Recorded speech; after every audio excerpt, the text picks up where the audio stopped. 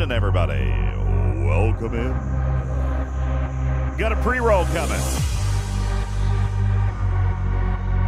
Pre-roll starting in about 15 seconds. Get your sub into the channel. Let's go. Yeah, got a pre-roll. Got one of them nasty, annoying pre-rolls, Broken Wolf. It's where we have to take a commercial break before we start the show. How's my bass?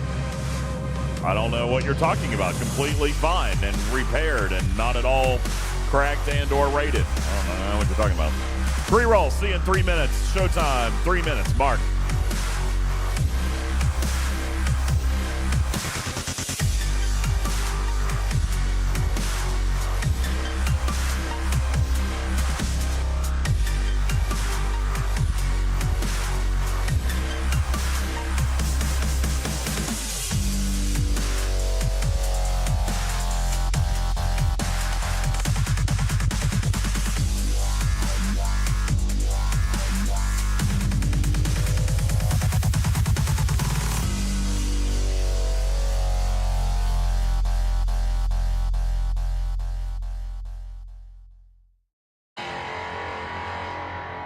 Oh, that was fun. That was good. Hey, what's going on, 1218? Where you at, 1218? 1218 gets a chance to play trivia for the cruise. What? What? What? What? What? What? What? What?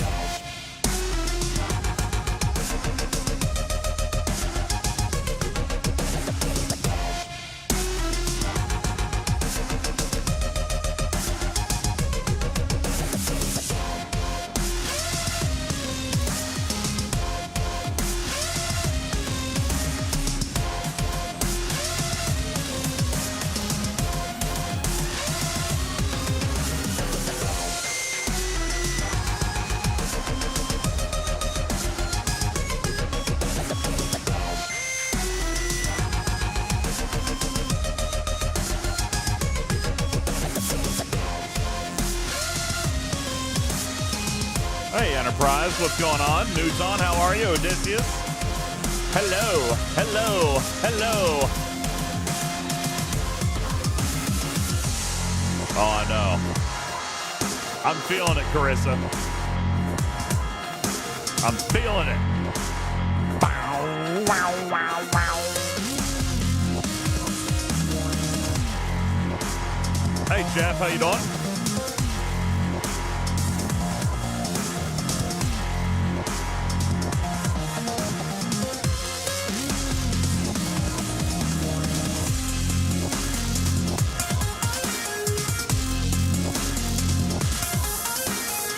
I'm doing well today. Thank you, White Wolf. Oh, yeah, I do. You're right, Ice Wolf. I dig it. Hey, Maple Butter. Good evening. Lost in. How are you? I'm doing all right. Welcome, welcome, welcome, welcome. How you doing? How you doing?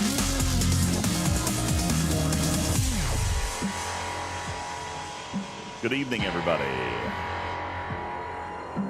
What's up? High noon whistle. Oh, I just realized I forgot to turn on the lights. Hang on. I forgot to turn on the lights.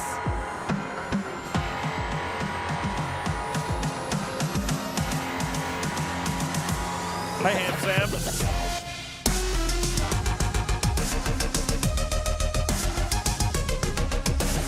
Yo, yo, yo, yo. What's up, everybody? How are ya? Welcome into the show. Bum, bum. Bum, bum.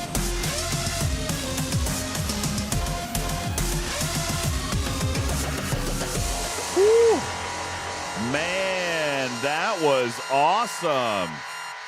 I love that opening track right there. That was incredible. Thank you, guys. Good evening. Welcome in, everybody. Appreciate you guys all being here. What's going on?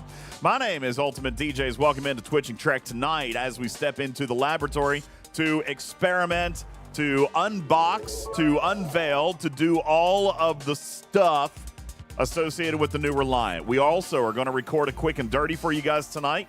So we're going to do all of those things. We're going to put everything together. Griffin is still off-site and working. He did tell me that he was able to spend an obscene amount of money today. And no, he's not going to be on stream today. Not going to be on stream today, but he did send me a screenshot. Let me see if I can actually find this for you. Yeah, he sent me this meme. I'll pop this up in chat for you guys.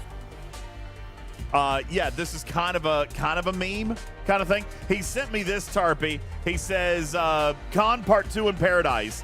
This is absolutely not me waiting on the store to refresh. All right, and if you look very closely, like you can see he's in the store.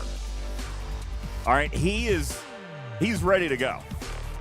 He is dying to spend money. All right, so that's what he's doing. We will, yeah, he's so happy that it's June.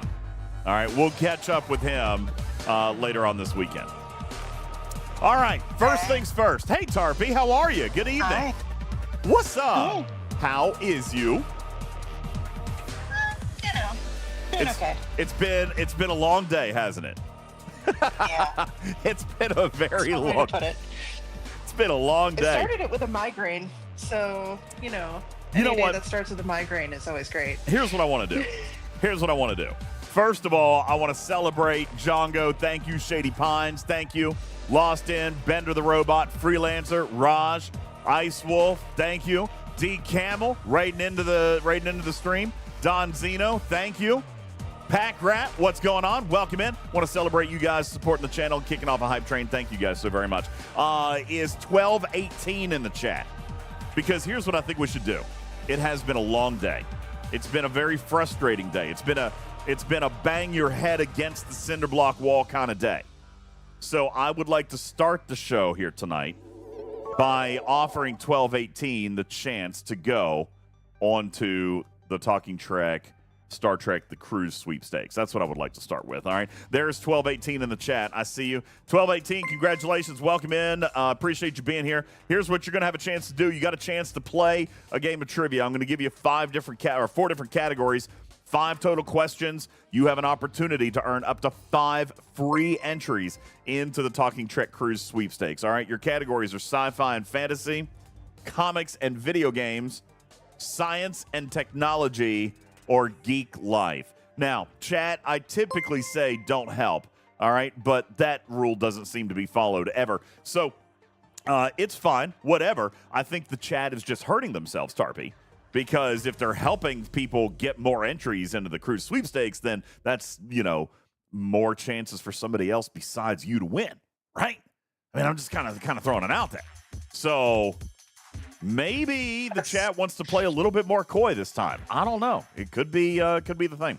1218 says he would like science and technology. Tarpy, this is an opportunity for 1218 to win free entries into the Talking Trek Cruise Sweepstakes. We're going to knock this thing out right here and now. Ladies and gentlemen, it's time to play.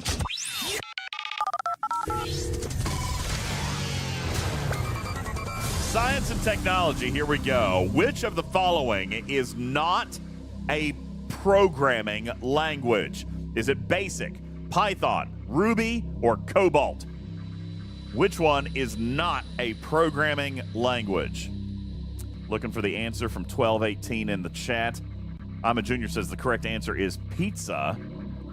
I can confirm. It's pizza. I could totally go for some pizza right now. Looking for 1218's answer. You might be able to trust the chat. You might not be able to trust the chat. Trust the chat at your risk. 1218 says that the correct answer is Ruby. And unfortunately, that is actually incorrect.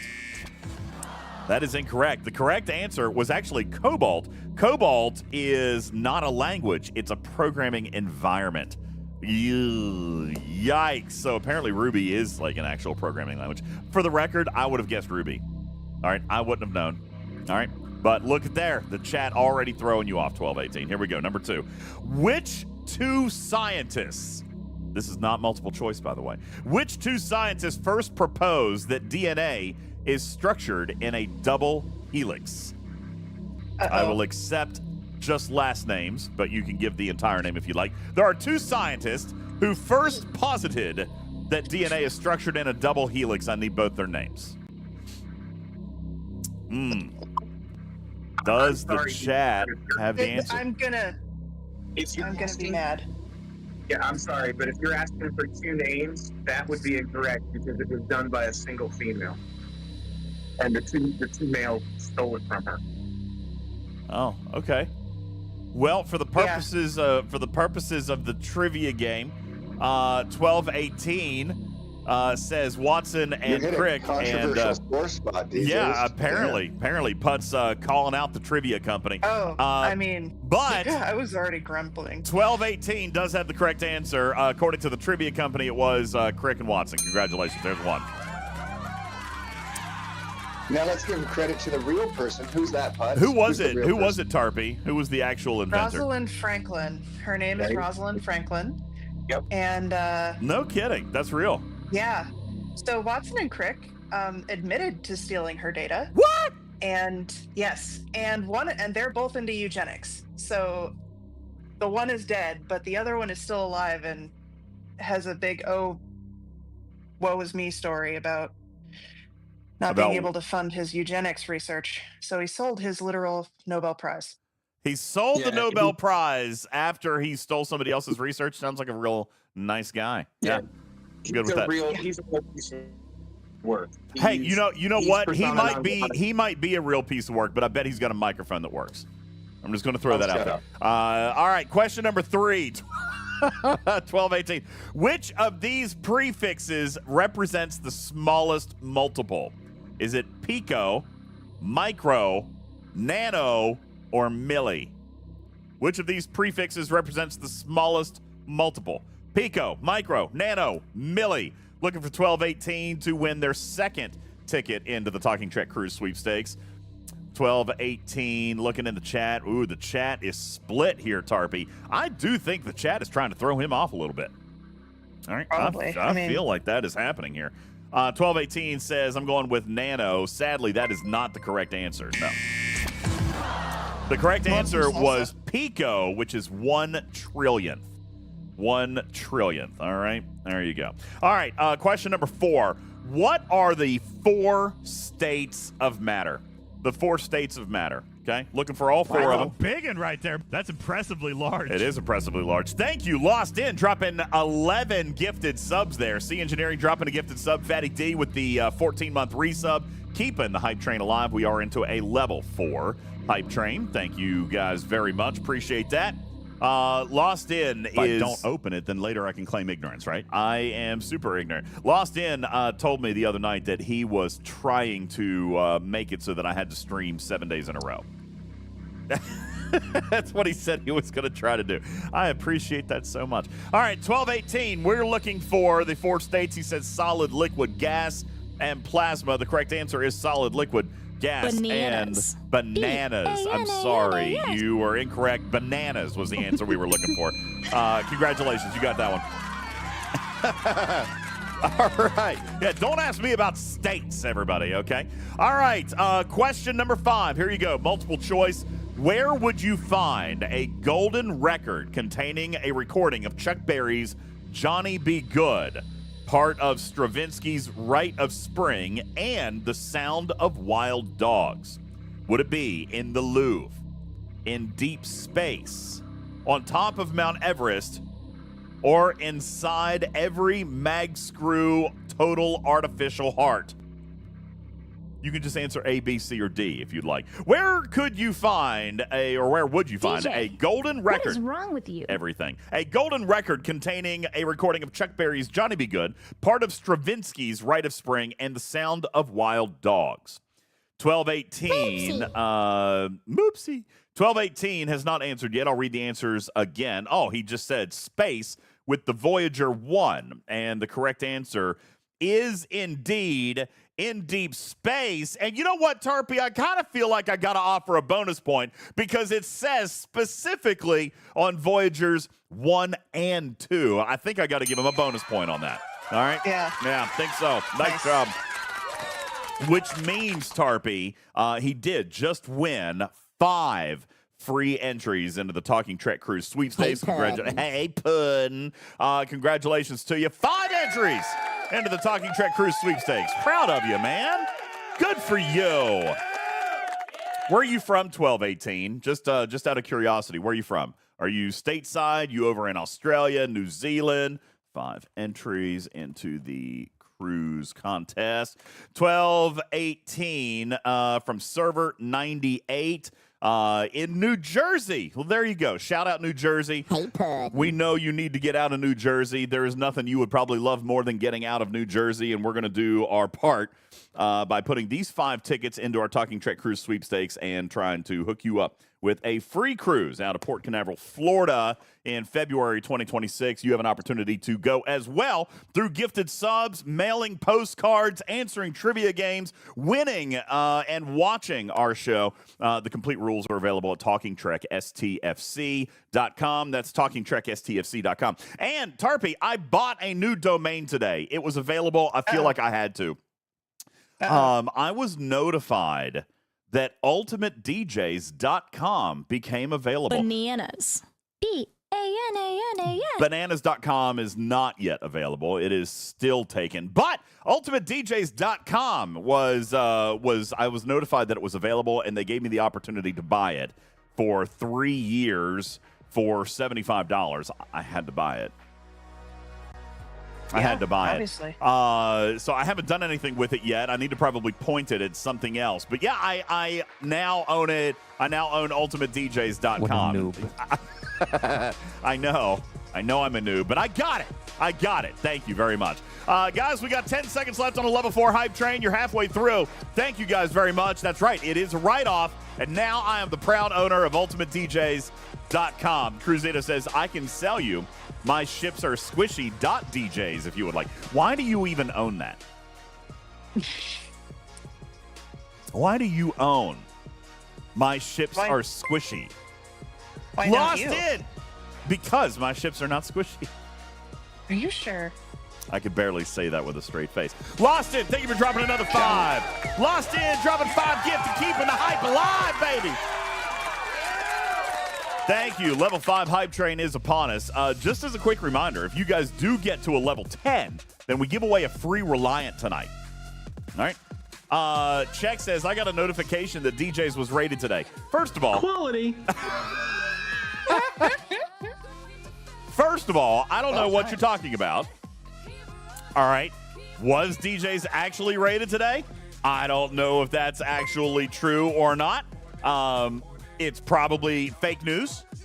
Okay. I'm going to assume that was not indeed a real thing. But if it was, then we would know about it by checking out the Jonathan Ingram's content creation page on YouTube. Your alliance is shit. I've heard that advice multiple times. I have heard that. Thank you, Worf. No, squishydjs.com is not available. Stop it. All right, stop it. If I don't open it, then later I can claim ignorance, right? I am totally ignorant. Yes, I am. Thank you. Listen, if it happened that I was actually rated today, then I'm sure that you guys all would have known, because there would have been a post from fellow content creator Jonathan Ingram on his YouTube page entitled Raid I hate this DJ. stupid game. Lost in, I'm with you, buddy. With you. Today has just made me want to bash my head in against the wall. Just Q says, I miss John. Oh, that's so sweet. John, they miss you. They miss you, John. Well, allow me to alleviate your missing of John. I missed him so much so that I told him today I wish he would go back on vacation. Mm-hmm. Yeah, we just go back on vacation. What is this? Oh, Tarpy. You had a hand in this, didn't you? What did I do? Woke up this morning. You don't get to blame me for anything, dude. Listen, I know firsthand that you've been That's since advising him. January. You've been advising him on his musical selections here lately. No, he asked for requests. There's a difference. And he only asks after for requests, not before. Ingram came out of nowhere in the dead of night. Whoa, warp speed to nowhere. If you're taking requests, I'd love a reggae version. I think we have a reggae version. I'm pretty sure a reggae version exists. Yeah. Scotty can fix this. I'm losing control. How much is it getting per scoop? We'll find out. Let's see. This one.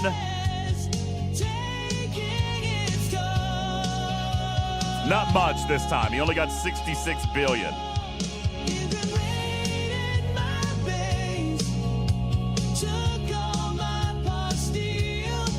This is a good song. I mean, it's a jam, this right? version. It's a jam, actually. Agreed. Yeah.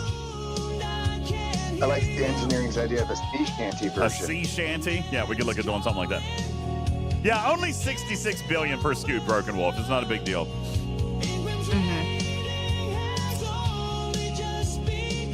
Okay, I feel like we've had enough of this. Thank you, Jonathan Ingram. Appreciate that very much. Thank you. Yes. So I apparently got rated today. You know, I was very busy. I was very, very busy, guys. All right. It was a busy day. All right. I was dealing with stuff and I was answering questions and I did our first ever all day simulcast in the studio. How did you guys like that, by the way? I noticed this morning, Tarpy, that there was a ton of confusion and a lot of misinformation, and I was surprised by that because we answered all of those questions last night. But some people probably didn't have a chance to watch the whole thing. But then I just put it on playback, even though it was on YouTube and Twitch. I just put it on playback inside our Discord, where like 140 more people watched it today in its entirety, and I looped it and it played 3 times. It was a 9-hour playback today in Discord. Did you guys actually like that?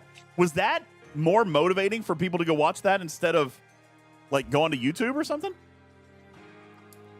Yeah, Lost In says people were checking it out all day.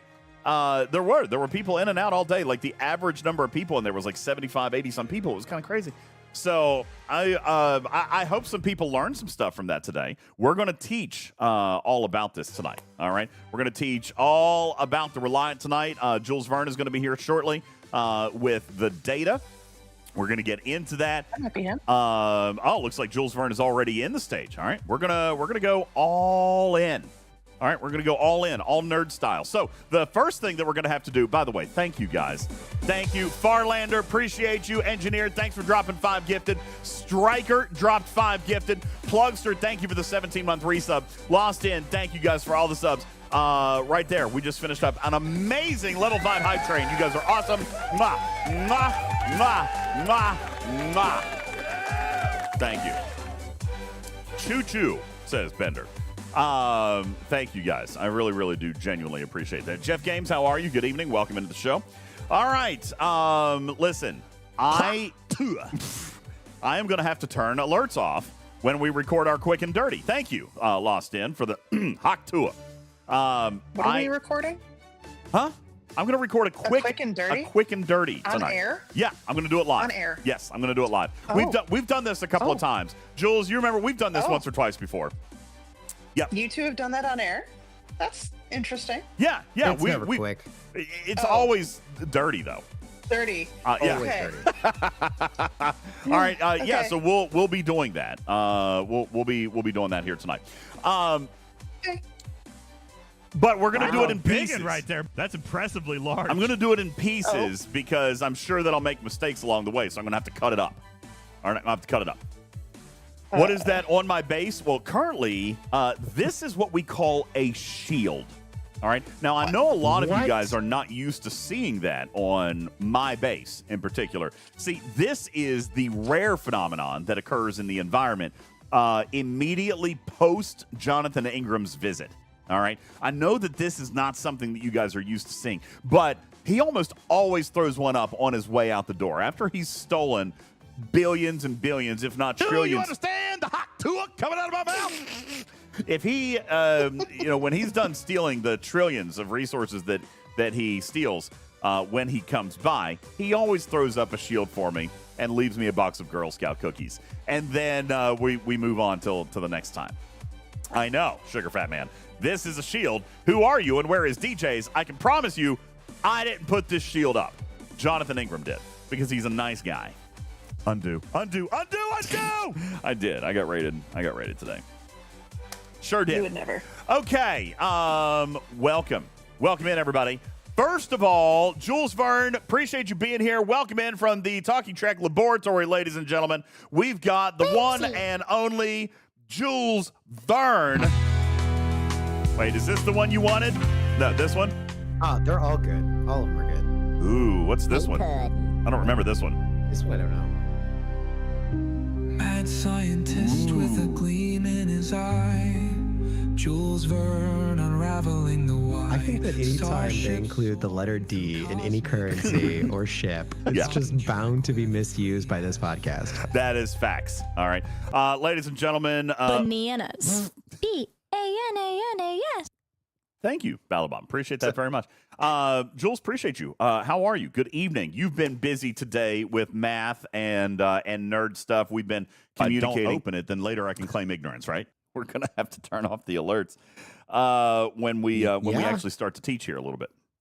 So anyway, that is Jules Verne. Jules Verne is here to teach tonight. We've got spreadsheets, we've got charts, we've got math, we've got strategies for you, and then we're going to have practical application. I'm going to show you the ship tonight. First thing that I would like to do is, Tarpy, if you or Matters would mind to help me out with this. This is what I'm going to do tonight. I am going to record pieces, all right? And I'm going to rely on you guys for some timestamps. So if you'll just shoot me some timestamps, because what I'll do afterwards is download the whole thing. All right. Matters, you're in charge of timestamps. I'm going to download the whole video tonight, and then at the timestamps, I'm going to go and I'm going to pull these clips, and then I'm going to put them all together. All right. Lostin says Tier 3 Reliant, and I'm loving it. I have a feeling I'm going to enjoy it as well. Lostin, we're going to demonstrate that tonight straight out of the box, and we're going to see how it actually performs for you tonight. So the first thing that I want to do is I'm going to turn off the alerts, I'm going to turn off the overlays, and we're going to go in and we're going to build the ship. Can I do my opening, Jules? Do you want to join me for the opening on this? Because the quick and dirty is going to feature a lot of your data. Yeah? You want to jive with me? You want to dance with me all dirty style? All right, fantastic. All right, so the video, picture this, community. This is how it's going to open.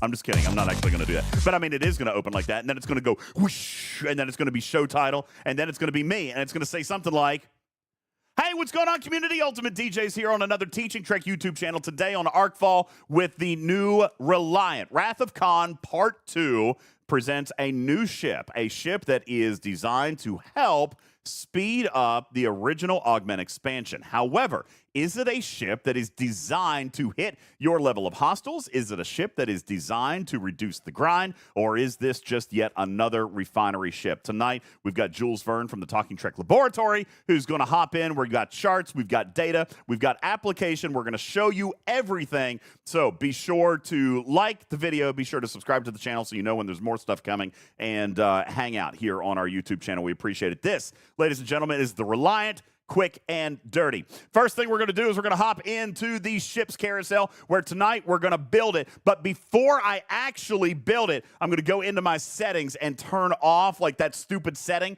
That way you guys can actually see it. See, and I meant to do that before we started. So there's a cut, Matters. There's a cut. All right. Do you have my timestamp? Are you sending me timestamps? I don't have a timestamp. And I just put my player ID all over the screen. That's fantastic. It's in the circle. It's still there. Still there. Hey, That all was right. a long time. It was a good long time on that. All right, so what do we turn off? Game animate? No. Is it game animations? Well, that was already off. I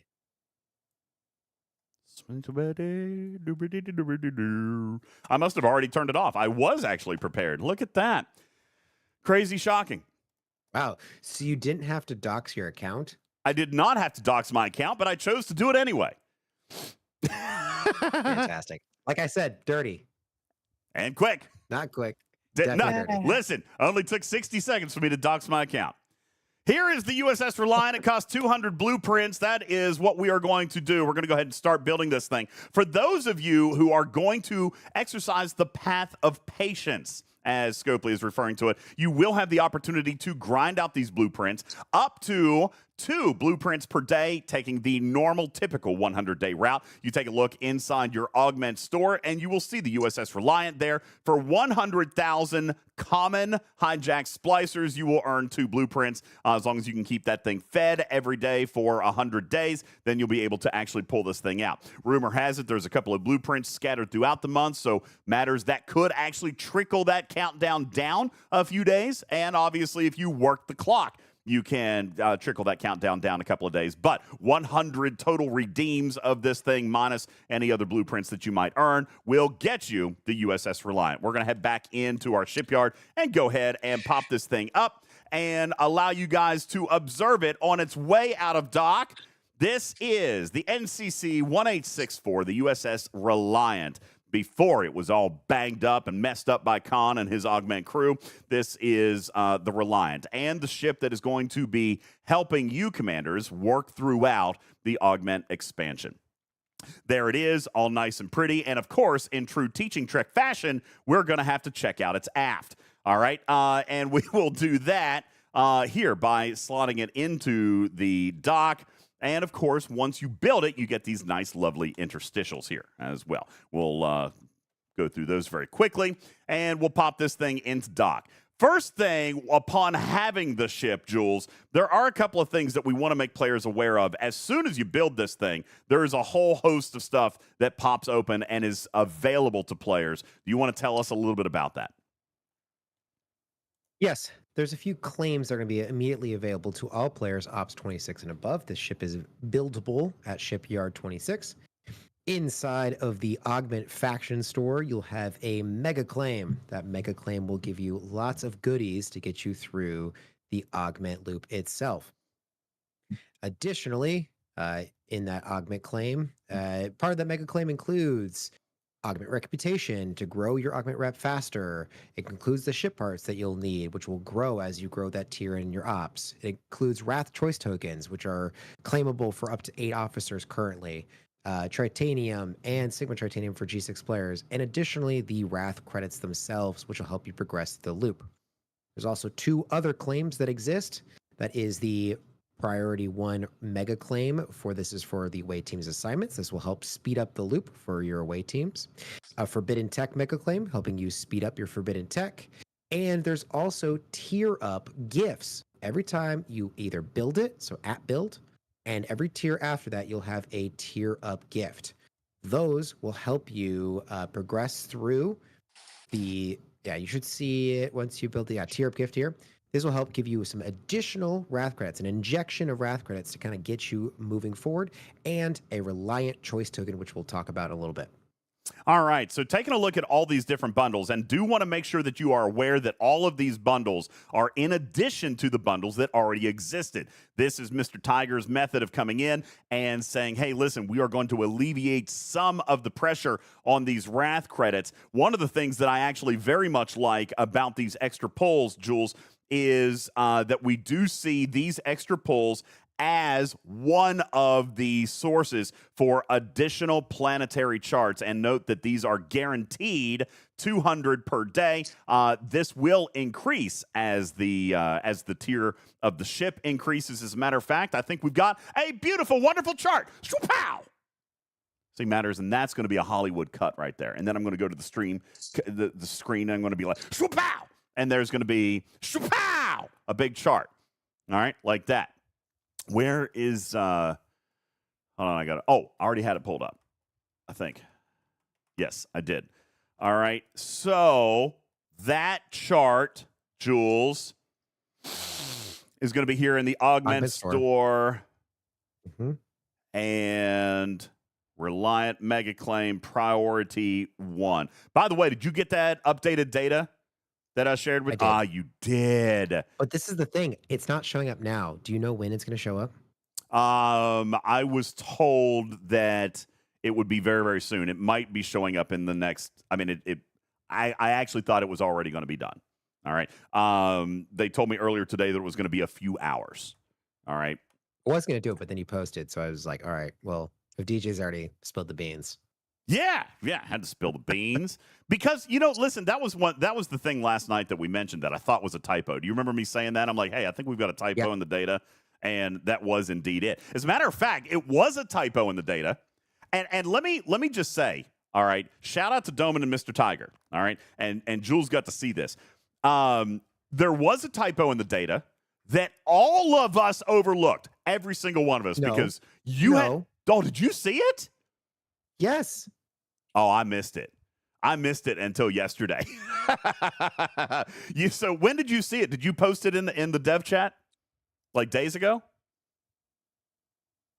Yes. Oh, well, my bad. Sorry, I missed it. I didn't see right. that either. Anyway, so I'm happy. I'm happy that when you said something, some positive energy came from it. Yeah, because I thought it was a typo. Last night I thought it was a typo, and it was indeed a typo, but it was a typo that had actually made its way through everything. All right, it was actually built that way, but it was an error. It was not supposed to be that way, but that's how it got released on the data, and that's how the bundle was built. But we knew that the intention wasn't supposed to be that. So that being said, we'll pick this up, Matters. And take a look right here. Jules, will you explain how the ATA Sigma speedups are working for G6? And then, of course, we'll talk about the number of planetary charts as they increase by the tier of the ship, okay? Okay. And swoop-pow! See, the magic of Hollywood filmmaking is right here. Here's your chart. And this is what we're taking a look at here. The Reliant Priority 1 Mega Claim. It has a 22-hour cooldown, Jules. Are we stuck only earning 200 planetary charts for the duration of this chest, or is it going to get better for us? No, it's definitely going to get better for us. And you got to remember that this actually spans 4 generations. And so this actually changes essentially at every generational lock. G3 is tier 1 through tier 4, and at G5, once you get to tier 5, you actually start to see an increase both in the planetary charts, trade XP, and also the officer XP that comes into this chest. One thing I will note is tier G6 doesn't really start till tier 15. So currently in the game, you actually only see Sigma speedups starting at tier 15. That was a clerical error and will be fixed. So if you are a G6 player starting at an earlier tier, you'll start to see some Sigma ATA speedups when that correction gets into the game. I also see that you have here on the board Forbidden Tech Mega Claim. I want to make a point at both of these chests, both the Priority 1 and the Forbidden Tech. There is a cap at certain things. Planetary charts. We knew there was a cap of 5,000 because that exists in its original bundle. But at the Forbidden Tech, there is Fusion Tech rods, or Forbidden Tech rods in here. Those actually have a cap, which means if you have over 67,500 rods, then you will not see or gain any more rods by claiming this chest. So you have to be under the cap in order to claim more rods.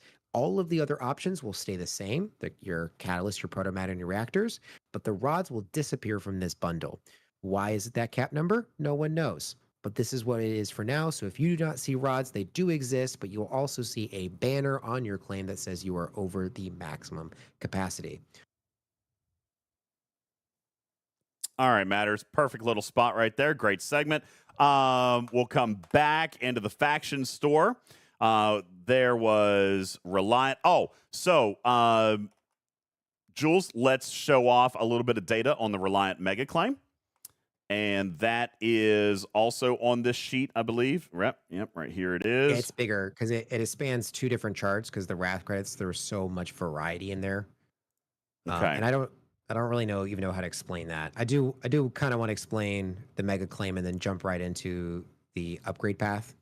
Okay. It's kind of related. So. All right, absolutely. And that will be that's on the Reliant tab, so a couple tabs down. So when you're ready. Okay, I see it. All right, Matters.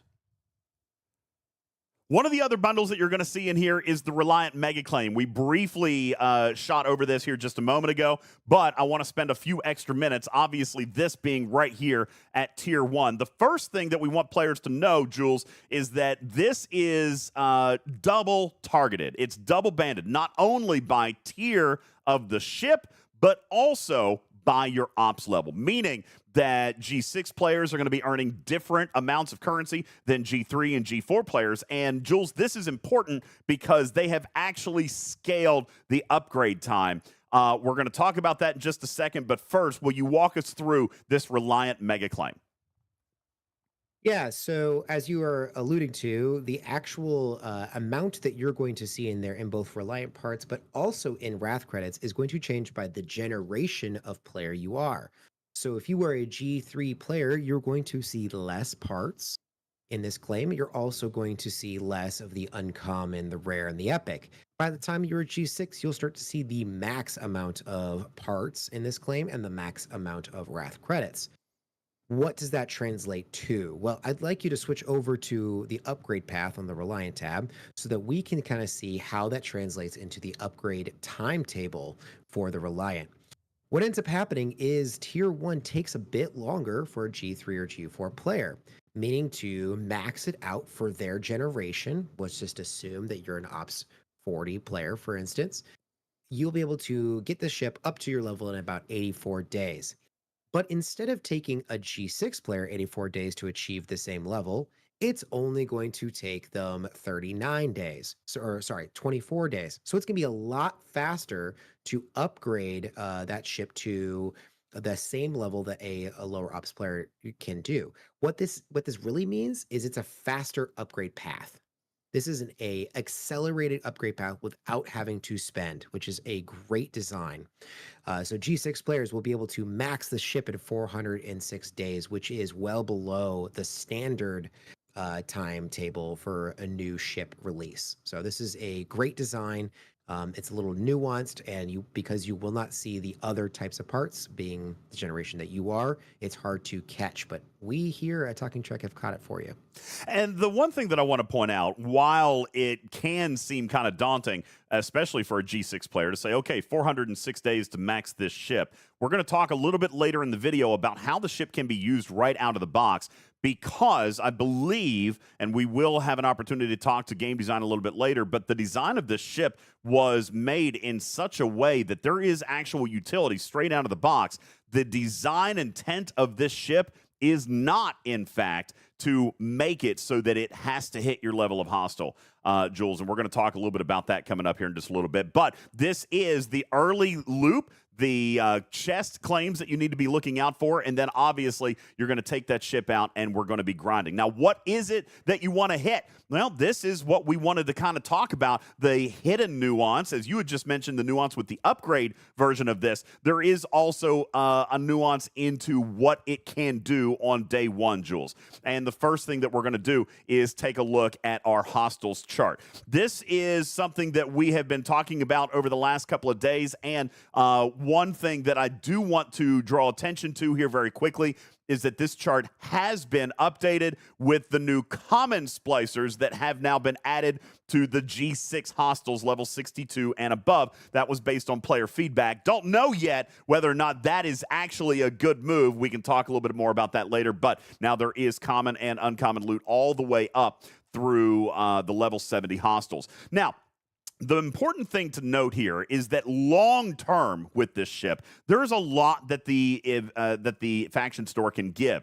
One of the most common currencies there are the faction insignias, Jules, and those insignias are earned by doing the cons missions, and those missions cost champion trophies. What we're talking about here in the faction store are these right here. Once you get to 60 million rep, then you can start doing the level 1, level 2, all the way through level 5 cons champion missions. All right. And we're going to talk a little bit about the segmentation on those here shortly, but they require what is called a champion trophy. You earn these champion trophies in the loot chest, in the bonus chest of the hostiles that you are killing. The higher the hostile, the more of these champions trophies you get. You can see here on the left side of your screen that with the traditional regular hostiles that you're hunting, Depending on the level, you're earning anywhere between 10 and 50 of those Champions trophies, all the way up to the highest level of hostile that exists. However, Jules, what they have done building this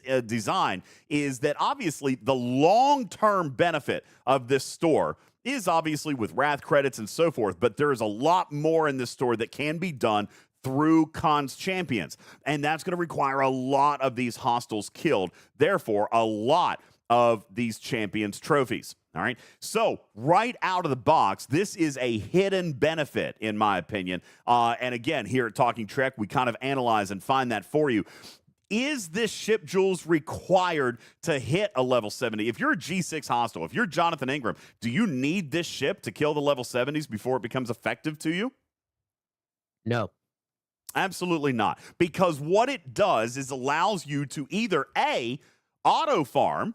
You can do this passively, but you can also do it actively. You could actually just go out into a low-level system and actually grind the revenge hostiles that pop up for you, okay? Looking at the hijack D7, these auto revenge hostiles that spawn and try to attack you and other players that exist in that system, you will see, Jules, right here that the lowest revenge hostile starts at the same number of champion trophies that you can cap out with at level 70 of the previous. Meaning that if a player sticks this Reliant in a low-level system to either actively grind or passively grind, all right, just auto farm, you are immediately picking up the exact same amount of champion trophies straight out the gate, straight out the box. And we have been able to see, and we'll show you later tonight, that straight out of the box, tier 1, this ship is effective against the earliest level of revenge hostiles. Jules?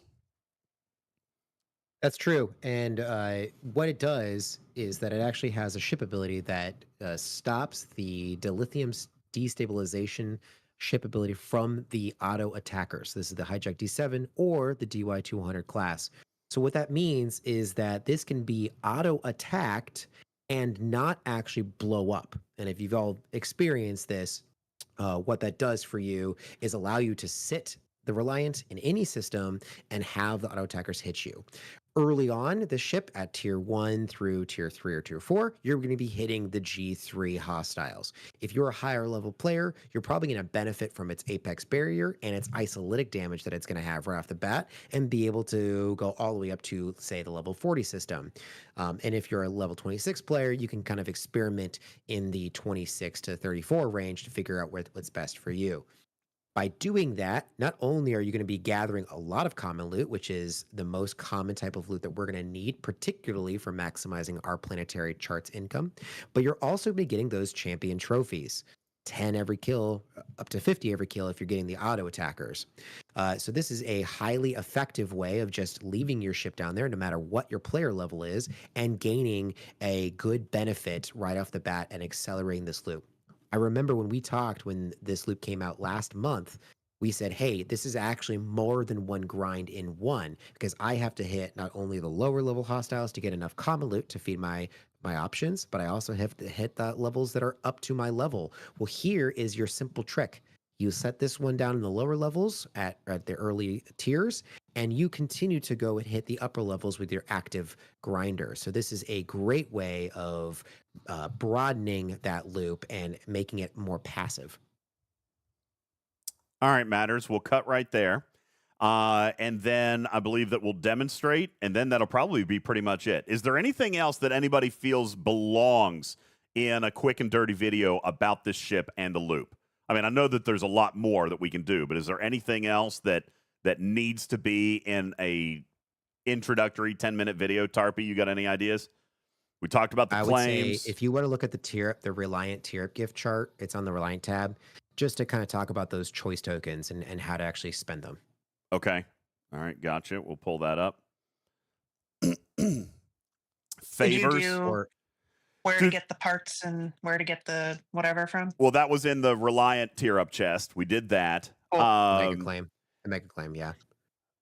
So we can mention crew when I send it out. I got to be honest with you. Now, Jules, maybe this is something we can talk. Again, the quick and dirty. I don't want all the analytics in one video. So we're going to have to summarize this in 60 seconds. I got to be honest with you guys. Here early, I don't think I'm focused on warp range. Okay? I don't think I'm focused on warp range. Jules, I mean, we can discuss this in more detail on the podcast, but I think that is the wrong favor to be looking at here right up front. See, Brett Day is on my server. He knows. He knows what's going on. Protected cargo. Agreed. Protected cargo. Absolutely. And that is what I was going to recommend. So we'll do that. All right.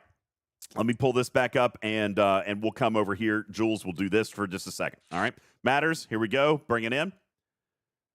Another thing that I'd like to call your attention to as you are tiering up this Reliant is that Jules had mentioned every single time that you do tier it up, not only do all of your bundles reset, but Jules, you're also getting this Reliant tier up gift. Every single time that you tier it up, all the way through all 18 tiers, you're getting this particular chest, which is going to come with some Wrath tokens.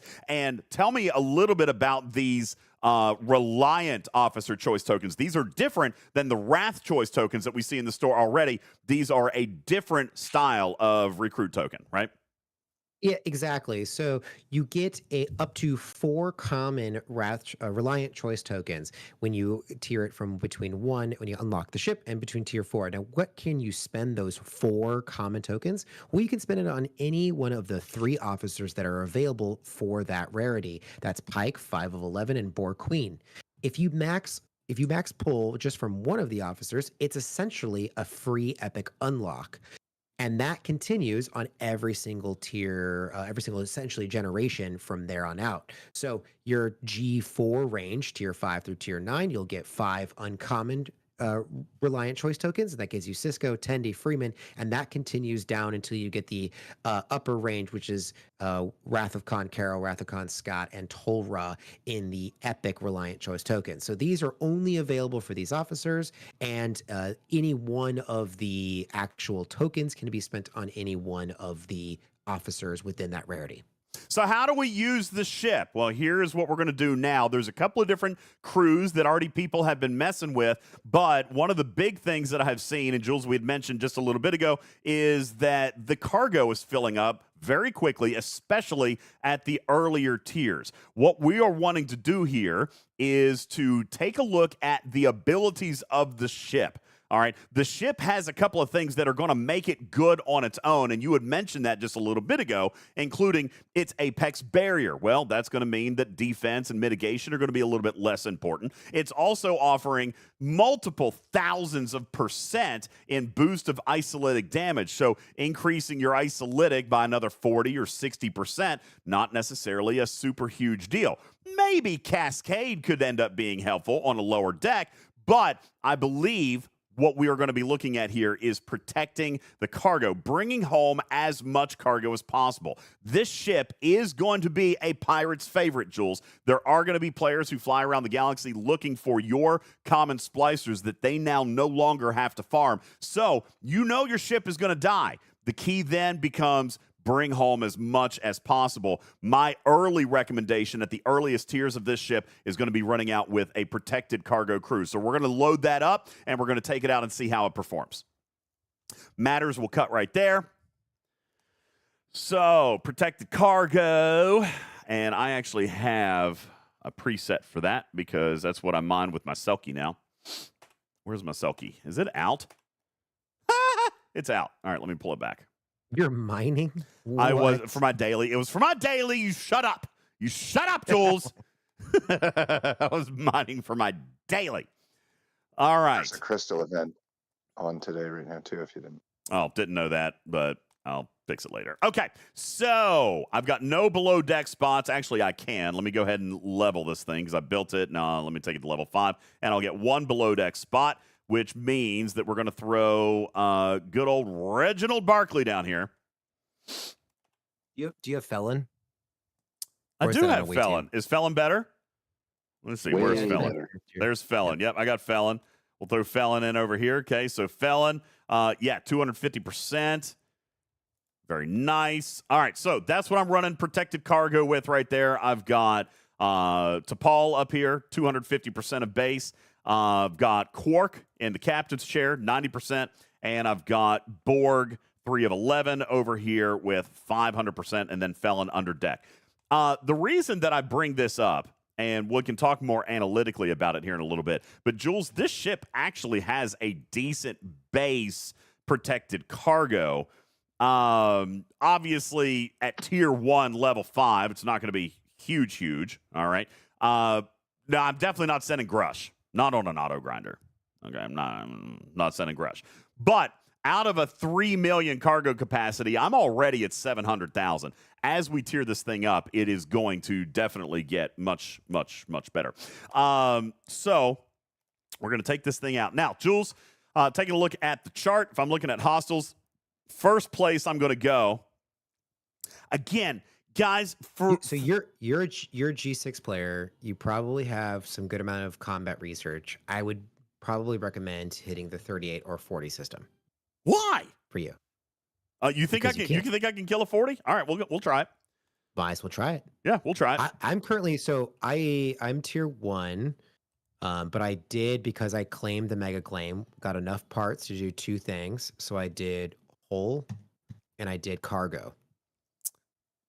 And I'm just like leaving in there in the 40s and getting, I go OPC every time. I'm getting like 2-3 million cargo every single time. So he wants me to go to Jamaris. I'm pretty sure he's the one who's killing me all the time. I can't even get to Jamaris. I'm gonna summon you can't get there. If you're gonna go to Akrati, you need to do a warp favor. Well, no, you're not gonna survive Jamari. You're not gonna survive Jamaris. Well, listen, if I'm going to now, here's the deal. Here's the thing. It's not about punching up. All right, and I'm not going to put this in the video, but if I have to go to Arcady, then to be perfectly honest with you, what is my strategy here? If I am chasing champion trophies and I know I'm going to die to pirates. No, you're going to die in the first ship. The 42s are actually quite of a big jump up. And remember that it's actually 42, 44 in that range. So That's if you get right. hit by a 44, you will immediately die on the first hostile. You got it, which means I'm going all the way down here to the baby system. I'm going to the yes, I sure am. This is where I'm auto grinding. Fine. Don't do what everyone else wants to do. You know, it's fine. I mean, I'll show it. Don't all right, good, but don't give good Jules, tips to the player community. Because you want to maximize your protected cargo. You want to get the most amount in your protected cargo for the least amount of hostiles, so you can. If I'm gonna reload and go back out. If I'm gonna actively grind, you're absolutely right. If I'm gonna actively grind, okay. But look, you got donuts here. That donut's gonna kill you. Well, no, it's not either. I'm gonna. So why wouldn't you want to get the most per kill that you can get? So while you're alive. That is one way we can play it. You are absolutely right. The other way, I see he can't even attack me. I can't even hit him. All right, I can't even do anything. The point that I'm trying to make here, Jules, is that if I'm chasing trophies, okay, then I want to not go over cargo and kill the most number of hostiles, because every single hostile I kill is going to be another 50 trophies, all the way up through 40. Look, there was 50. Here's another 50. All right. You're right, Woodsy. I'm auto grinding for champions trophies, so it's the least amount of loot, which protects my ship for the longest amount of time, and the most hostiles killed, which means most trophies. All right. So then there's really 2 strategies for a tier 1 player. Boom! That is, are you going for the trophies, or are you going for the common and the trophies? Well, that depends, right? And I will agree. This is a strategy piece that we can talk about more in depth. But honestly, like if I'm passively grinding, if I'm auto grinding, this is where I am. If I'm going to actively grind, then I'm going to hit up a little bit for sure. All right. But if I'm passively grinding, buddy, it's parked right there and it's staying there. Okay. You don't think that's right? I think that's good for your server. Is that Jonathan Ingram? Jonathan Ingram coming Yeah, he's totally gonna pop your ass. Not right now. No, he was in there. He did kill your GS31. All right. So I just know that I don't know. I feel like there's gonna be a lot of servers where your ship is gonna get popped, or someone's gonna kill your auto attacker, and you're gonna sit there with just as many as if you went up in rank. And I'm that is very maximize possible. My common loot and my See, champion look, I'm trophies. stealing somebody else's Yet. hijack right now. There you go. There you go. All right. And it started. Oh, And it's look, begun. there. And look, okay, Daddy yeah, Lowe's right there. there's Daddy. Trying to kill you. There's Daddy I'm Lowe. telling ya. He's coming after me. Telling you. Whatever. You're going to go home with It's like. because I'm streaming. Bro watches the 8,000. stream. You can get 50,000 per hit in 40 system. Okay, well, you know what? So here's And the exact deal. amount of trophies. Look, all of them showing good up job, now. Captain Bull. Good job, Captain Bull. Get him. Get him, Bull. Yeah. Take that. Take that. All right. So there are two strategies. Okay. Jules thinks I'm wrong. That's fine. So where does he want me to go? He wants me to go up to Arcrady. Arcrady? Yeah. Okay. Yeah. So we're going to summon in Yeah, there. dude. And I'm not. We need to summarize how this is going to work here in just a second, Matter. So we're gonna hang on to this. I'll snooze the ads. Wolfwood, thank you for pointing that out. Matters, no, you're not done yet. We still got to do this crewing thing real quick, and then we'll touch on the favors, and then we'll be done. And then we'll go back to Matters just can tell me how I'm wrong. Yeah, Matters. All right, so we're in here. You're saying now, just go kill 40s. And I should be killing a hijack I'm not 40. saying no. I'm not telling you to go actively grind. I'm telling you that this is where you park your ship and you let it auto grind. Okay, well, let's see how it goes. So we're gonna wait. I think because you disco though, it's not going to attack your Reliant. Well, that's all right. Once I attack it with my Reliant, then it'll start targeting my Reliant moving forward.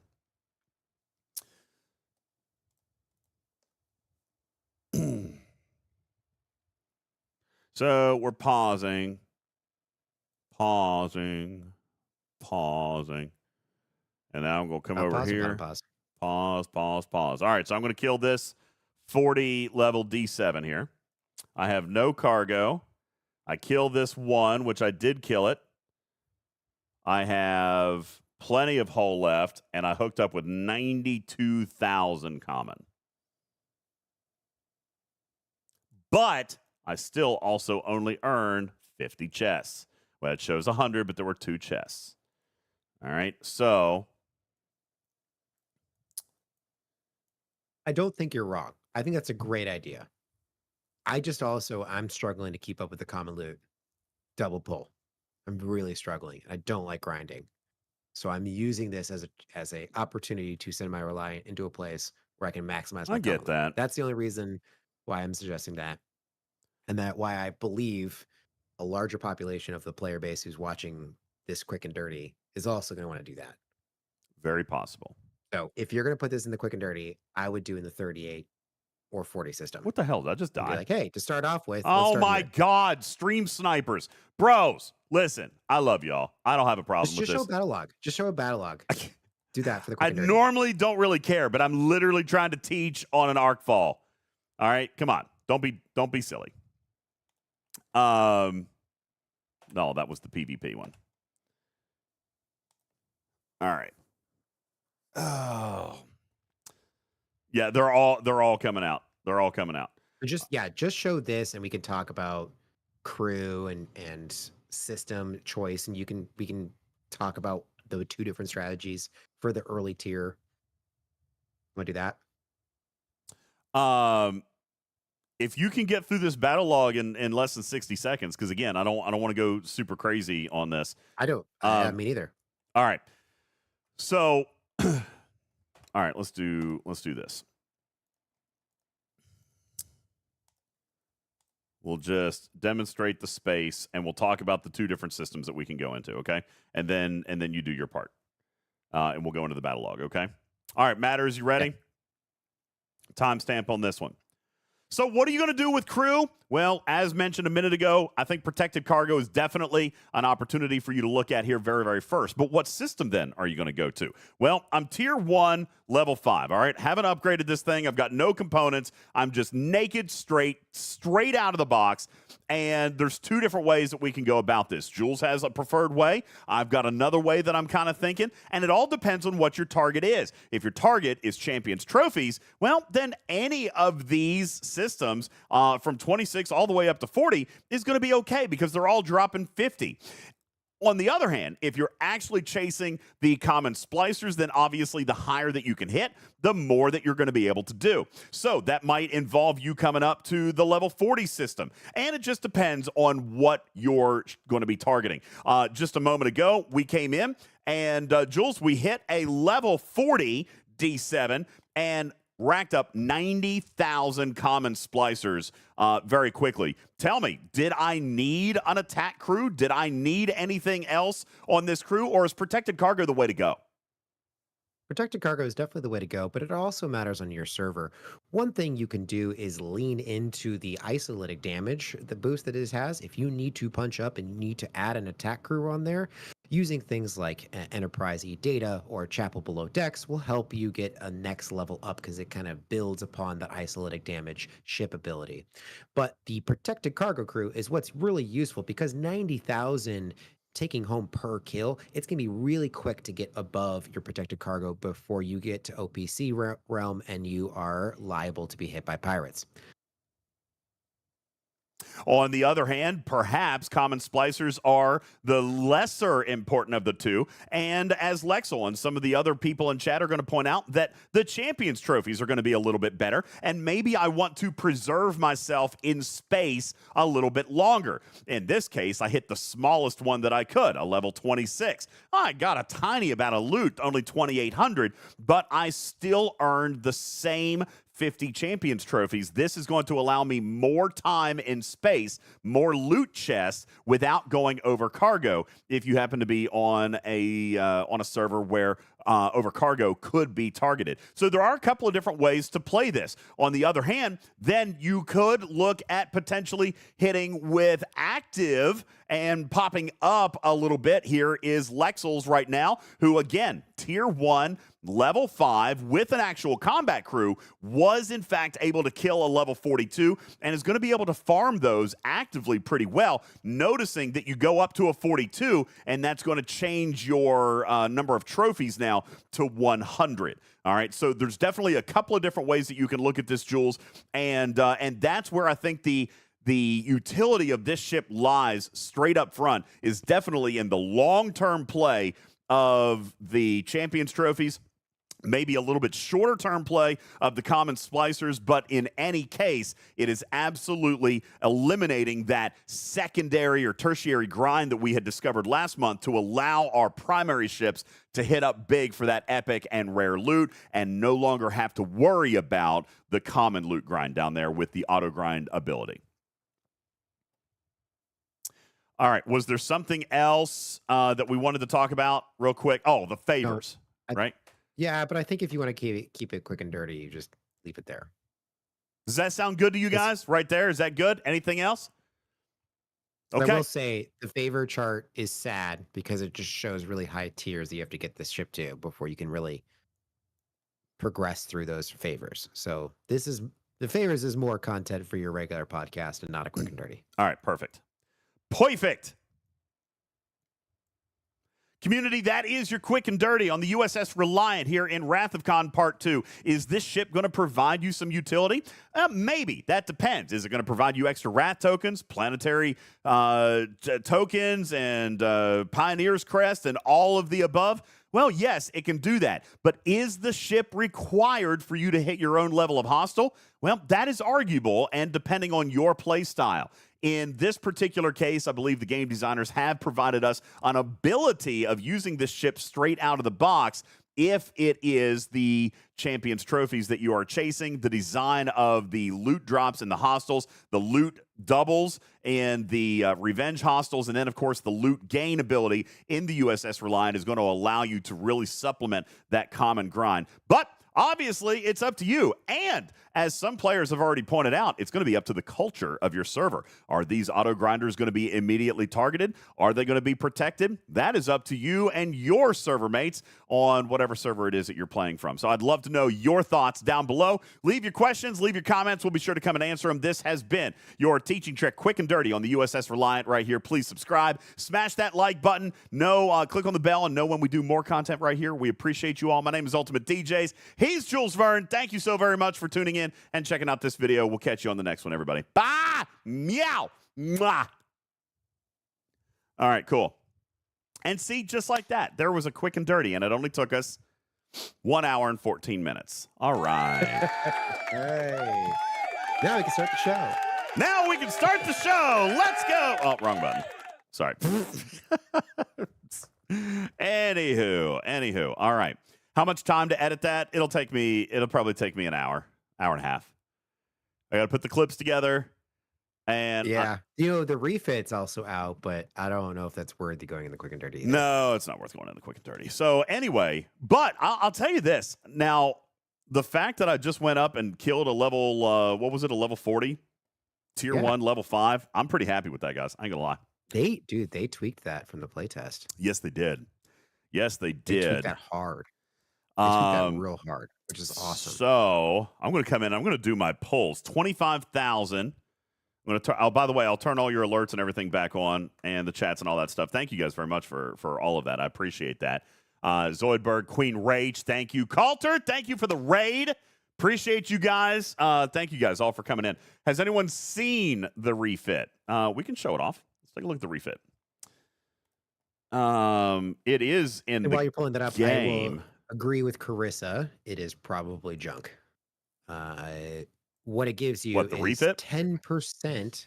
Yes, it gives you 10% more Wrath tokens in the mega claim, which woot 10%. Oh, 10%. It really whips the llama's ass. Thank you, Wolf. When I did you appreciate it. record that? That's a brilliant quote. Isn't it? It's there on the left side, very left column. There it is. Hijacked Reliant. Here it is. I recorded that. Actually, Ultravetica gave me that. I don't remember what we were talking about. I think I was talking about Ultravetica, who whips the llama's ass. But then he turned it into a soundbite for me, so appreciate that. Shout out, Ultra. Increases Augment Wrath credits gained from the Reliant Mega Claim by 10%. Increases Splicer loot dropped by 200%, which sounds great, but it's not as much because the Reliant itself is giving thousands. All right. And increases Augment Reputation gain by 400%. That I kind of like, but it's finite, right? That's finite. Well, the loot is terrible because the ship itself is a giant loot bonus. The Augment Reputation, like you said, is finite. Yeah. So what is the actual real benefit? It's to the 10%. And plus, it's a 10% Wrath credits. yeah, That's and the what it is. reputation that you're getting from a ship that's going to be essentially tier 1 to tier 3, maybe you'll get up to tier 5 by the time you max the reputation. You're not hitting the highest level reputation gains with the ship. You know what I mean? Yeah. Like, your regular grinder is going to do better than that ship with the 400% bonus. So that one's adorable. The 10% increase in Wrath credits is probably the only benefit really that I see in this particular refit, and it just looks cool. It does look good. It does look cool. Oh, except for G3 players. What do you mean? Well, because they'll be hitting the same size hostiles with Oh, I see what the you're ship. saying. You're saying that as this the refit enemy. So is they get a tuned better for benefit from G3. direct Okay. use. Yeah, no, that actually does make sense. Yeah.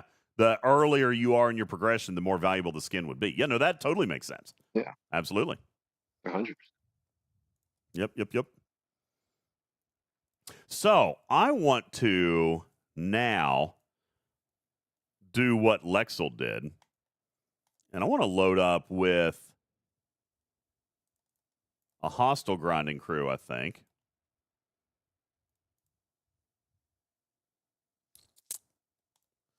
And by the way, if you're going to run ISO, you definitely want to run Cascade. Okay? Because Cascade multiplies against itself. So, I mean, that's going to be big.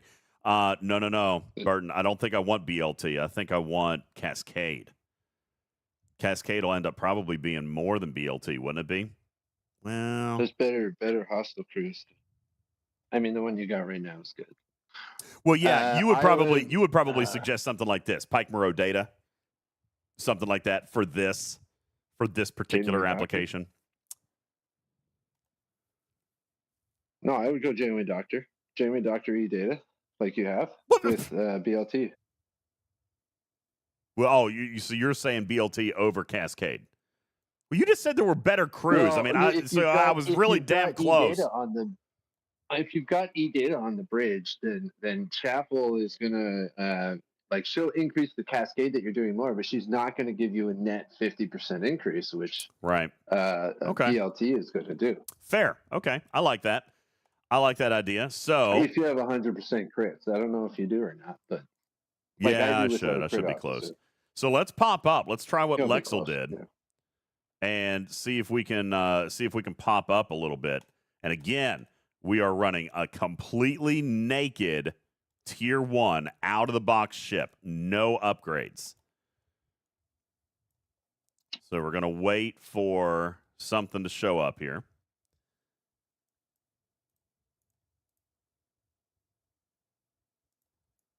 And we'll see what this looks like.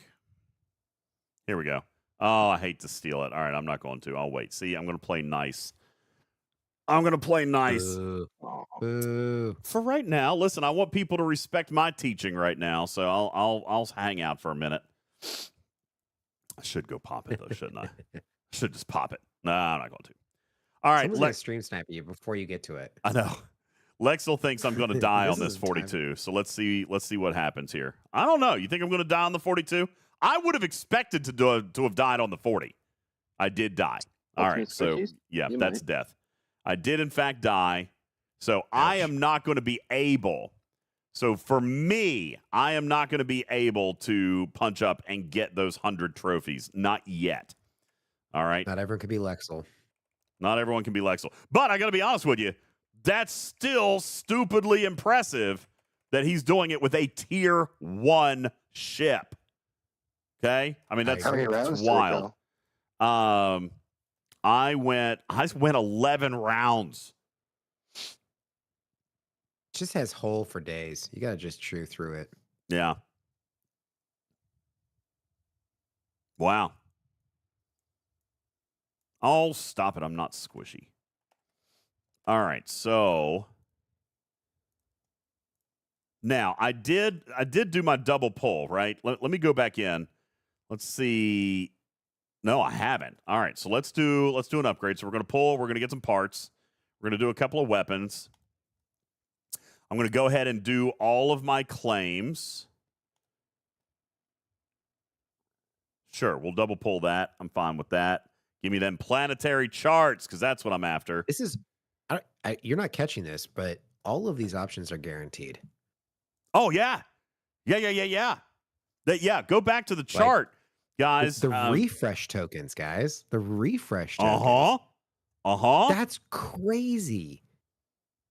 You get a full refresh every 2 days. Every 2 days. That's absolutely right. That's crazy. And for me, to be straight up with you, I'm after the planetary charts. Guys, I've been screaming about this for an entire month. The planetary charts are what I need. I got to be honest with you. Somebody said earlier that this was not a lot of ATA speed ups. First of all, it's an hour a day. You're right. It's not a lot at the early tiers. Even at tier 5, this becomes useful to me. All right. 5 hours could potentially be more than what I'm earning through my daily pull. All right. Now, TJ, you've missed the announcement. You say there's no Sigma. That is being changed. That was a typo. We caught it late. All right. We caught it late. So there will be right here. All right. This should hopefully be in place by tomorrow. I was hoping it'd be in place by tonight. If you are 61 plus, you are guaranteed Sigma speed ups in this poll as soon as they fix the bundle. We caught this late. All right. So yes, that's what I'm saying. The priority 1 mega claim. The priority 1 mega claim will include Sigma speed ups for G6 players, but it starts out tier 1 through tier 4 is only going to be 1 hour. Okay. Tier 5, I think, is where it probably starts to have value. That'll be 5 hours. All right. But tier 10, I mean, you're big there. That, by the way, this is a single pull, so you can do double. That would be 34 hours a day. I'm cool with that. All right. But more importantly, as Jules is pointing out, yes, the refreshes cost 100, but this is for a single pull, so you can double that. You can earn 50 refresh tokens a day. All right. And 400 planetary charts a day or 600 planetary charts a day. I mean, that's big. Okay. Tier 10 is G6 region. Actually, it's not. Tier 10 is G5. All right. And it's going to take a long time to get there. So I'm not really counting on that, to be perfectly honest with you. All right. 10 hours. That's not bad. 2 hours, yeah, it's a trickle, it's a start. But by the time I get the ship to tier 5, which as a G6 player, all right, tier 5, I'm 45 days away. All right, then I'm starting to earn 10 hours of Sigma speed ups a day guaranteed, but 600 planetary charts, which is more important to me. Well, and the one refresh every 2 days. That's big too. So Yeah, I just think that everyone needs to remember that whenever a new piece of content, I'm going to specifically talk about priority 1 ATAs, but this always is true. You're going to have multiple currencies. And the reason at multiple currencies is because one will always be bottlenecked. So we are going to start to see more planetary charge, which means we can start more faster. We're going to then eventually see an increase in speed ups, which means we can speed through faster, an increase in refresh. We can choose which ones we want faster and better. Like, we're getting all of the things in due time. I could claim this one up today, and I've got another one running. I wonder how many I have that I can. Oh, that's so pretty. Where did I get 4,200 planetary charts? We got 1,000 or 2,000 from a gift today. Then I just did a pull. Where did I get 4,200? Goodness gracious. Did they give you Beautiful. any from the ship? I don't think so. Missions? I haven't done missions today. I haven't done any missions today. Huh. Just claim the bundle for an extra 400. So you had 300. I got 400, and then how many were 1,000 yesterday? So that means you had 2,800 yesterday. That actually sounds right, because I've been saving, because Jules and I have both been telling you to save your planetary charts. We've both been telling you that. And today, the welcome chest, the Arc launch chest, had 1,000 in there.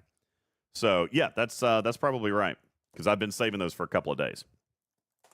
And I will say the reason that we said save them is because of the Cons Champion Away Team's SMS. It is hefty. Yeah, it's big. It's big. The objectives are big. It is hefty. It's in game. It's 6 days long. You got plenty of time. But if you've been saving these planetary charts, you should be able to get through this no problem. As a matter of fact, I might do mine right here and now. I think I can complete mine. Shiz says the Cons Champion event can be done off Trade XP. No way! Did they add that? You know what? If they did, that's great. They did. It wasn't like that. Okay? It wasn't like that. We did request that. We did. And they There have it is. refresh tokens in there, which will help because now particularly if you've purchased the ship, you'll Okay. actually have more refresh tokens. But even the drip that you were getting before with the planetary chest claim, you were getting more refresh tokens. So that becomes a useful resource. This is a pretty big thing right here, because this was not there even a week ago. So that was an ad, which is nice.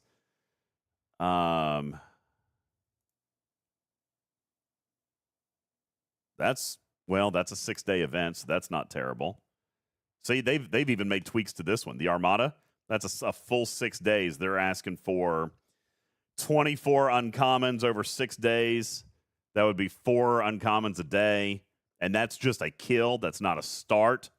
So this actually is very, very easy too. You get a couple of people on a team. You could do 6 epics, but again, you're looking at that from a low spend, free to play perspective. You get a team and you go, then you can absolutely knock this thing out very, very quickly. So that's an adjustment. I'm pleased with what I'm seeing here, adjustment wise. And G6 solos count for that too. Do they? Very nice. So G6 Yes. solos count. Oh, that's great, because I need to do some of those.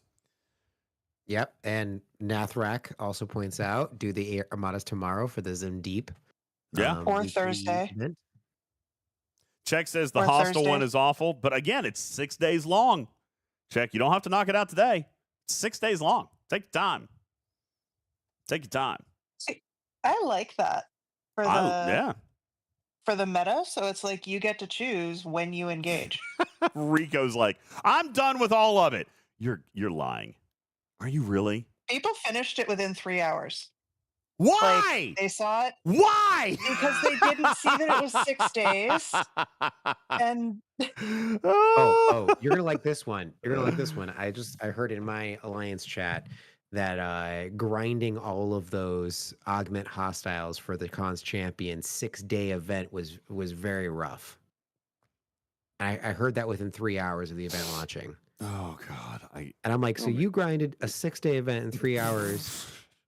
What did you expect? What did you expect? Of course it was grindy. Tarpy, this is with all the love in the world for your team. This is the stuff that made me want to try to put my head through a cinder block wall today, Tarpy. I know I've vented to Tarpy a couple of times privately. I'm just like, I can't handle today. Even at one point, I was like, I'm going to recede into gold chat. I went into gold chat, and I was like, I'm just going to hang out here. I feel like there's less chance that I'm going to drink myself to death today if I hang out in gold chat. But then it was, I had to, and then Dude. dev chat, I went over to dev chat. I was just like, I'm going to go hang out with Mr. Tiger for a little bit. And it was just bad over there. It was bad over there. And I was just like, I can't. I've got to shut off Discord. Like, I just got to turn it all off. Like, it's just, I don't understand today. I don't understand it. I don't feel like any of this stuff is wildly surprising. And if you look at the math, honestly, you look at the math, you look at these charts, you look at what the ship can do. Tiger developed a ship that has out-of-the-box utility for a G6 player without having to spend hundreds or thousands of dollars to tier it up. I mean, that's been a 5-year challenge that Scopely hasn't solved, and he solved it. And but not only that, he did not ruin Scopely's business model because let's go talk about the favors now. Go to the favors tab. Yeah, the favors. You mean the favors that people are mad or locked behind a ship? Well, okay. Well, that's been true. That is true. NX01. Right? Well, they all have some Relativity. kind of lock. These might be a little steeper locks because of the tier requirements. All right. But then again, all of them have these high tier requirements. Yeah. And if you actually go to the chart, you can actually see, because I actually do have all of them by tier. Okay. So you can see how high they go. And I understand, like, getting to tier 18 is very daunting on a ship that did not have an acceleration pack. It's going to be expensive to immediately. It's just marked favors, just called favors. The tab is called favors. Missing it? One of these days you'll get it. Oh, there, got it. It is. Oh, how did it move all the way over there? That's weird. So scroll down. I'll pull it over. I'll pull it back over. Thank you. Yeah. Just pull pop it right there. There we go. Okay. Well, just pull a little more. Okay. Yeah. Jules, so Reliant based God favor bless. chart. Tarpy, can you jerk this thing over for me a little bit? Just yank it right to the left. What? Whoa. What? Just no. Okay. We're Yeah, good. I don't even know what you're asking. It looks like it's right in the middle He's now. asking for favors. Yeah. No, it looks like it's right in the middle now. We're okay. Here, I can get a hand on that too. Phrasing. Thank you, Matters. I appreciate it. Listen, the more people can help out with this, the better. Oh my God. All right. If you okay, are you gonna last 2 minutes? Not now. All these people are joining in. All right,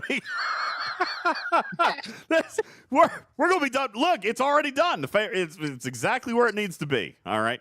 Anyway, okay. This show gets concerning sometimes. It absolutely does. Gee, many Christmas. I hope. God, You started it.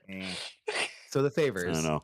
You could see how tier 1. Oh God, I've been trying to go back here. Tier 1 unlocks some of these, but it gets progressively harder to the point where you need to get to tier 15 to max out the crew allocation. That's the efficiencies.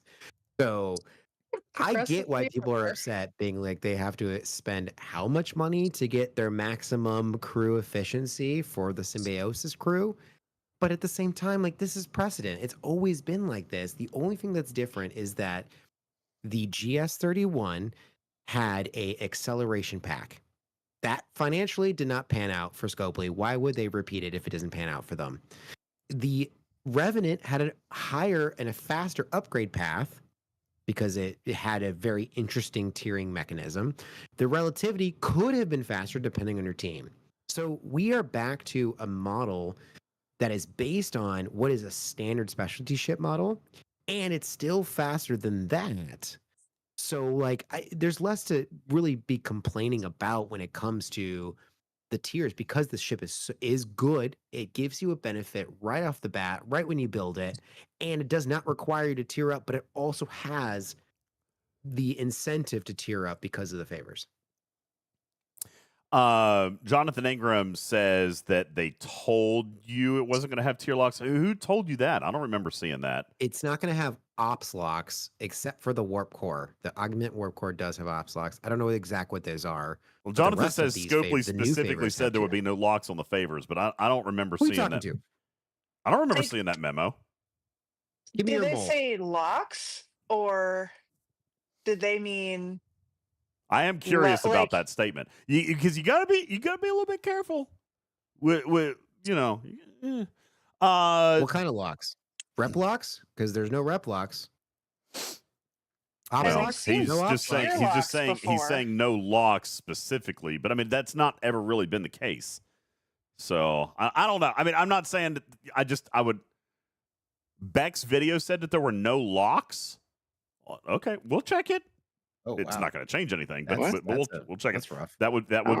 remember I don't remember it either, but we'll definitely check it.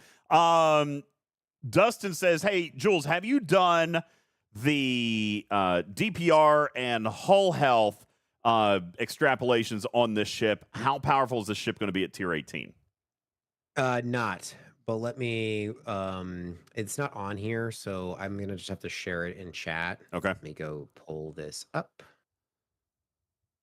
I did do the comparisons as I've done with the other Spousal 2 ships. By the way, Let me Stradalorian, just thank you for your hydrate. Appreciate that very much.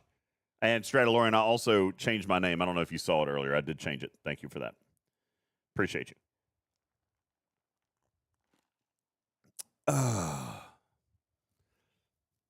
No, Carissa, I don't see this as being another junker ship when it comes to combat. I don't see that. And that was something that I'd even mentioned the other day was, yesterday, I guess, Tarpy, it was. I said, listen, if you're expecting this ship to be quick and or cheap to be able to hit your own level or replace your G6 Rare, your G6 Epic, it's not going to get there. It's never going to get there. And it will never get there. But that's why I think Tiger has done a decent job at finding an alternative use for this ship out of the box and early, which I think is very, very important. Here you go, Dustin. This is the chart that you're looking for. Jules, tell us a little bit about what we're looking at. Well, we have mapped out the base DPR and the base shield health and hull health Wow. of each of these ships, and I've included some of the G6 ships because that's kind of where we were mapping this out. Yeah, so this has basically the exact same as the Relativity, Yeah. which has really high shield health, but that's actually right at tier 17, tier 18. Like it's not great up until the very last tier when it just has this massive spike in the shield health and hull health. But even then, the Relativity's got double the DPR output of this Reliant, even at max. And that's what matters. Yeah. So great, you can survive for longer, which is why that Reliant is better against the the level 70 augments because they have hull for days. So it's going to take a while to chew through those hostiles. You need to have the survivability to do so. They needed to tier up that shield health, hull health boost, that base boost there for the Reliant super high so that it can actually handle those hostiles. But the DPR is stupid low. Like you're Yeah. talking about a ship That that is is very supposed to low. be an Ops 70 ship, barely doing better than a G5 Epic. You know what I mean? Like this is not a comparison. The GS31 is definitely your Ops, your G6 powerhouse. The Relativity is the survivability powerhouse, and the Vindicator is your Armada powerhouse. What does the Reliant have for a G6 player? The refinery. Nothing. The refinery. All right. So but this is again, not a usable ship in any other world Yeah. other than this loop. It is it's sad to say that this is a sort of a one-trick pony it because is. I have not found a use for it outside. Plus, so they told us the ops locks. However, I haven't seen like a specific component that actually ops locks the ship. Am I wrong? So no, they're soft. You're absolutely right. Your redeems where they are. Do you have the Reliant Did you have the entire chart that they provided us in here for the Reliant mega claim? Let me see. Yeah, I mean, it's all in there. It's just it has been broken up into a more readable chart. I got you. So So you here's see the here's mega what you're claim. looking at is that G3 generational players cannot earn the uncommon materials. So no, there are no hard locks. But you're saying an Ops 26 can take it to tier 4 because they gave us the Ops numbers. That 26, 32, they can 36, take 40? it. They can take it up to the weapons that start taking uncommon. So they'll be tier 3 with Mark 4 components. I don't think they're going to be able to take it to tier 4 because tier 4 requires uncommon parts. Well, no, they Okay. can take it to naked tier 4. But I'm asking Okay. is like the actual Ops numbers 26, 32, 36, 40. There are those not just recommended? Targeted? No. So that is where the banding breaks down on what you earn in the bundle. All right. So if you were an Ops 26 at tier 1, then you're earning this top line. If you go to tier, let's say you go to tier 2, all right, and you're Ops 26. and your Ops 26, you still get this first bundle, is my understanding. Okay. All right. Yeah, I'll my be right back in understanding. about 30 minutes. I got to go take care of my girl. Okay. But I do want to actually understand this a little bit fuller. So Yeah, my understanding is that there's a double requirement here. You got to be tier 1 and Ops 26 to get this bundle. It's a double target. If you exceed that and exceed Ops 26, then, if you're hit 2 and satisfy 32, then you get the next level. Okay? That's right, Riskbreaker. It's like the Monavine. You need both. All right? So there's not Ops locks. Okay? But, I mean, they're the generation is separated by what you can earn in those bundles. Okay? Francis says this is the part where you need a scientific calculator to follow the show. Not necessarily. What we're saying is that there's 2 requirements to get this targeted bundle. All right? If you are tier 4, but you're only Ops 26, congratulations to you. But my understanding is that you're still only getting that first refinery bundle because you haven't hit the Ops to graduate to the next bundle. Okay? All right. Riskbreaker's right. It's like the Monavine. You got to have both requirements satisfied before you unlock that bundle. All right. Wham, thank you for your hydrate. I'll do that now. Jason Cash, you're in the chat. Are you hanging out? You want to play trivia real quick? And then we'll get back to the teaching. We'll let everybody's brains cool down for a second. We've got 430 some people in the audience tonight, Tarpy. What's going on? Welcome, everybody. Giving you guys all the nerd stuff here tonight. Jason Cash is here. Jason, here's how it works. You have redeemed trivia for the cruise. You have an opportunity to win entries into the Talking Trek Cruise Sweepstakes. Absolutely free. All you got to do is exercise your brain. I'm going to give you 5 questions. You choose your category. Each correct answer will result in 1 free ticket into the Talking Trek Cruise Sweepstakes. For official rules, visit our website at talkingtrekstfc.com. Click on the button that says Win a Free Cruise up at the top of the website, and you'll find multiple ways of entry, both paid and free, for your opportunity to land yourself on a complimentary cruise aboard Star Trek The Cruise, sailing out of Port Canaveral, Florida in February of 2026. Jason Cash, you've got 4 categories to choose from: sci-fi and fantasy, comics and video games, science and technology, and geek life. You get to choose your category.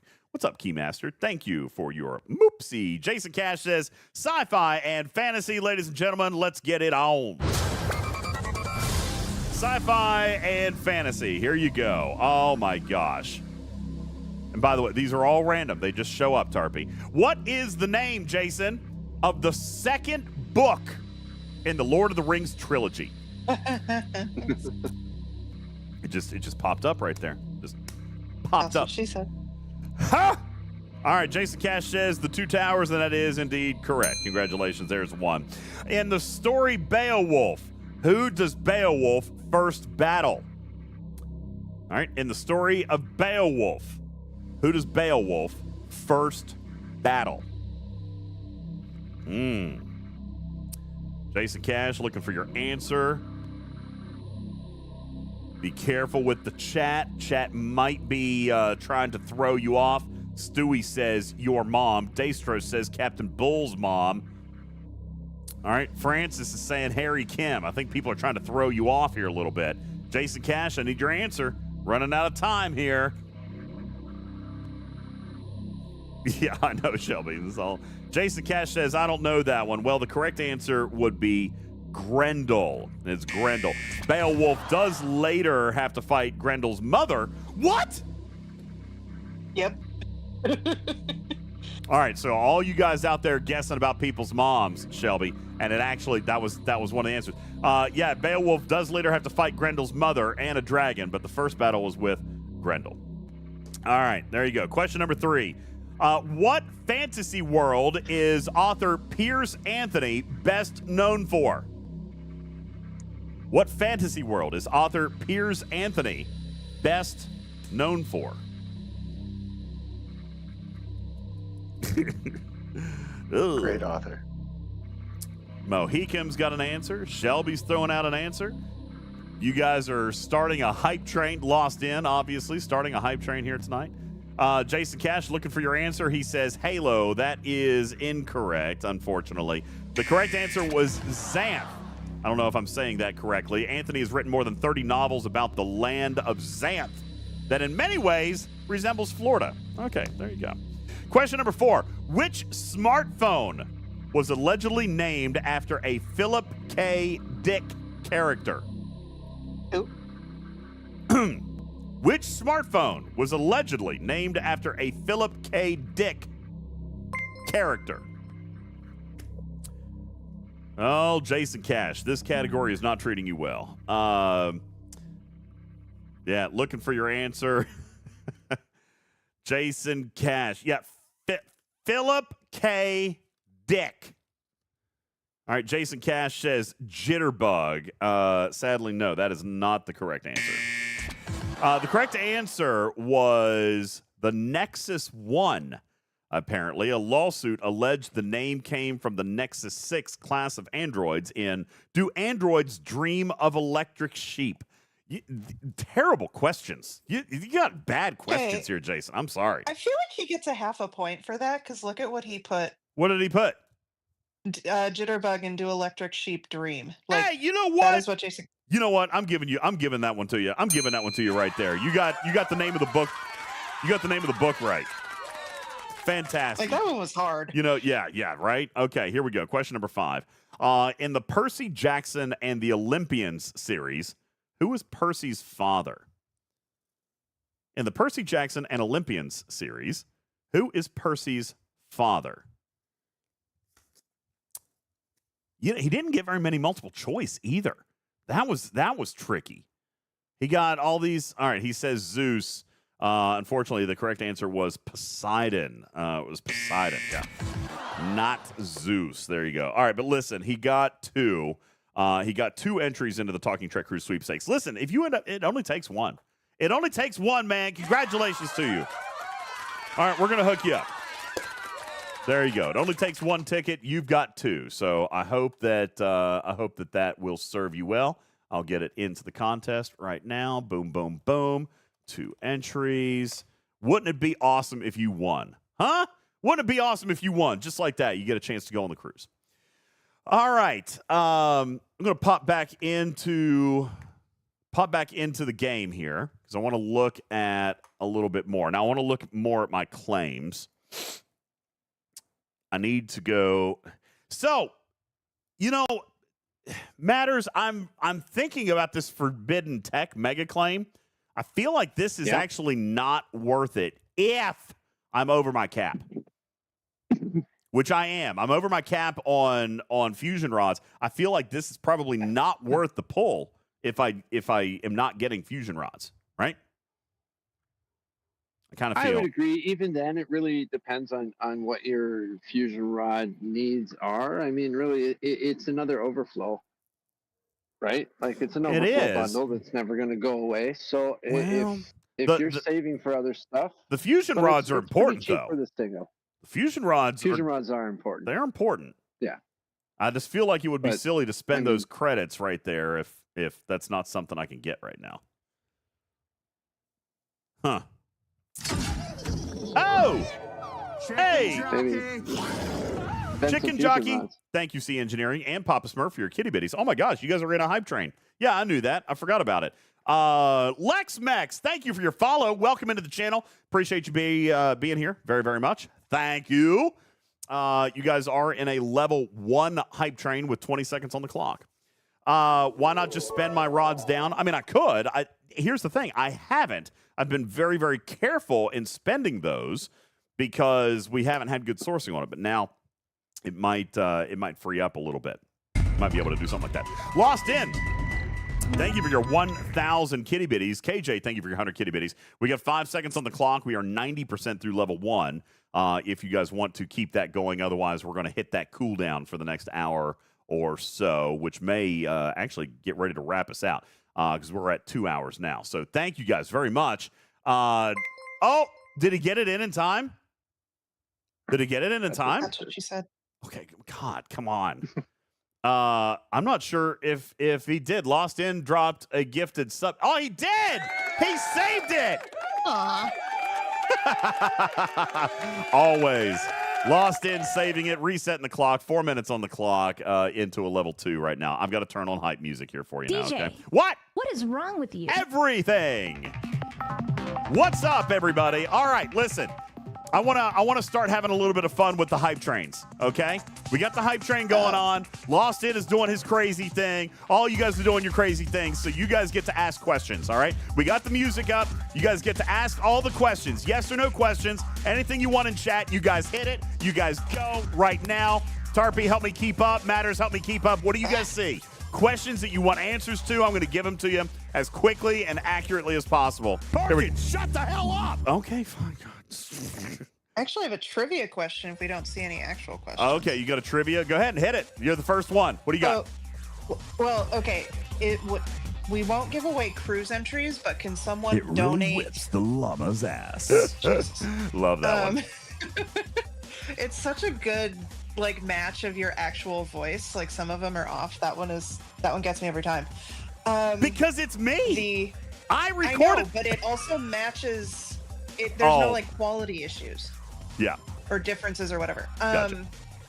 But can someone donate, redeem trivia and then give it to someone else so that person can earn cruise entries? Yeah, I'm fine with that. I don't have a problem with Okay. that. It's Maple, did you hear that? It's the cruise entries themselves that are not transferable. Yeah. If you want to transfer the game, that's- totally fine. We've done that with marbles, right? If somebody wants to pass it to the next place Yeah. in marbles, I'm fine with that. Yeah. What types of ships will be used for the 70s? Is that G7? G6 epics? What are you referring to? You mean level 70 hostiles? I don't know what you're asking.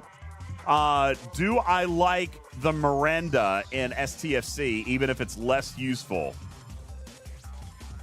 Is that a G6 uncommon? No, I don't. I do not like the G6 uncommons. Calamastacity says, I want the 56 rare ship, but don't have the faction credits yet. Should I go Klingon? I like the Pylum in G5. I like the Pylum in G5. So They're all good. they're all good. I mean, what is that one? Pylum in The G5? Corey? The You Corey? sure of it? Yeah. Oh, Pylum is G4. G5 is Sanctus. Wait, I thought that was Yeah, no. that's it. Wait, what is the Sanctus G? is What is the Sanctus G6 is one? Romulan. What is the G6? Sanctus is Romulan. I'm all confused. Anyway, G6 rare would be the Velox Sanctus. or the Koskari. yeah, the Velox. I've actually got that one. Yeah, so the Sanctus. I like the Sanctus. The Sanctus is great, but the Cube is also really, really good. The Cube on back. It's very, very good. As a matter of fact, I did a thing. Thanks to my relativity, I am now completely maxed out on Romulan reputation. Yes. So I have started chasing Klingon now. I'm gonna go Klingon next because you guys say that that's the best ship. All right, so yeah, I'm gonna go over that. Blazed, I haven't used that ship in so long. I mean, it's just a thing. I mean, it's been 20 ops levels since I used it. Will next month's arc be a logical follow-on to the Wrath of Khan arcs? No. Wrath of Khan is a 2-month arc. It is ending. That is it. What is max Romulan rep? 500 billion. Right now. Right now. It'll go higher. Thanks. G5 scrapping next month? Don't know. I doubt it. They all keep asking. We all keep asking, but I don't know. We've been asking for that for a long time. The response is more actual shipyard. Yeah. Yeah, that might be. That's right. The fact that they gave you 11 more slots this arc might tell you that they don't plan on doing that for a minute. I feel like the messaging around that was, we didn't get it to work this month, so we're doing the shipyard slots instead. If that's what you got out of that messaging, then that's great. That's not how I read it. Yeah. G5 scrapping is not coming yet. Here's some extra ship slots so you can continue to max build. Yeah, you can continue to grind extra ships out. I just what Jules said. Yeah. Like, that's but in a different way. Yeah, but it's not going to come this month. It's not an engineering problem. It is a intention problem. Yeah, absolutely. So Spock, thank you. Thing.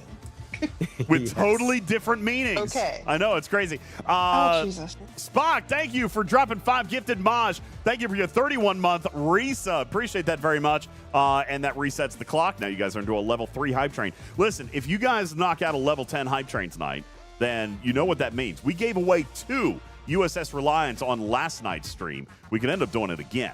All right? We could give away 5. We could give away 10. It's up to you guys. Once we hit level 10, we give away a ship. Every level thereafter, we give away another ship. All right?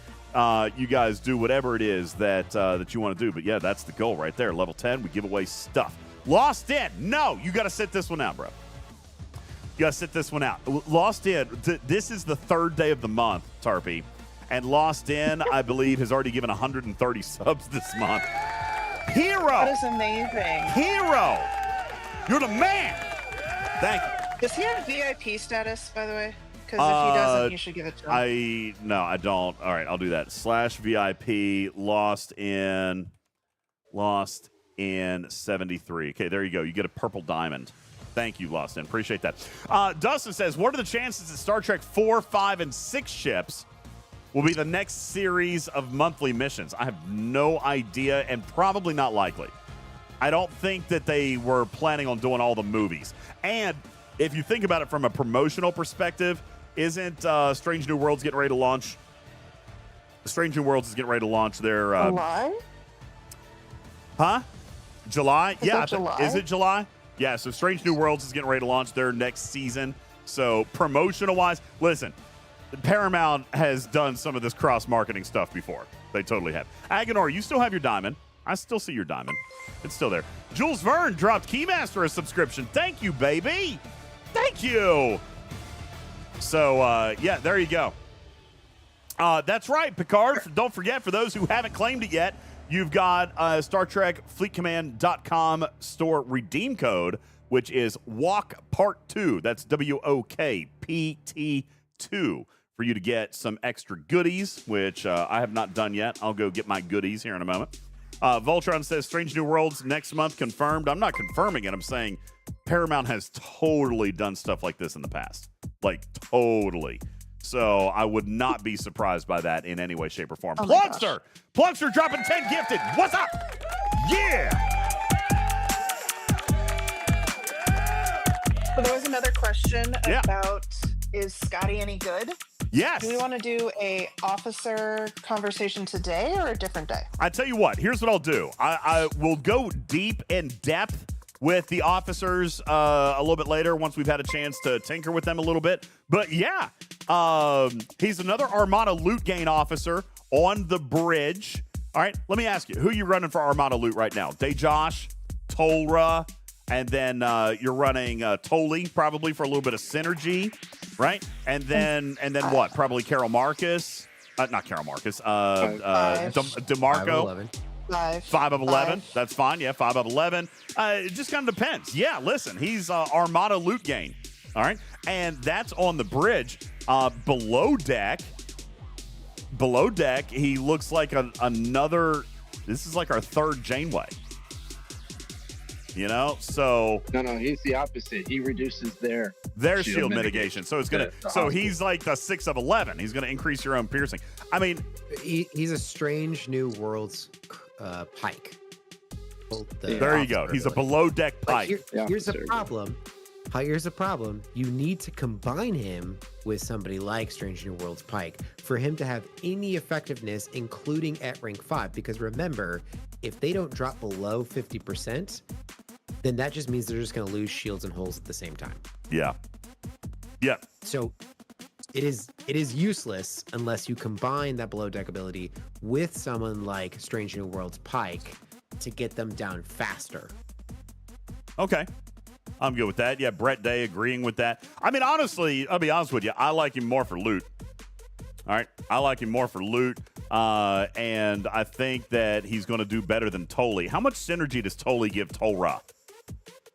Like 40 or 60%, something like that. So right out of the gate, probably not. But I do see him 40%. So that means he's going to be better on the bridge in place of Tolly by tier 2 or tier 3. So yeah, no, I don't think his loot is useless. I like more Armada loot too, especially with like, well, I bet he doesn't work on invading entities, does he? Probably not. No, so he's not going to work against the Krenums. He'll be good for solos, but it's not going to work. Karoon says, is this the first arc with no captain? I don't know. No, I don't think so. For a while, yes, but the lower decks didn't have him. Didn't have him either. Guys, thank you very much. Lost in dropping another 4. Plugster with 10. Jules Verne dropping 1 to Ice Wolf and another one to Keymaster. It puts you into a level 5, 38%, 90 seconds on the clock if you want to keep that thing going. But your questions get to continue while the hype train is going on. All right, there you go. Hypodermic says, Jules, can you explain a bit more why he has to be paired with somebody? Yep, dive into the math, Jules Verne. There you go. Okay. So they have a shield mitigation of 80%, right? Now, when you actually take a look at that, it says reduces their enemy shield mitigation by 10%. Now, that's not 80% minus that. It's 70%. It's multiplicative. No, it's 10% of 80. Oh, so it's only dropping it by 8%. Shelby! So say you're taking 40% off. Say you're taking 40% off. That actually means that 60% of the shot that is still coming in is going to be mitigated in some way, shape, or form to shields. So you're still having to do damage to both the shields and the holes. If you have a hostile that has a lower shield health than it has a hole health, I will say that's basically all of the solo wave hostiles that have been coming out recently. So that's Augment. That's basically all of the new hostiles have a lower shield health than they have hole health. He's actually not really diverting too much more to hole. So you're still going to have to do the exact same amount of damage overall to kill the hostile, even when this guy's at max. If you combine him with another officer that adds or that reduces enemy shield mitigation, in this case, Strange New Worlds Pike, I don't have any other officers in my head, then you would actually get there faster, getting their shield mitigation down to 0 and ignoring their shields entirely as you hit them. So that's why his below deck ability is actually useless, particularly against the newer hostiles that we see in the game. All right, there you go. Now, there is... Well, no, never mind. Yeah, no, you're exactly right. I was going to say, there is the potential... Well, actually, never mind. I don't even want to say that. Is Kill First in the audience? Kill First, are you here? I've got a question for you. But if you're not here, I'm not even gonna suppose until I can get some verification. Nobody has him yet. Has anybody checked the code? Kill First is here. Hey, Kill First. In the 3% chance that the evil, like, devious, mischievous portion of my brain is actually what's going to come true here, is he multiplicative or is he a net reduction? Because, Jules, I can see a target in the future that increases shield mitigation per round. And if he's net, then that makes a huge, huge difference. I'm just curious. Kill First is going to be able to tell us because he can look in the back end. So I'm just curious What does he look like? Is he a what was an example of an officer that did it that was net? The original Harrison? No. Who did this? There was an officer who did this net.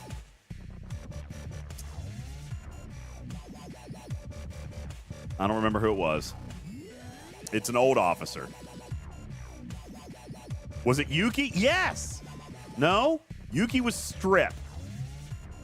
TOS Uhura? Maybe Brett? Yeah, TOS Uhura and PvP. So look at that kill first and see if you can compare those. Tilly. I think Tilly was multiplicative though, right?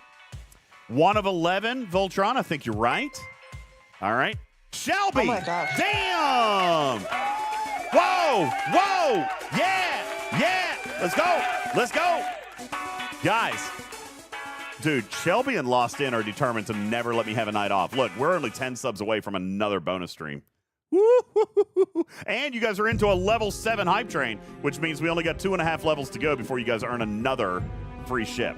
Absolutely. Thank you. Dang. Shelby, big time. Thank you. I love it.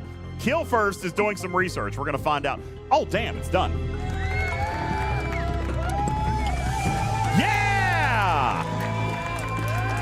Shelby just knocked out the final 10. Broken Wolf knocked out another 5, so that puts us at another bonus stream. We are now at 3 bonus streams. Ode, and you guys are now into a level 8 hype train, meaning you are getting very, very close to earning another USS Reliant here tonight. All right, we're going to let Kill First do his research. In the meantime, you guys can continue asking your questions. We got a fresh 4 minutes on the clock. All right.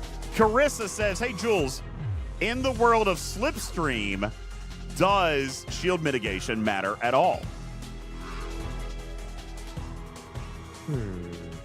Isn't Slipstream just PvP, or is it both? It's everything. It's everything. Decreases opponent's shield mitigation every round. So yes, the Quantum Slipstream combined with Wrath of Khan Scott can get them down to essentially 0% shield mitigation faster. Would the Slipstream help make Scott more useful faster? It's more like just giving a boost, right? So right now, the max you can get the Quantum Slipstream is level 55. Dude! Right? That's 22%. Dude! What? Dude, look at Kill First chat! My 3% evil brain was right! Dude! I predicted that shit! I predicted that shit! Yes, I did!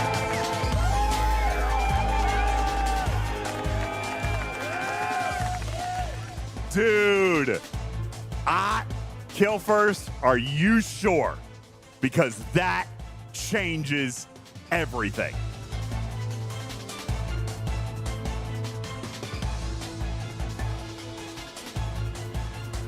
I am here to tell you folks, guaranteed without a shadow of a doubt, if this is accurate, then we are going to see hostiles. We are going to see hostiles That's impressively that, large. that have an ability of increasing their shield mitigation as battle goes on. That is big. Dude, I was wondering, Jules, because like this below deck ability, like you said, it's worthless, right? It's worthless. It doesn't make sense. There had to be a factor in there. It's subtractive. This is subtractive, guys. It is not multiplicative, meaning that the shield mitigation, let's say your enemy has 80%. When he's maxed, he's going to drop it subtractive down to 40-60.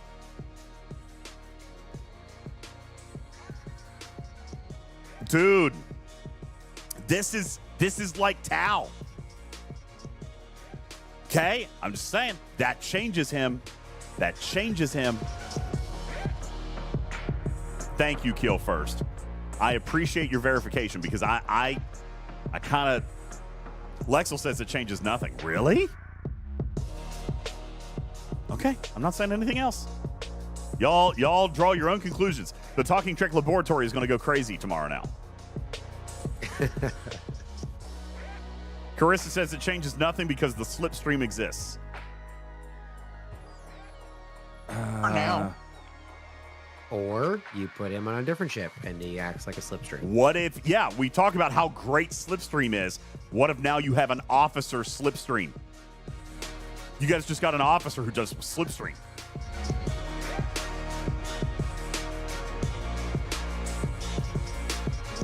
Damn. Woo! All right, there you go. Thank you, Kill First, for the verification. 10 seconds on the clock, 17% through level 8 on the hype train as we approach a level 10. Jules Verne dropping 10 gifted. 10 seconds on the clock. You're 56% of the way through. Are we going to keep the clock alive to give away a Reliant tonight? We're 12 subs away from resetting the clock. 12 subs away from resetting the clock. 5 seconds. Shelby with 10. Are we going to be able to finish it? Guru with 100. Rico with 100 kitty bitties. Spock dropping 5 gifted. Did it reset? It did. You guys made it. Oopsie. You guys made it. Oopsie. Thank you. Did it reset the clock? It did. 4 minutes on the clock. Level 9.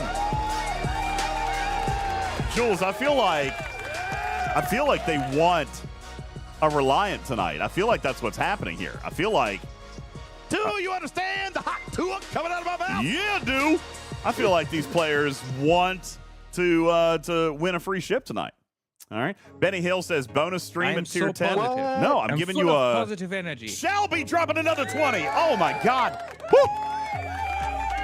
Officer Picard said it would be nice to have that free ship. Listen, let me tell you something. With what Lost In and Shelby and Jules have all spent Spock, all right, they could have already had the ship. They're doing this for you guys. Yay, bugs. They're doing this for you guys. Calamus Destiny, now you've got a chance. Thank you, Jules Verne. Appreciate that. They're doing this for you guys because they could have already bought the ship for what they're spending on subs. Bananas. B-A-N-A-N-A-S. They could also have bought a bunch of bananas. All right? A lot of bananas. A lot of bananas. DJ, what is wrong with you? Everything. I'm very, very excited. I'm excited because Tiger is a brilliant genius. All right. Okay, how many Bananas. subs do we need to get to 10? B-A-N-A-N-A-S. Let me see. We've got, thank you, J-Babes, for the 200 kitty bitties. Thank you very much. Bananas. B-A-N-A-N-A-S. Thank you, Wham. We are 5 subs away from hitting level. Oh, you just hit it. Aw, There's Shelby. Shelby. Boom, dude. Did it. All right, there's one. All right, guys, there it is. So we're giving away a Reliant tonight on the show. Hopefully you're excited. Yes, and okay, fine. We'll give away some bananas too. I like bananas. Bananas are great. We will give it away. Officer Picard not starting just yet. We'll do it here in just a couple of minutes. DJ, all right. What is wrong with you? In the meantime, you guys do get to continue your questions. You get to continue your questions. Let's see. Bananas. Voltron. Why are you guys going crazy with the bananas right now? I'm also curious what people are entering because we don't have an enter command. B-A-N-A-N-A-S. Brett says, did Mr. Tiger also make the officers? I don't think so. I don't think so. Hey, Iron Chef, what's going on? Thank you for your kitty bitties. Appreciate that. Guys, thank you so very much. This is absolutely insane. Level 10, you guys have earned another ship. All right, there you go. We've got 3.5 minutes on the clock. You're 40. Bananas. B-A-N-A-N-A-S. Why all the subs? Convoluted. Hey, great question. Jules, this is a beautiful question. I don't open it, then later I can claim ignorance, right? I am not going to let you claim ignorance. We're going to teach you right here. Convoluted says, from what I'm seeing, Cascade is not affecting the Reliant. Do we know if it's supposed to? B-A-N-A-N-A-S. Here's why you're not going to see it. What happens when we got a 10 gazillion% damage bonus against a specific hostile, and then we pop an exo that gives us 10% damage boost? What happens, Jules? Well, I understand that you're not going to see it, but the cascade is supposed to build think I foolbot this. upon ISO damage. Shelby actually said we did test it, and it did work. So The cascade is a don't open it, then multiplies. later I can claim ignorance, right? I am super ignorant. Thad, thank you for your 100 kitty bitties. Appreciate that very much. Oh, yes, Con. Yeah, Bananas. cascade will affect the ship's isolytic boost. Yes. Yeah.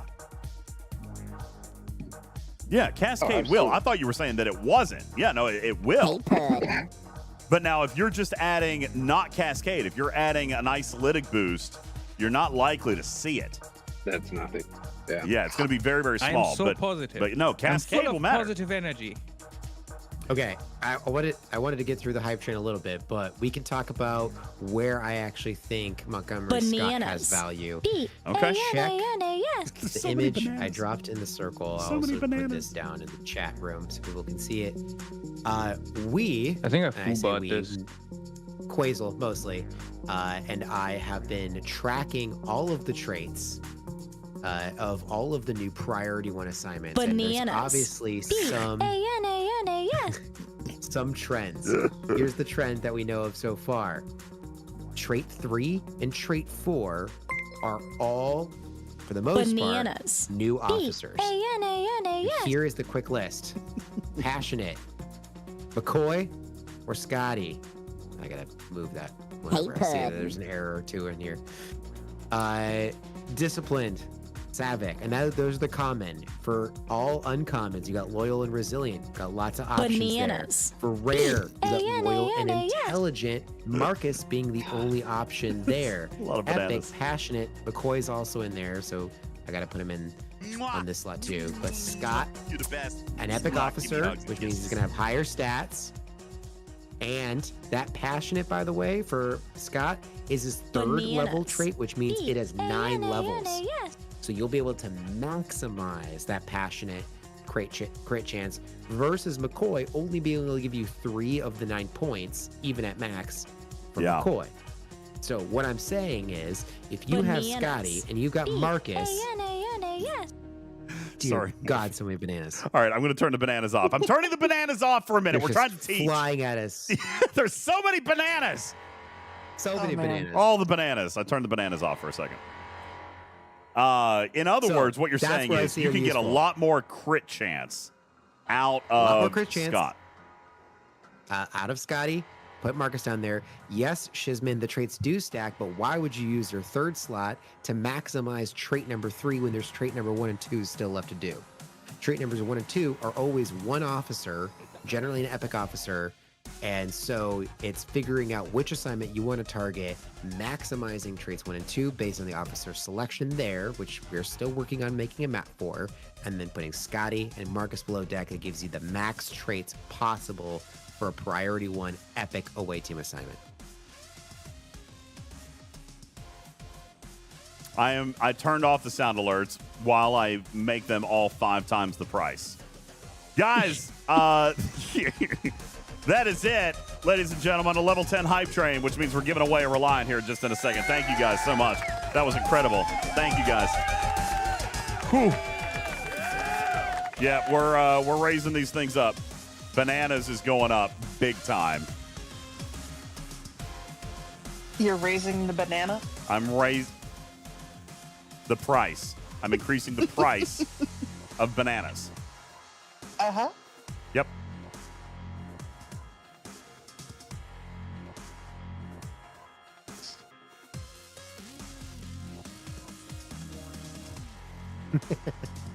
I like that Chewy Banana is feeling attacked right now by you. I'm sorry, dude. There were so many. You came in a little late, but I mean, seriously, there was like 100 banana redeems in like 30 seconds. It was kind of crazy.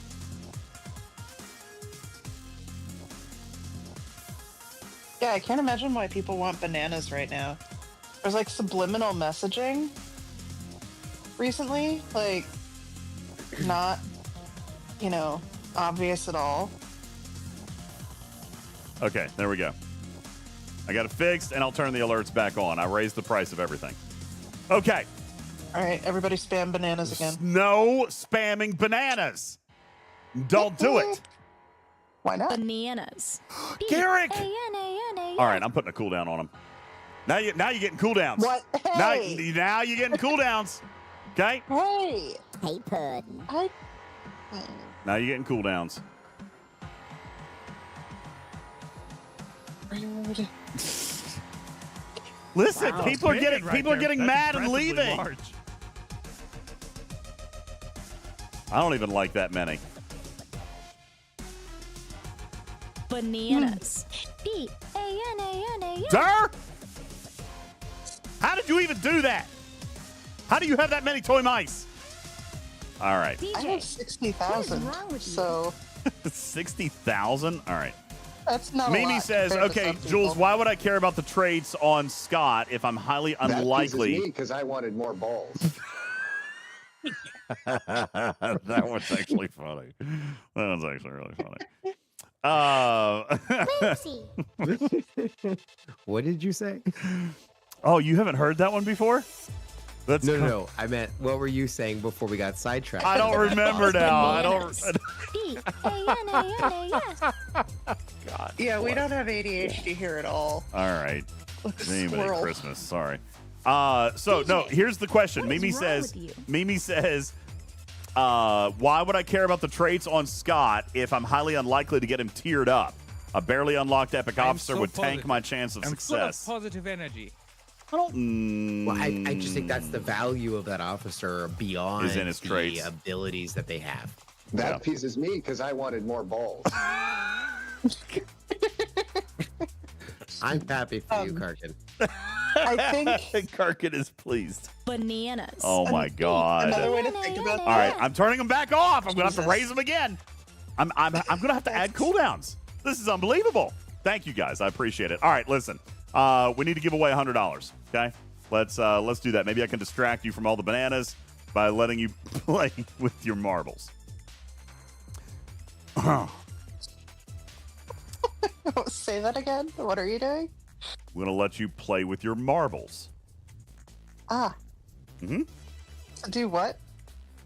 To try to win a $100 pack. Oh, okay. Yeah, that's what you said. Yeah. Got it. Marbles. Marbles. You guys can have a chance to play marbles instead of playing with the bananas. That's right. Pixelate says, balls, rods. It's been a fun arc fall. I know. All right, exclamation point play. You guys can hop on in here. Thank you, Broken Wolf. Appreciate that. Exclamation point play. Let's play marbles. You have a chance to win a USS Reliant here tonight. I think I bought this. Let me remind you that any packs that are won on the show will not be granted until week 2. I am all right? so positive. I'm full of positive energy. Let me remind all players that if you win a pack on this show, it will not be granted until week 2. All right? Bananas. Oh, B-A-N-A-N-A-S. my God. Why? I keep raising the price. How do you guys have this many toy mice? I don't understand. And it just makes all the balls slap against each other. Oh, God. Remember, there are people with 100 stream watch streaks. If they're collecting toy mice for the majority of Bananas. 4 hours a stream, B-A-N-A-N-A-S. that's a lot of toy mice. I could be VIP for the next 5 months. Are you serious? Bananas. We're going to have to come up with ways for you guys to spend more toy mice. Hey, let us raid you, and by us I mean Jonathan Ingram. Keep That's putting not that fun thing anymore. back It up. just happens anyways. Oh, my gosh. I got We're nothing. hanging. I'm not going to start. Bananas. I'm not going to start B-A-N-A-N-A-S. until the ads are over. I see that the audience just went to ads, so we'll bring you guys back here in a second. And are there people that on pleases YouTube? me because I wanted more too? balls. Jeez. There you go, Because this is a McSurgeon. Twitch only thing, right? Yes. Hey, Puddin'. Thank you. Agonor, I'll get you set up while we're waiting on the commercials to come back. VIP Agonor 16. Oh, Agonor's already a VIP. Okay, thank you. I am so positive. I'm full of positive energy. Icewolf, if you're still here after the marbles game, I'll let you change my avatar. Captain Bull wants a possum joke while we're waiting on commercial break to come back. What did the leopard... Oh, sorry. Hang on. What did the leopard say after lunch? What did the leopard say? Bananas. No. It did not say bananas. It should have. What did the leopard say after lunch? What? What is wrong with you? That's also not what the leopard said after lunch. What Would the you leopard... like a spot of tea? What? No, it said that I think hit... that any time they include the letter D in any currency or ship, it's just bound to be misused by this podcast. Oh, we're going to have to reevaluate these alerts. It really whips I the love how you can llama's hear the ass. smile. Yes. I do like the I was Winamp holding one. it back. I like the Winamp one. Thank you. The leopard Bananas. said after lunch... B-A-N-A-N-A-S. Boy, that hit the spots. Get it? That hit the spots. Yeah. Thank you, Captain Bull. Appreciate it. Yeah. I think I flew Agonor. about this. Oh, okay, good. We're set. Oh crap! I put them in upside down. Upside down. I just broke my box. And it just makes all the balls slap against each other. Not my voice. I didn't. Hi, Beck. Oh God. What? Eggplant. Egg. GPLanta. What? No. What? What? That appeases me because I wanted more balls. Broken wolf. I'm not exactly sure what's happening here. My God. Oh my God. Bananas. Oh, B-A-N-A-N-A-S. Jesus criminy. All right, thank you, Captain Bull. Appreciate that. Calamus Destiny, thank you.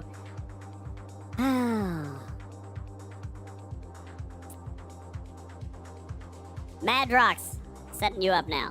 Is everybody back from break yet? Madrox 76. There you go. I swear to God, I'm dropping tags. I can't do it. We're morons. We're morons. All of us. All of us. Absolutely. I love that sound alert. Thank you very much. Mwah. I do. I love that sound alert. You're the best. Is that from Give me hugs. Starbase? Yeah, I think it is. Hey, Sammo, what's going on? You Bananas. came at a great time. B-A-N-A-N-A-S. Oh, boy.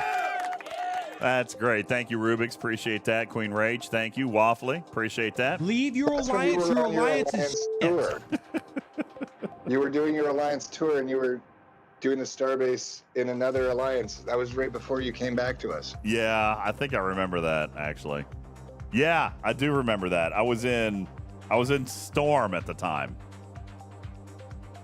I was in Storm. Okay, here we go. Exclamation point play. Listen, you guys are all here at the right time, Sammo. B-A-N-A-N-A-S. We're giving away a Reliant. Here we go. Exclamation point play. 10 seconds are on the clock. You've got a chance to win a free USS DJ, Reliant. Here we go. What is wrong with you? Everything. I'm giving away way too much money on this show. All right, here we go. Marbles on stream. Balls are dropping in 3, 2, 1. There they go. Undo. Your way. The Paneb, Doss, Johnny 5, Davy Jones, and A-Pal.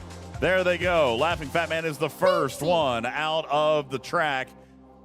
And this is a winner-take-all right here, Tarpy. Just the first place is going to win a $100 pack. Caledon with the overtaking kind of weird. That was crazy. Whatever just happened. Oh, okay. I can't even commentate on this thing right now. All right. There's Drunken Tankard and Mohicum, who somehow landed even farther on the track. Alaris has fallen off the track. There's Wristbreaker taking his way. He is zooming past Mohicum and making their way through the twisty turns and coming down the center spout. Wristbreaker maintains his first place lead, but this is a dangerous trap coming up here. This is one of the worst traps in all of Marvel Kingdom, is putting your ball inside the larger ball, having to hit all the paddles and then fall through another hole to get down onto the track. As you can see, Wristbreaker's ball is just getting completely beat around. It's just getting completely smacked around. And there's Drunken Tanker. Drunken Tanker makes it out first, followed by Leon. Leon and Drunken Tanker making their way, battling back and forth through first place. There is a Humpy Turtle. Thank you very much for that. Leon getting passed by Tanker, but we're making our way into a final set of traps. And their drunkard Tanker gets stuck. Leon, he makes his way around and is going to proceed first place on down through, but moving slow. If somebody can actually make it through this last little set of turns, they might have a chance at coming up and overtaking. Leon currently in first place. B-A-N-A-N-A-S. With Tanker right behind and Darthblood and Howland coming around, but Leon is making his way through the final stretch. There comes Tanker, Leon, Darthblood as they battle it out for first place. Leon makes his way into one of the final turns. And there he comes. Is he going to take the left track or the right? He's going to take the right track, which is going to be a little bit slower, a little bit straighter, and a little bit safer, but no more pitfalls as we see Jubilee, who is coming down the riskier path. There is Tanker again. Foxfan coming around. Leon making his way into the final bowl. And we've got, he got slowed down there. He got slowed down. There comes Howland and Athulus as they make their way into the final turn. Leon is going to come into the final drop. Leon somehow skipped over that final. Wow, that was lucky. There comes Howland again. Leon into the final trap. Howland and Leon coming in for the final push. Who is going to land in the box first? It looks like it is going to be Leon. Congratulations, Leon. You are our winner. Holy smokes, what a long-ass race that was. Jiminy Christmas. Congratulations, Leon. Hooking yourself up with a free $100 pack. That will get you a free USS Reliant. Congratulations, Leon. Yeah! Leon, again, congratulations to you, but very, very special thank you to all of the contributors of that hype train that got you all the way to level 10 and allowed you to win a free ship right there. Thank you. Jules Verne was in on that. So many people. Pants on head. I think I foobot this. What's up? Thanks for the follow. Appreciate that. Bel Air says, I lost again. There you go. Yeah, that did happen. Leon, congratulations to you. Appreciate you guys all playing. Be sure to send me a DM over on Discord, and we'll hook you up with your free USS Reliant. Congratulations again. Free 99 pack. There you go. Top 10, says Rankus. There you go. All right, so that was marbles. All right, any other questions? Anything else that you guys would like to see us break down a little bit? Because I wanted to see what kind of parts I could do. How much is warp? Is warp important? No. I think weapons are important first. Oh. What? I can summon where I need to go. No, I would go shields and hull. Shields there and was hull. a recommendation for you to do weapons because of the massive hit bonus that you get. Yeah, I want to hit a larger target. Yeah, 2 weapons and the armor is theoretically what you'll be able to afford. That's what I was told in chat. Well, I can do 3 weapons. No, you can do 2 weapons and exactly the armor if you want to maximize your spend today. Right? Yeah, no, I want 3 weapons. But I mean, I'm doing cargo, so, you know. Oh, you did cargo. That makes sense, too. Yeah, but I want to be able to punch up. I really... See, my chase is not in common, guys. This is actually what I like. That's fair. I like this. Yeah. My chase is the trophies. All right? Jules wants the common splicers. I want the trophies. If you want to punch up, you should go shields and hull. Just saying. Not 2 weapons. You're gonna get to do both weapons. eventually. Well, yeah, tomorrow I'll be able to do another one. All right, let's... Yeah, that's true. I really want to try that. I want to try that 42 again, now that I've got 3 weapons. Pew, pew, pew. I mean, let's just see what happens. I don't know. It might not be enough. Might not be enough. I had a question about the favors. One specifically. The crit one. Is that just essentially giving you another crit floor of 100%? Because it just sounds It's adding like to your limited. crit floor. Yeah, it's not another crit floor, but yes, it's adding to your crit floor. But it doesn't necessarily sound like it's like it's said it I cannot know. be reduced below I the said the 100%. same thing. So It's worded very weirdly. Very, like very you can weird. only Died. add 100% if it got high. Oh, I did kill it. Crit floor is a new stat in the game, and if they just added crit floor, then it would work against everything. But this works only in PvP. So everything else that's crit floor works against everything, including hostiles. And they wanted this not to work against hostiles. Dude. And add more crit floor against Zindi. That was enough, Jules. That's why it's worded differently. Oh, why is that only a 50? Why was that only a 50? Nice. I'm in Jamaris. Because it matters on the type of hostile that hit you. What level hostile hit you? A 40. A 40. Okay, well, 40 is considered G3. In Jamaris, it says a 40 should be giving me 100. I know, but this is the hard part because you get a range. 42 is the level range that I actually is the middle. That's the stat I gave you on that chart. All right. Well, here's a 42 coming. Let's So attack you're it. about to get hit. You're about to hit a 42. Let's see see what how happens. this goes. Do higher level ones actually show up? I thought it was just the same level. Oh, no, I died. But you know what? No. I made it much closer. Made it much closer. I did die, but that was a lot closer than it was last time. So, I mean, again, tier 1, not expecting the world here. But let's go back to when I died earlier against that 42. Yeah, that was markedly better. I mean, honestly, 1 or 2 more weapons, or as Matter said, maybe the shield, that would have gotten me there, guys. Hold on, go to the Ooh, fight you so just close. had now. Yeah. It looked like you had shields left. Oh, no, you didn't. Never mind. Okay. Yeah. Yeah, if only you could take a whole bunch more damage instead of adding a tiny bit more. Yeah. No, you're right. Against Shields probably would have been a little bit better there. I've got currently I've got BLT below deck.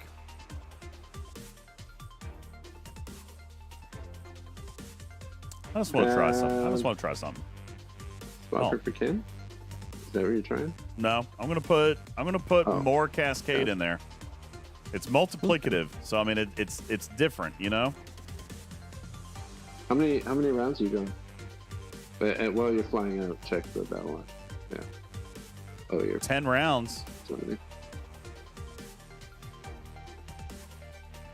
Try Kin. That's if you have Kin in there, that's a 100% shield boost net. Yeah. Because it's 10% per round. All right, I gotta Are we wait. completely stuck on Janeway as a captain?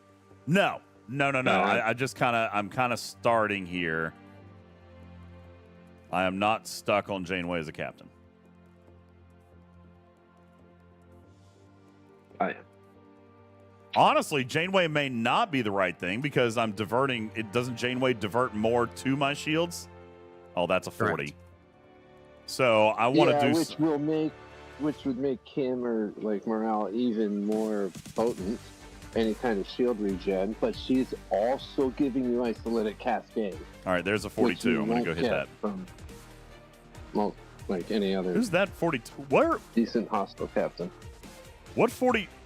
Who's targeting that? Oh, somebody did a Picard maneuver on it. Okay. All right, well, here's a 42. Let's give it a shot.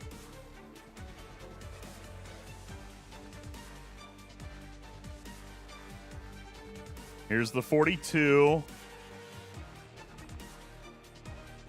No. All right, so that So was Divine is worse. suggesting Anorax, and the only reason I would not say Anorax is because the ship itself has a 50,000 apex barrier against these hostiles. Yeah. I think I want to try something different than Janeway because I need to preserve my shields a little bit more. Yeah, we can try Harry Kim to get more shields. Are you critting every shot? Well, no, I've only got one Jules. spot. Jules, to reiterate on Anorax, I did the math for Lube today, and he had a T2 Anorax, and it basically changed the outcome by like 3% after 2 rounds. Yeah, so, I mean, Not- the not shippability super itself significant. is what's giving you the apex barrier. There's nothing that multiplies that, so apex barrier officers are not the way to go. Is there a player there? Does MU Ohura? Or not? Oh, there it is. Okay. Yeah. Doesn't she increase apex by a percentage? Mm-hmm. Or is that only PvP? It is not only PvP. Ooh. Tier 11. Oh, wait, was that one already damaged?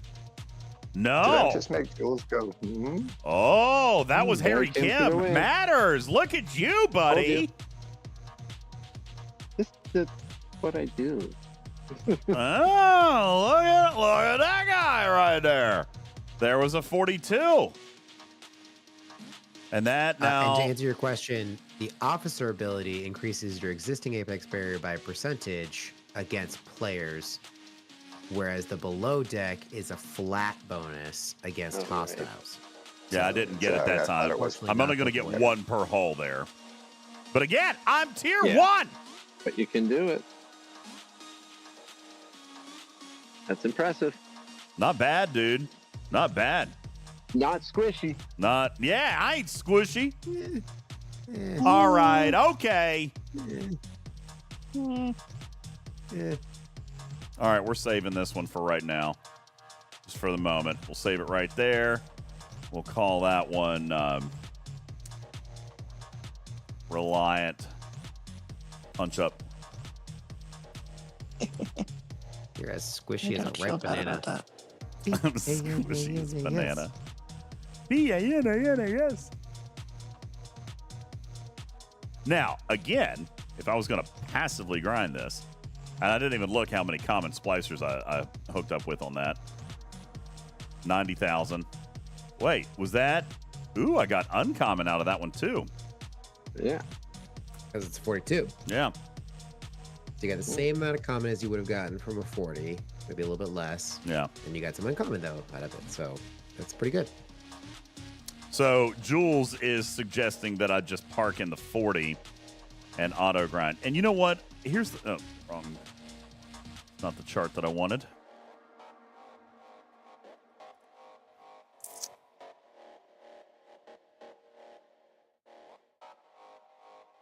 You don't want to do the warp favor because you don't want to spend the wrath credits before the event. No, I mean, I'll do it. I don't care. I was thinking.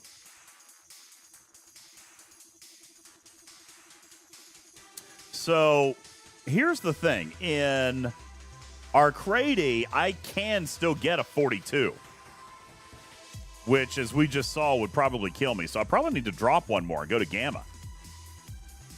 But I don't need warp range to get to Gamma. You see, if I want to make sure that a 40 is the largest one that I hit, then I got to go to Gamma. I'll lose a little bit of common, but here I can still grind common, as Jules was talking about. I can still grind common, and I can make sure I don't die to a revenge hostile that's too big.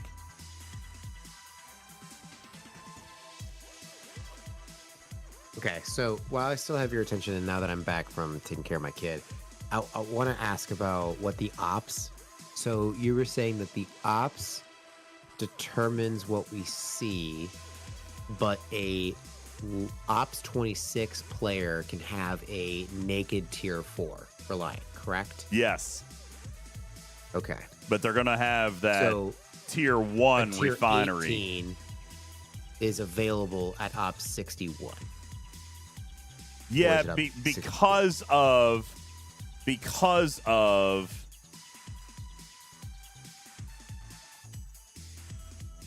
there's not a hard lock on this. It just basically becomes parts availability. So technically at Ops 60, you can start earning epic material. So you could technically be Ops 60 and take it all the way to tier 18. Because you start. Okay, so then. Wait. Well, no. This is. Oh, yeah, no, this is Mega Claim, right? Yeah, this is Mega Claim. So Ops 60, tier 14, could theoretically max this ship. Okay. So that's kind of big. It's a big difference. Yeah. And I just want to make sure that this chart is clear because that wasn't clear to me, obviously. I will double check. Ops next to each other. I will double check, but my understanding was this is a dual banded bundle. You have to hit both of these requirements in order to get that refinery. So you could be tier 5. Well, no, you could be tier 4, but only Ops 26, and you're only going to get the tier 1 refinery. That's why it was faster for higher ops. You see, like that's why this chart makes sense. Right here. Because the higher your ops, the more you're getting out of it being the same tier. Right? This is not accurate then. Because I built this timetable based on that increasing number of parts.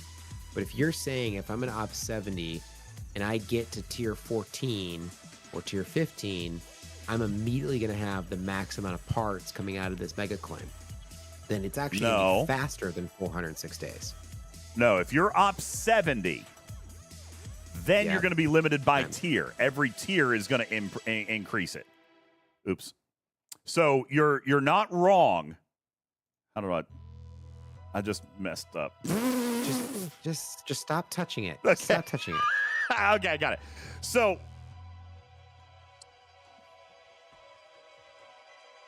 if you are Ops 70, then you are limited by tier, which means your chart is correct. Okay? But if your tier is higher than the ops, then you're going to be limited by the ops refinery. You're limited to the lower band. Okay, so it's still at tier 15, and at Ops 70, I'm still getting 20,000 epic parts. If I am an Ops 62 player and tier 17, I'm still getting 20,000 parts. Yes. But I could get it to Ops. You can get it to tier 18 at that point. Ops 62. Yeah. Okay. Technically, according to this, you could get it to tier 18 at Ops 60 because you start earning 19,000 epic parts. So you start earning 19,000 epic parts at Ops 60. So an Ops 60 can max this thing. So that's confusing.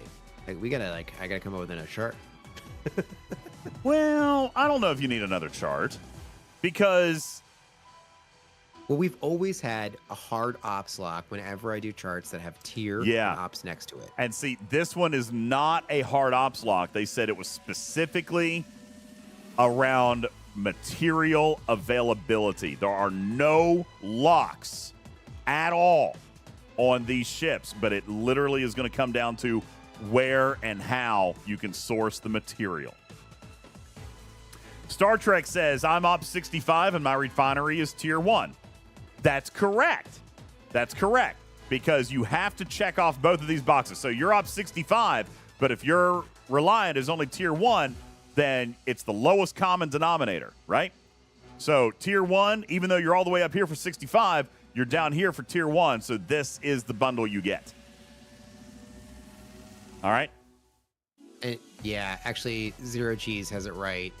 The G5 players will never get epic parts. So you cannot get it at Ops 60. You cannot max the ship, but you can max it at Ops 61. That's not according to your chart. Your chart here. Look at the the top banner says G6 players. Because that is correct. That is from the data we got. G5 players will never see epic. You can get to a naked tier 15 as a G5 player, but you're not earning the epic parts to get it past.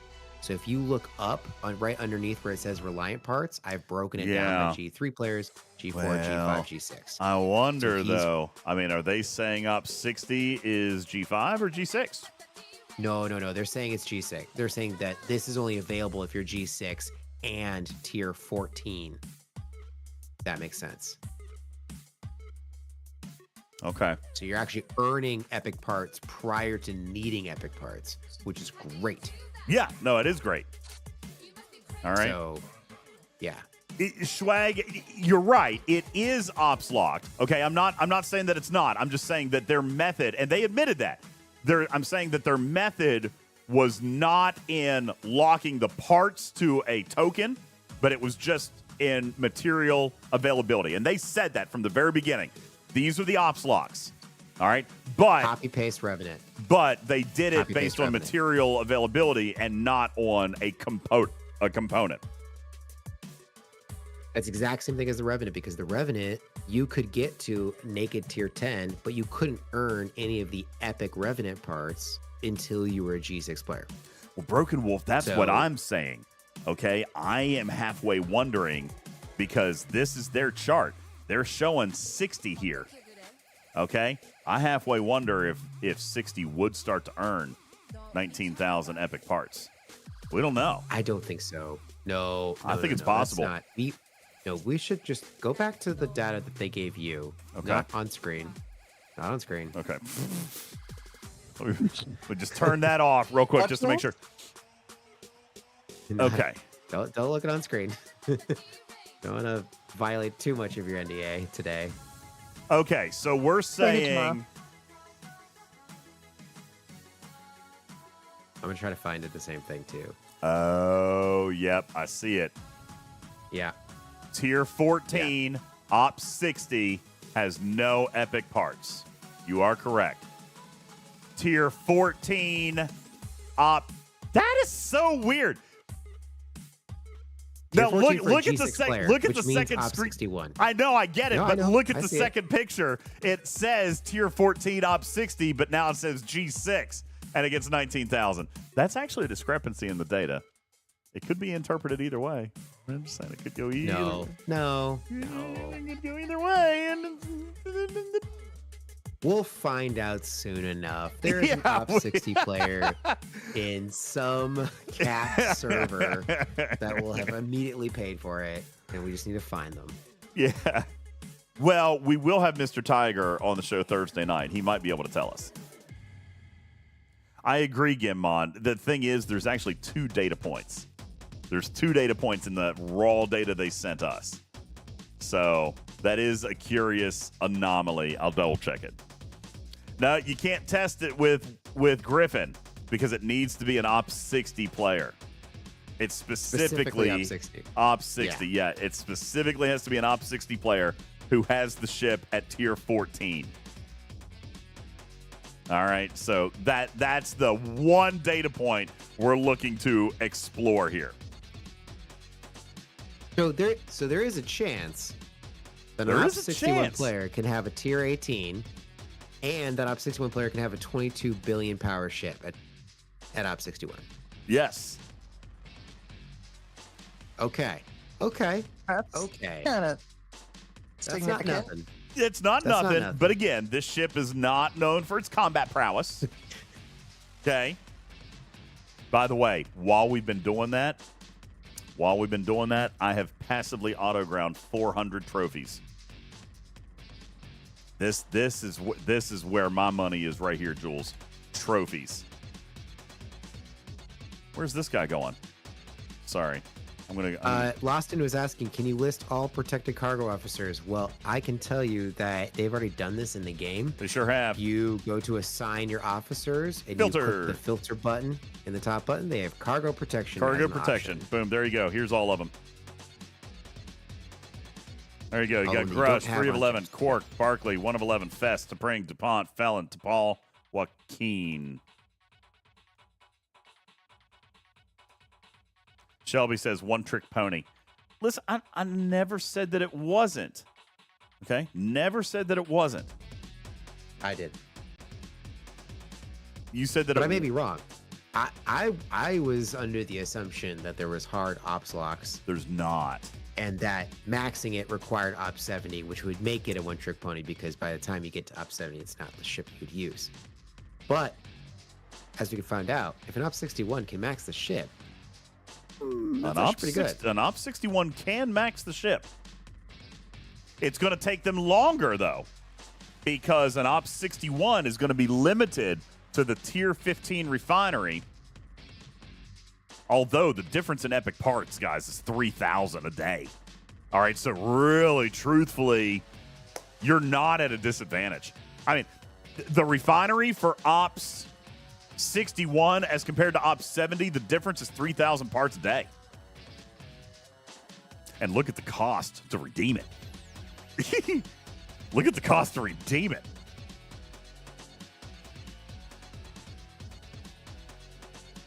$280,000 versus $44,000.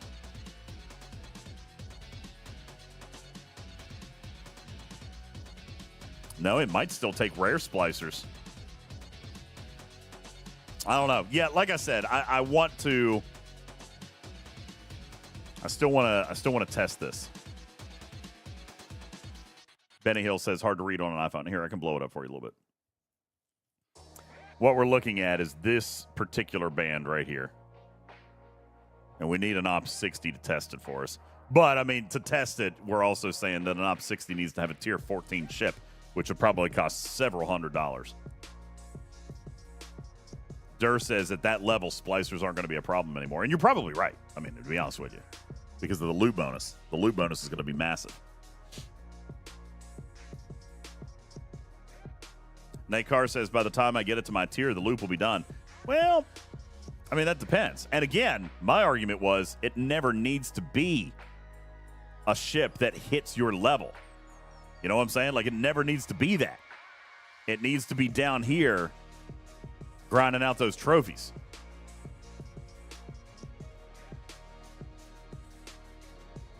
And look, there's not that many Reliants in this system. There's one. There's not that many in here. So when I see a D7, I'm just gonna hit it. Because look, here's a guy flying a Sally. He's probably glad that I'm hitting his. You know, here's another one up here. Guy's in a protector. He's probably happy I'm killing his. I'm doing my server a service. Although I'm actively doing it right now. If I was going to passive, I would just park it on the wall. That's right, Shelby. That's what I keep saying. The trophies are the value here. That's the long-term loop, is the trophies. They matter greatly. They matter greatly. Oh, come on. All right, well, I just died. But in that short little bit of time, I still took home 377,000 cargo because I wasn't running protected cargo. God bless it. And I brought home almost 1,000 trophies. I had 400 a minute ago, and I just now opened another 500. I mean, there's 1,000 trophies right off the bat. That took only a couple of minutes.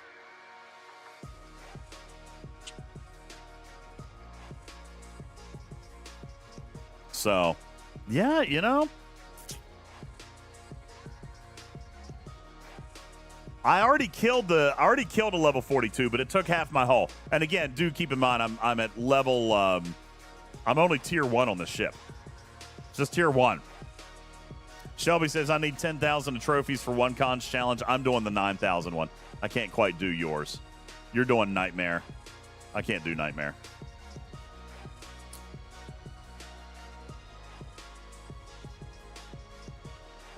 But I am doing the level 4. I could do 2 of them today.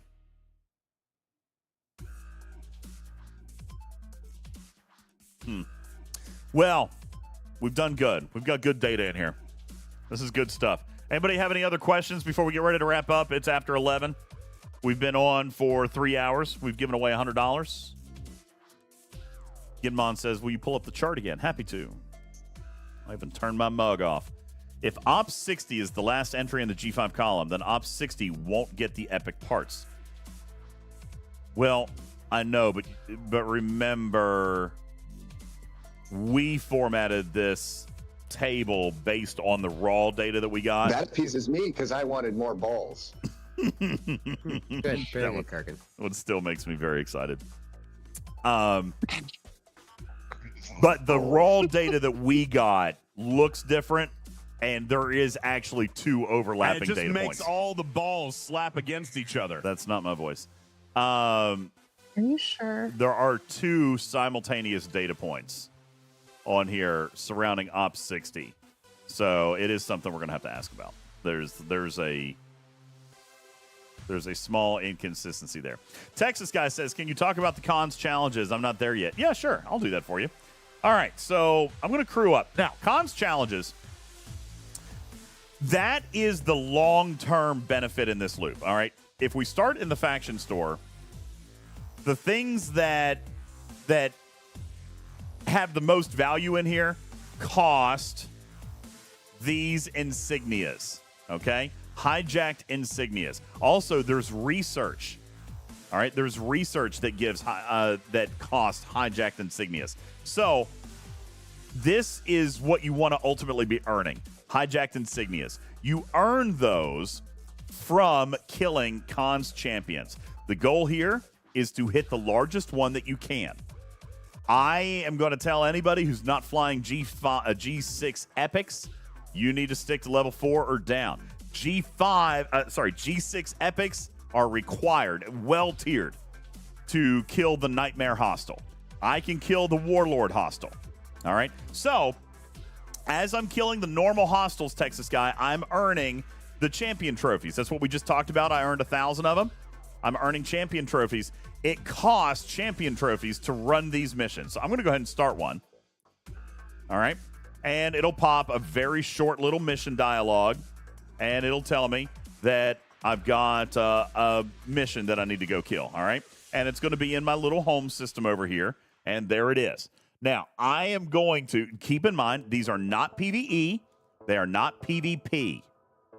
These are coded as gold hostiles, and oh my gosh, my con is unavailable.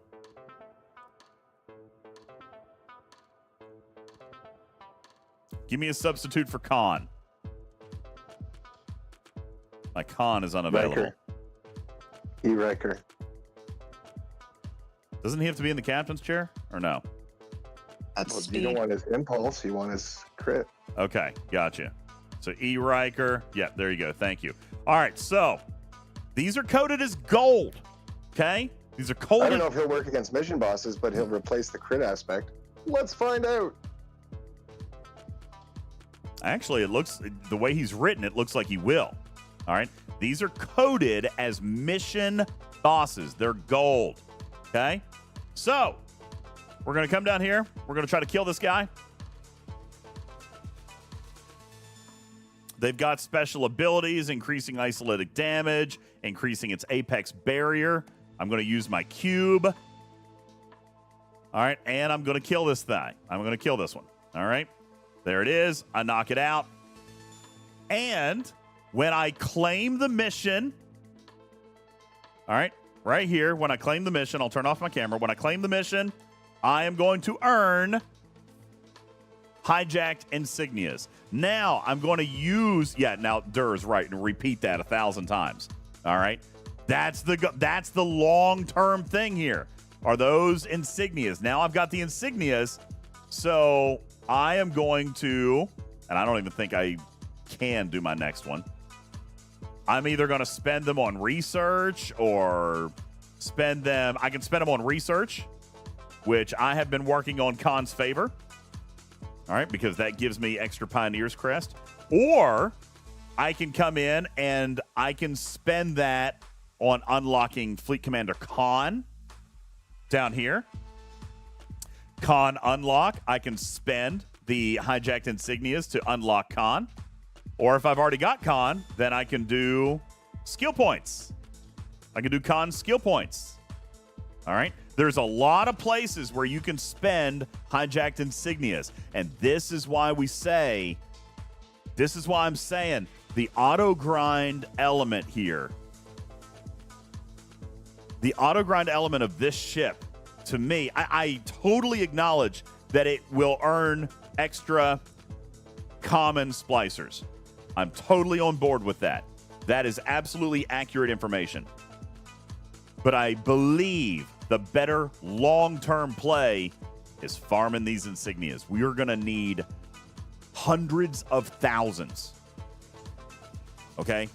To max all the content, you're going to need hundreds of thousands.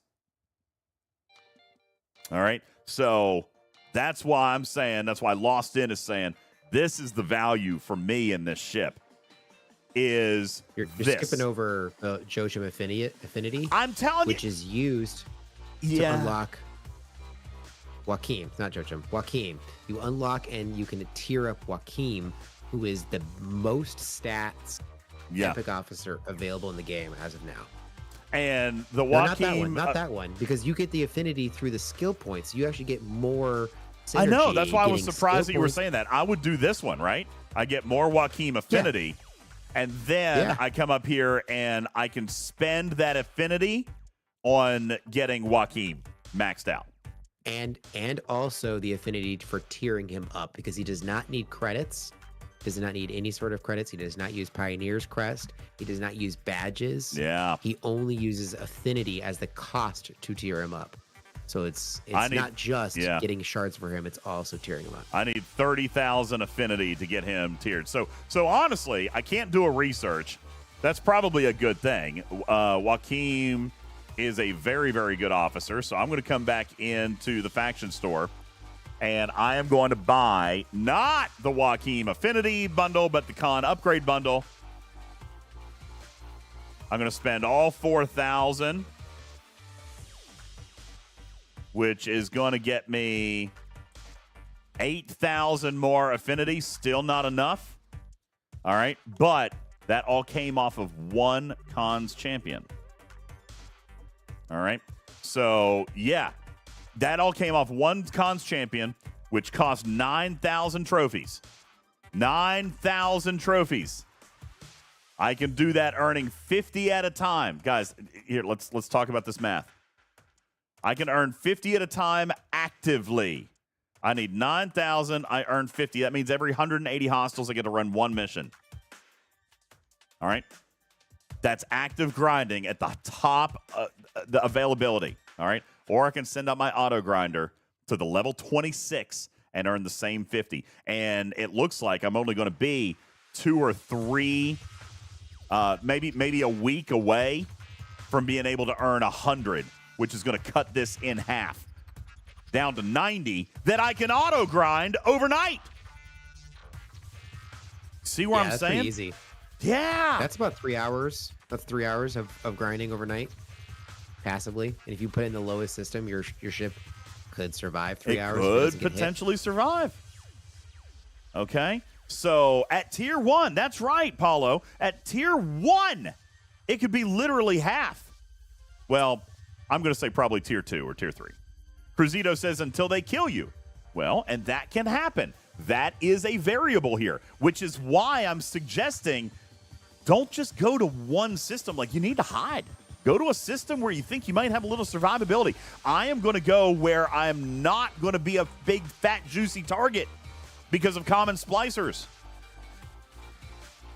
I want this thing to grind for hours because they can't steal my trophies. They can't steal my trophies. And Hani says, until your enemies find you. Yeah, and they will. They will, and that's fine. That's part of the game. But they can't steal my trophies. See what I'm saying? So that's what I'm saying. These champion trophies, guys, this is the long-term play here. Quake says that's not a problem. I got 135,000. That's cute. I had 200,000 and I blew them in about 10 minutes the other day. You got to remember, it costs 9,000 to run one mission. All right, here, let me show you something else.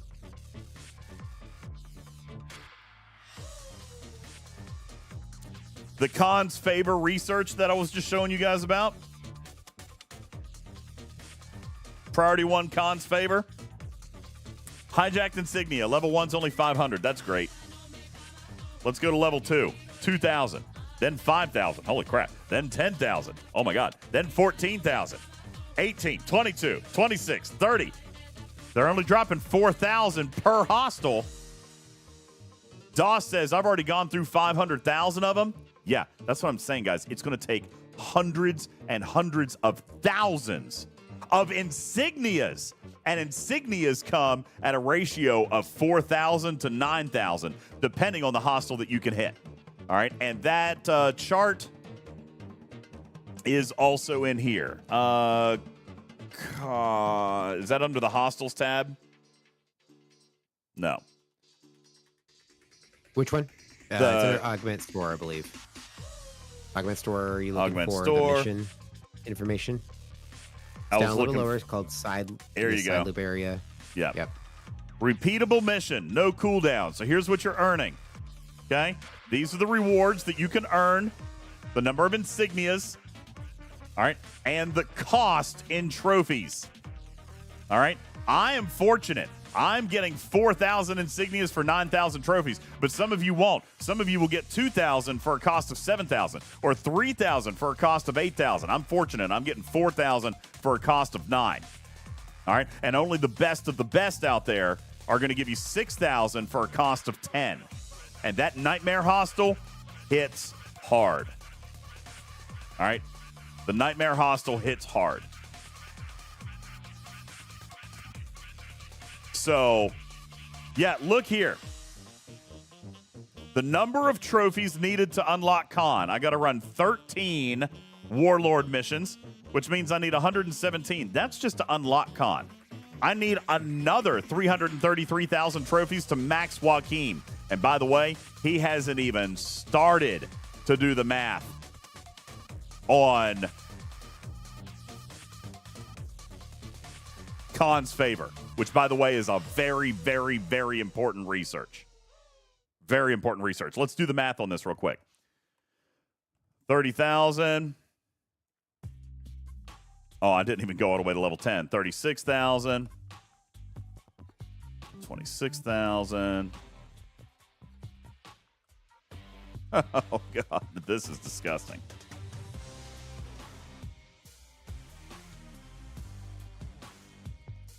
Oops.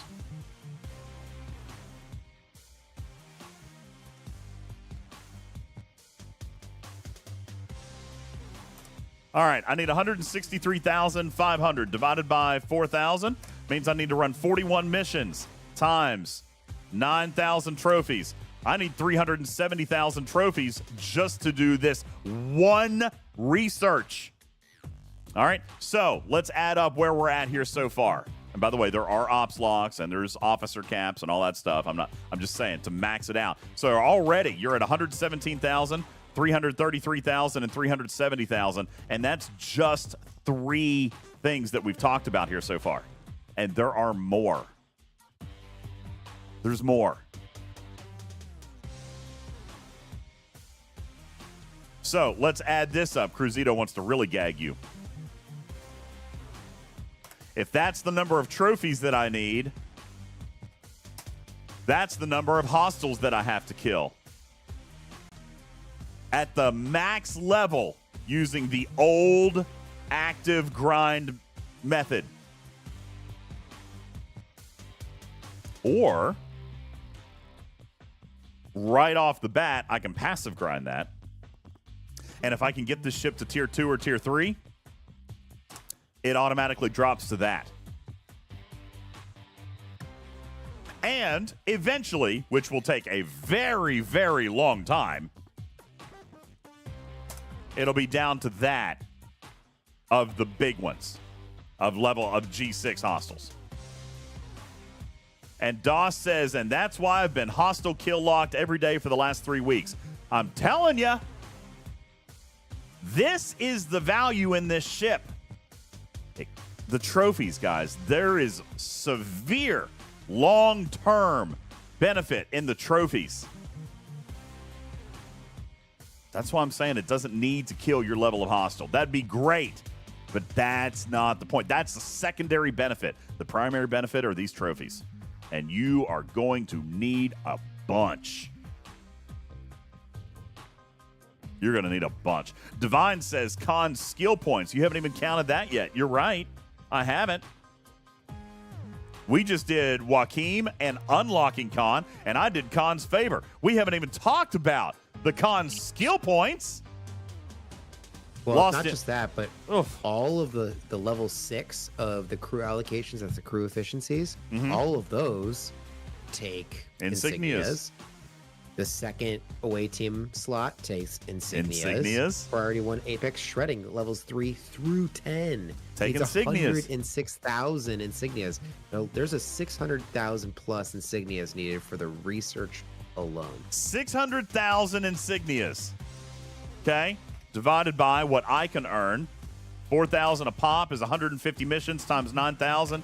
Just for research, I need 1.3 million trophies. Divide that by 50. That's only 27,000 hostiles. And by the way, I love it. I praise this design because it is infinitely grindable. There are no time locks here, guys. You can do this based on your time. Hostile cap is the only time limit. Well, cap, yeah, the daily hostile cap. Okay. I mean, guys, this is a truly grindable arc. Everything in it is grindable. It's brilliant. Killer J says, you're talking 3 years to grind? No. Well, not. Yeah. For some people, this is 10 days. For some people, it's going to be much faster. And to be honest with you, now that I've got an auto grinder, I should be able to knock out a few hundred of these a night. And you got to remember, I don't need, like, as I tier it up, I'm going to be able to earn double the trophies and then triple the trophies and then quintuple the trophies as I tier the ship. So, yeah, I'll be sending this out overnight. For sure. And as I tier it up, and as somebody just said, in less than a week, I'll be able to hit the hostiles that give me 100 trophies. And that's going to automatically cut this in half.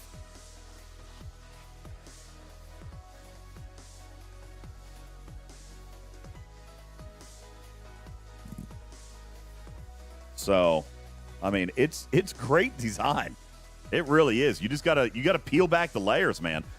Mr. Tiger's arc is designed like an onion, Matters. And this might be his most intricate design yet. I mean, we've seen intricate designs with Q's Trials and Chaos Tech and Bajoran and Deep Space Nine, even Voyager with the mining of the different things. Jules, this might be the most intricate design yet.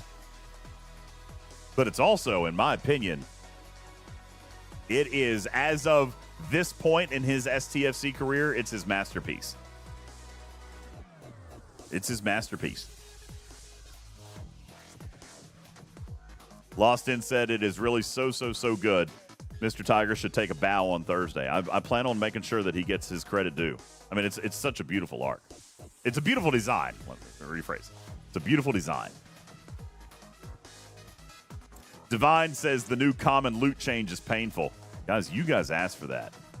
I don't mean you specifically. I mean, that was very broad, very popular feedback. And Jules and I warned against it.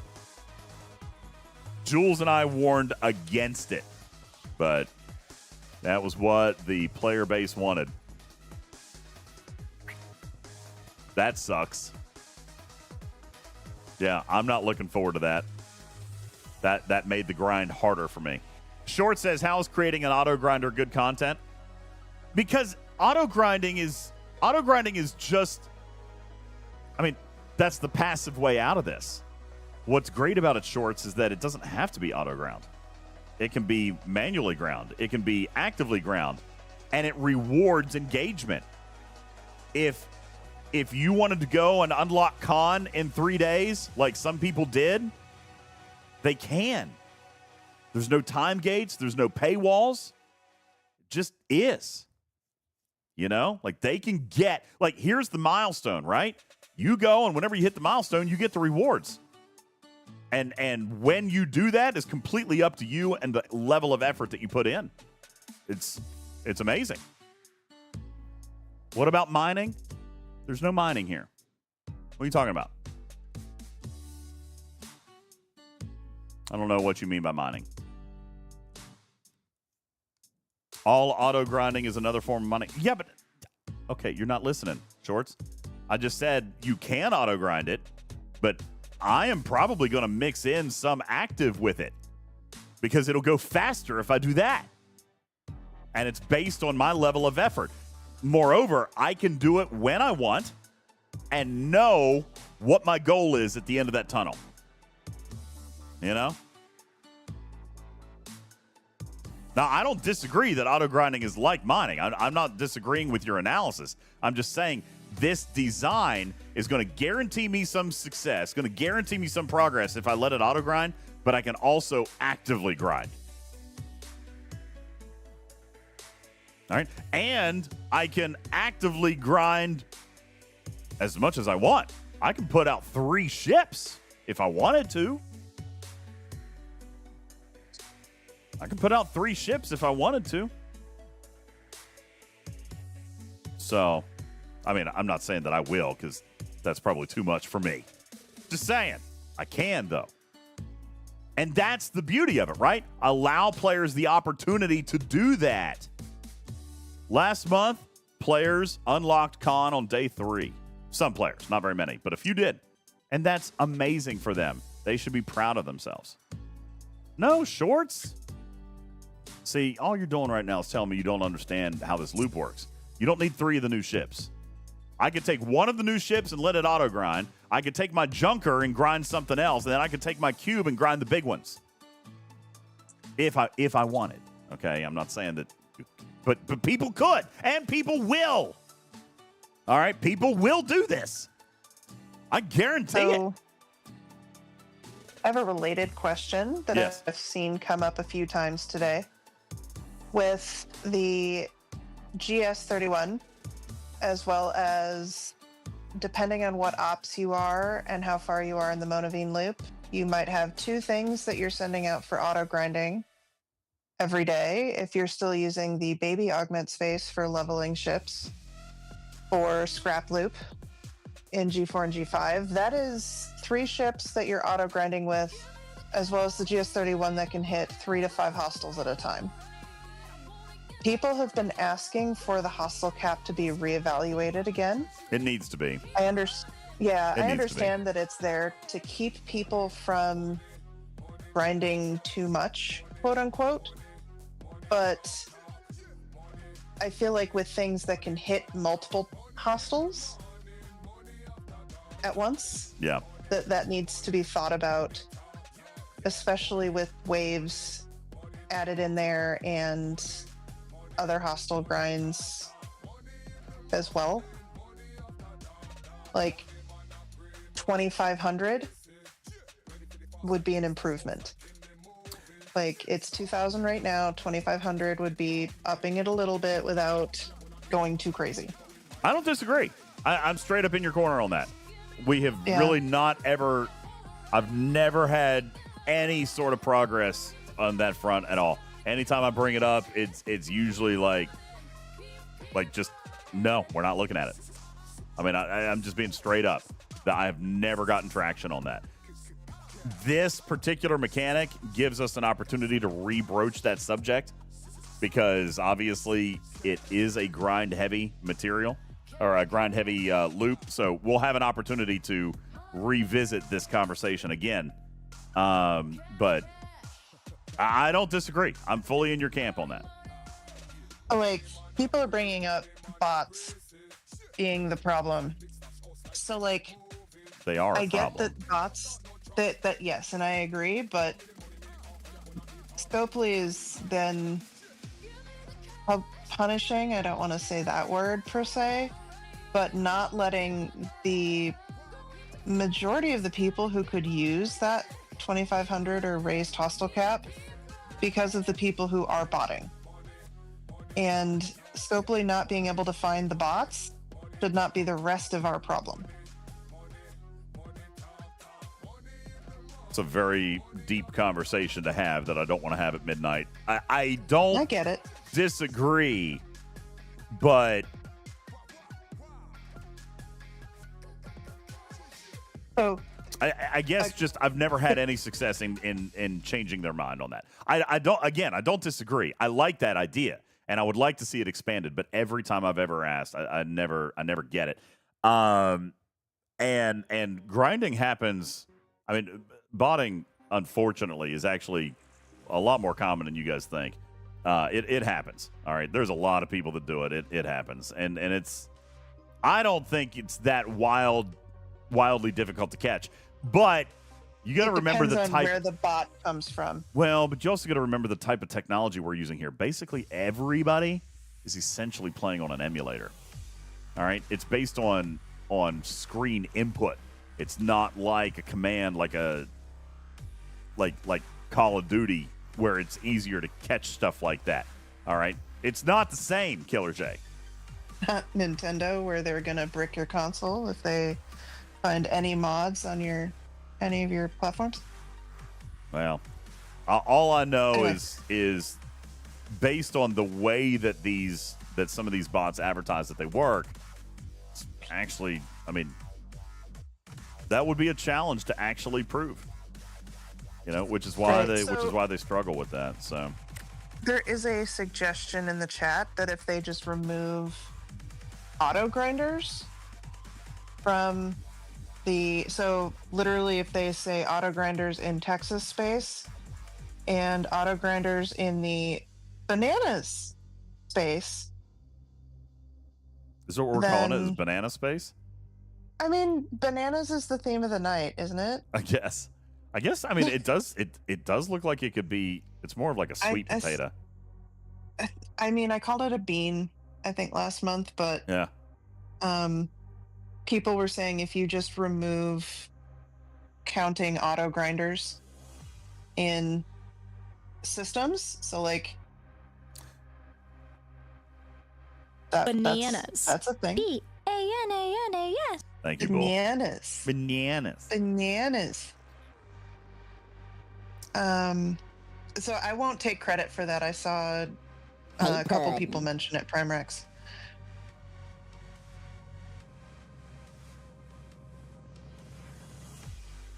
Yeah, no, I like it. I like I said, I've brought this up a lot, and I'll do it again because I agree, especially on auto grinding. All right, especially now that I found a loop that I kind of, I mean, everybody should be excited about this loop. Everybody should be killing thousands more hostiles a month now. This is an auto grind loop that actually matters. They've designed an engagement driven loop that actually matters. What's the hostile limit cap at now? What is it at? 2,000. 2,000 now? Yeah. It used to be lower. Used to be even lower. Divine says, on the other hand, it is choice. You've got 2,000. That's not a small number, and I don't disagree. I don't know that I have ever hit the cap. Okay? You got to be pretty damn engaged to hit the cap. I don't know that I ever have, but oh, shoot.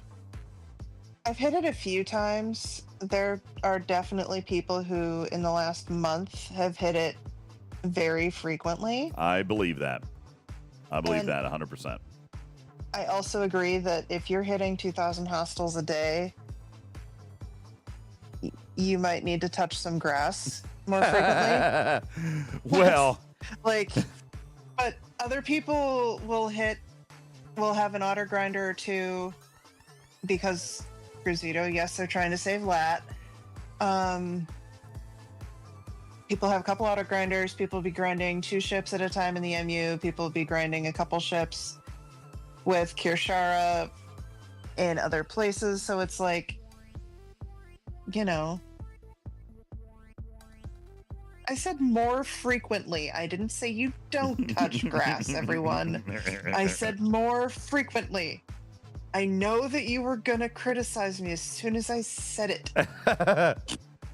Shelby says it is easier than you think, and you know that's fair because I don't set out auto grinders. You don't auto grind an MU. No. You can have a couple, and that you can have a couple auto grinders. So one in Texas space leveling a ship. You have the Reliant now. I lat it You out. Yeah, you do. I do. I lat it. I'm with Cruzito on that. I don't leave auto grinders out for XP. I just lat it. You know, yeah, people are just like, we'll just remove the I one am not type on of people's hostile. KOS list. You're on mine. I'm not on KOS list. You're on mine. Good thing we've never actually been on the same server. I'd die anyway. But it's not as simple as removing hostiles from the like one particular type of hostile from the equation. Like, it would be nice if it was, but You know, I have been sitting here listening to you guys talk about grinders and the cap and all of that. And as a pretty avid grinder, I got to tell you, I like the cap. It actually gives strategy on, okay, I can only do X number amount per day. I think it actually brings in a little bit of strategy if you are a really high-end grinder. And, you know, like it actually hurts the people that bought. They may bought too much. And then, you're pissing people off. You're pissing them off, Buds. Boy, the chat's going crazy. I know. And by the way, Danny, GS31. By the way, Danny, I do not agree with that statement. Don't have one I yet. agree. Okay. I do agree that people who maxed their rep, that got con, like that is a huge achievement, and they should be proud. And I'm very, very proud of that. I think I'm proud of what I did, Absolutely. and I did it. It took me a month. No, absolutely. Don't get me wrong. I'm not saying that they shouldn't be proud of it. They should be even more proud of it because they did it with the cap under that restriction and they were still able to do it. That's, to me, that's more impressive. That's why I'm saying it brings in more strategy. This is the one time your mic works, dude. Scupler's like, hey, we'll get you a better mic if you go out there and quell down this cap talk, okay? Get out there. Yeah, what? Get out there and settle these people down and we'll buy you a new microphone. So DJs, how frequently do you hit hostiles with your GS31? And how many do you hit? I'll go grab common loot with it for a little bit, or I'll do some waves. That's about it. I'm not grinding with it either. Cruzito, we see you say punch up, get more ship XP. It's not always that simple. Dude, nah, that's a whale take. Dude, some of these ships take like 50 million XP per level, bro. Like, some of them are really heavy. I mean, maybe not that high, but it's millions. It's 10 million or more. It's millions, okay? That takes a long time. It takes a long time. Every minute and a half, you can hit 5 hostiles at a time, right? Ish. You know, that's if it's maxed. Mine's still 3 That's minutes. 45 seconds is 45 Okay, seconds. mine's still is like max. 3.5 minutes. Me. Okay. The GS31 refinery is back on PC, and you should be checking for an Android or iOS app shortly. I don't think it's actually been cleared yet. I'll check mine real quick. They did release an emergency app update, but I don't think Apple cleared it. If I don't open it, then later I can claim ignorance, right? You got it, Ultra It is Vatican. a hot take to see Op 70 say just use lat for ship XP. That's not a hot take. What are you talking about? No, it's not. That's not a hot take. It's the it's not out the yet. Op 70 players telling everybody else just use lat. So very few people have the amount of lat. Oh yeah, they can't do that, Cruzito. Yeah. They can't do that. I mean, again. Oh, it's multiple 70s in there saying just use lat. And I'm blaming Cruzito. Okay. Yeah. I'm gonna blame Cruzito because it takes millions and millions and millions of lat per level. All right, I lat it out, but guys, holy smokes, it's a lot. Here, let me see if I can find a ship. Let me see if I can find a ship that's got it. Here we go. Here's a Sanctus. All right, tier 10, because I haven't done the last 10 levels. 12 million lat for one level. 12 million lat for 12 million XP, rather. 12 million XP for one level. All right, that's 173,000 lat. That is not easy for them to come up with, especially not when I need 10 levels. Okay? It is a cheaper conversion. I get it, Loston. You say that's nothing.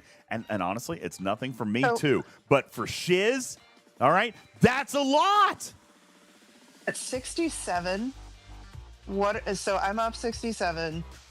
What are my sources of lat free to play? ATAs. I can get a ATA, so that's 6,000 a day.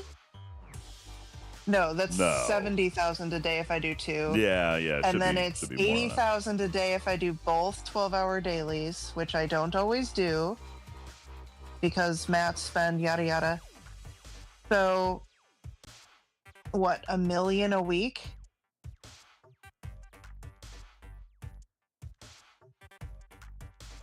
Am I mathing that reasonably? All right, well, by that math, you're good for about 50 to 60 million ship XP. But I'm just saying. Saying. That's just the ship XP and not any buildings in G6. That's fair. But I'm just saying. Or speed up. That's what I'm saying. Yeah. You're right. Texas guy, you're absolutely right. I buy the Vault of Latinum pack, so I'm fine. That's why I'm good. I buy the Vault of Latinum pack 15 times a month, so everything's fine. There's Latin events, not WIT events. There is Latin events, and again, I do Which think events? Mini dailies. Those are the ones I said. Okay, that's fine, but I do still think that 1 million lat a week is a fair number. I think that's a fair number. I would agree with your assessment that 1 million lat a week is a fair number, okay? But by the conversion that we just did, I mean, that is good for 50 million ship XP. If you dedicated all of it. Right. But I mean, you could split that around, but I mean, 50 million ship XP. You guys don't need 50 million ship XP in a week. Just throwing that out there. But you do need G6 speed ups. If you're pushing. I've been letting mine slow roll for a little bit. Saving up mine a little bit. I'm just saying, I do understand that lat is not a freely usable commodity like it is for late G6 and 70 level players. Okay, I get that. On the other hand, I mean, 1 million lat a week is more than I thought you guys were getting. That's more than I thought you guys were getting. So I mean that's a lot of ship XP. And that's without the Fisha, and that assumes some other stuff too. So, like, it's still maybe you guys could use a little bit more of it, a little more freely without. Listen, you remember when I did my big officer push, and I only ended up spending like 10 million lat, and I was surprised by that. I mean, maybe we're hoarding it, and we don't necessarily need to. Hey, Shiz, I've got a challenge for you. Shiz won't like this challenge. Shiz, I have a challenge for you.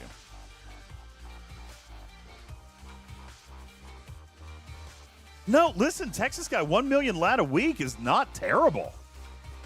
Like, that's more than I thought it was. I mean, what does that buy you? What does 1 million lat buy you? We just talked about it. If you did it, if you break it all, if you channel it all, which you don't, all right. But if you channel it all. 16 hours. Okay. No, 16 days. No, 16 No, hours. no, of it's 1.5. It's in G6. No, it's 1.5 million lat per day. All right. That's why I said 16 hours if you have 1 million lat. Yo, dog. DJs be gumpin'. Straight What does that even bustin' mean, on that Juby? swag. He be getting jiggy with it, fam. All that lat and no smack. Show me the money. Hashtag free Diddy. Oh, God. Hi, Juby. Thank you, Miss Juby. you. I'm trying to deliver. Ryder misses you more. 3, 2, 1, go! What a sticker party. It's sticker party. Oh, the turtle. Oh, yeah, there's all kinds of humpy turtles out here.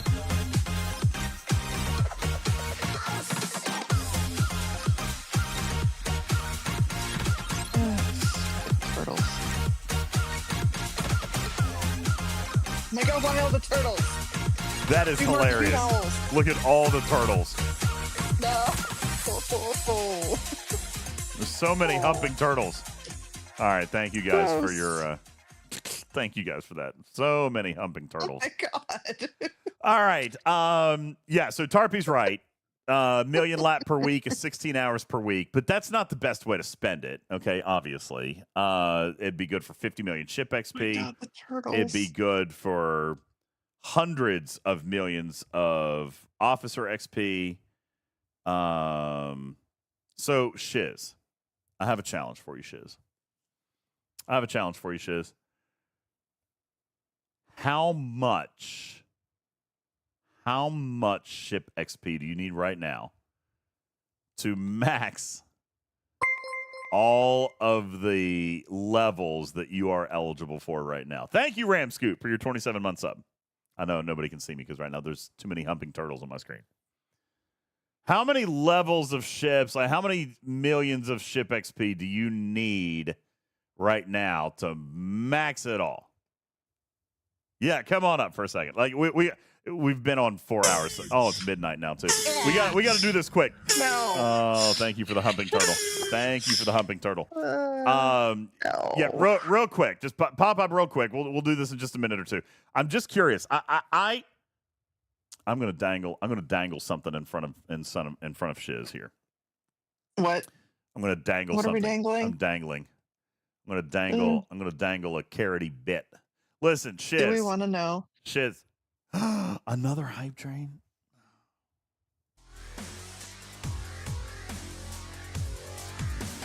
All right. Shiz, where you at? I don't see you. You need to join a voice room. Was that the turtle? No. Lost it. Lost it. Thank you for dropping another 4 gifted. Oh my goodness. Quake says 50 million ship XP for all of my ships right now. Dude, that's 1 million lat. How much lat do you have? How much lat do you have, Quake? How much lat are you holding right now? Shiz, you're not in a voice room. I don't see you. There you are. He's not. Where is he? He's in movie night now. Okay. All right, Shiz. How much ship XP do you need right now? Oh, he turned his phone sideways. We're not going to be able to hear him. All right. I'm looking in the chat. Quake says I need 50 million ship XP. Quake is holding 20 million lat. Quake, blow it all. Do it all. Do it all now. What are you waiting on? Do it right now. Incursions. You're not going to wait. You're not going to wait a whole month. DJ, without the new event that gives us, it's like the 5-day event or whatever that we have to donate, and it gives us a whole bunch of Latinum back. Wandering Warrior. Thank you. Just ended. Right. That has run. How many times has that run since it started? 3? I think 3 times. 4. It might be 4. February, March, April, May. 4. Okay, so 4 times, and we get what, about 15 million? Nah, you can't count on 15 million. That's like full engagement, but I mean that's an expensive event. Right. So let's say you can safely count on 5 million. Is that fair? Okay. So yeah, but that's not what I'm just trying to give you perspective. I have fully engaged every time and got maximum lat from that. Okay. Okay. So let's say I'm at plus 60 million on lat for doing 4 of them. Okay. I only have 45 million lat right now. So without those events, and without maximum engagement on those events, I would technically be negative 15 million in the hole. Technically, negative 15 in the hole means positive 15. You can't have a negative. Well, I mean, if you you know have a what I negative and mean. negative. I'm just saying, you're the mathematician, all right? If you have a negative and on a negative, if it's a positive. I will technically be 15 million in the hole. Cruzito says, wait a second. You mean to tell me now we have to engage with events to get rewards? Gosh darn it! What the hell game are we playing? Listen, I do not discount that Latinum is more important for a free-to-play than it is for a spender. That is a very fair statement, okay? Very fair statement. But I think your Latinum will go farther than you guys think. I think that just like I was surprised when TJ made me upgrade all my officers, I think you guys would be surprised if you started blowing your lat. I went through 150 million lat and got through half of 67. Okay, you're a little bit different because you're using Sigma speed-ups on construction. All right? Right, and that's why I'm also saying for G6, that 1 million lat a week is not a lot. But it's probably more than that for a G6 player, isn't it? Or no? It is, but it's not like 5 times or 8 times that. I don't disagree. But it sounds like with Wandering Warrior and your weekly income, you could easily be at 20 to 25 million a month. I have a spreadsheet to make tomorrow, don't I? Yeah. So there was a point in the chat, and right now my game is lagging, so this is good timing. I mean, I can tell you that just back of the napkin calculation, I probably have averaged 30 million lat income per month since Wandering Warrior started. I mean, that's pretty significant. Loston says you can grind a lot of speed ups. You don't have to use them for lat. No, look, grind cap though. Don't we have a hostile cap? So that's been a balance, right? It is. The last month, a lot of people have been putting a lot of their effort into augment grinding. I don't have a ton of which speed is ups. no speed ups. Yeah, look here. I don't have a ton of Sigma speed ups. Okay, I don't. Now I do frequently do builds. Okay, but I'm also not rushing where I can't. I mean, I could. I've got 600 million. I mean, I could do more. Yeah, you could. You could be up 70 by now. No, I can't. I'm way no? short on materials. Yeah, way short. So the other thing you mentioned, it is a expensive thing for the Wandering Warriors. I realized with the amount that I put into it that I am definitely putting myself back a week or 2 or 3, depending on some of my ships. Well, so if that particular ship isn't max, and I get lat out of it, so I'm not unhappy. But like, I don't think you are. So wait a second. This month, the overflow mechanic was in Gorn Apex loot. You can grind that. You can grind that. Those aren't parts. That's loot. You can grind that. Like, you can go just pick that up. All right. Now, you got points for spending the ship parts on the ships for the ones that were newer. The Eviscerator and the Relativity, you could spend that on the ship and get points for that event. But the actual trade-in was just Apex loot, which you can go freely grind. I did. Yeah, I just donated Apex loot for mine. I was wrong on that one. That's fine. Yeah, that one's. There was another one that was the board stuff, right? The stuff that you get from. At least I had a bunch of them. Yeah. The board cube. Like, I think every time it's been something you can grind that you donate. You just have to have enough of it. Yeah, you just got to go get it. Yeah. Yeah, I was wrong on that. This is an interesting topic of conversation. I'm gonna put a pin in it because I'm tired. But okay, Echo. What? You gonna circle back after you put a pin in it? No. We've been on for 4 hours and it's midnight on a work night. But Taco Bell closes in 50. I'm not going to Taco Bell. I'm going to go maybe heat up a chicken pot pie or something like that. But I am. What? You're not going to go for a quesadilla? No. And go full echo. No. Oh, there goes your mic again. Yeah. Putz is like, hang on, the Earth has just spun around again. Give me 24 hours. I only got 7 minutes of good broadcast time.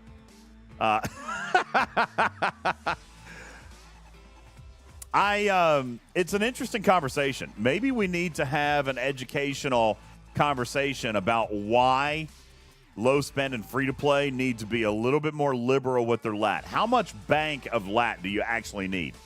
Is it 20 million? I don't think so. I think it's probably 1 to 2 million. All right, you should be spending. You should be spending your lat. I don't think any of us should tell anyone else where to spend lat. Okay. Well, I mean, that's what we just spent the last hour doing. No, we calculated where you can get lat, and 70s were telling people where they should spend their lat because that's how they spend their own. But I don't think any of us should tell anyone else how to spend their stuff. So you're right. I'm not going to tell someone how to do it. But if you're currently under the current hostel cap, if you're struggling because of auto grinding, maybe you should spend a little lat, and that way you don't have to take up that time to get ship XP, and you can earn other loot. It's all about resource management, right? It's resource management. If you can spend a little bit of lat and that allows you more time to go get common splicers, maybe we should do that. You know what I'm saying? Maybe we should do that instead of sending out auto grinders. Queen Rage, 1 million reserve in G6 is very low, but it's actually very healthy in G5. So I'm just saying, I mean, obviously there's different paths, but I kind of agree with Divine here that there's definitely ways to earn this stuff. There's definitely ways to spend it. And for the people who are hoarding 20, 30, 50, 100 million lat, you're probably costing yourself a little bit, right? Is the guy sitting on 600,000 or 600 million? I lat all my ships, and I would spend it in a heartbeat. I tiered all my officers. I latted my officers. I latted all my ships. Why are you sitting at 68? I don't have the materials. I don't have the materials. You can roll it. Buy more. First of all, I'm a bad friend. First of all my money goes towards packs for the community. All right. I ain't gonna lie. I really want to buy an upgrade pack for the Reliant. To be honest with you, I find value in it. But I'm gonna hold. I'm gonna hold. Divine, that is not true. Because I'm short on materials. Let's look. Choice for words. Let's just look and see where I'm at right now. Requirement. Operation 70.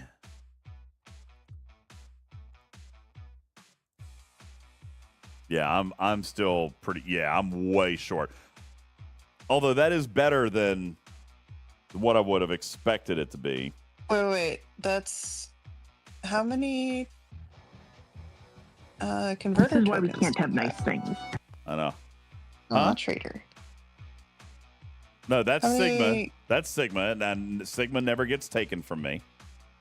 But I'm 44,000 short on uncommon ore, 35,000 on rare ore. That's going to be a bottleneck, and 20,000 on rare gas. So, I mean, how much is 3 years of speed ups in lat? Just click on the little drop down for the lat. yeah, 3 years in speed ups is approximately. Oh, it doesn't tell you? I don't see it. But Okay, I mean, that's so an what's- easy thing. So I have 50 days in Sigma speed ups. I need 3 years and 119 days. I can't even. Can we just call it 1,000 days? Yes. Okay.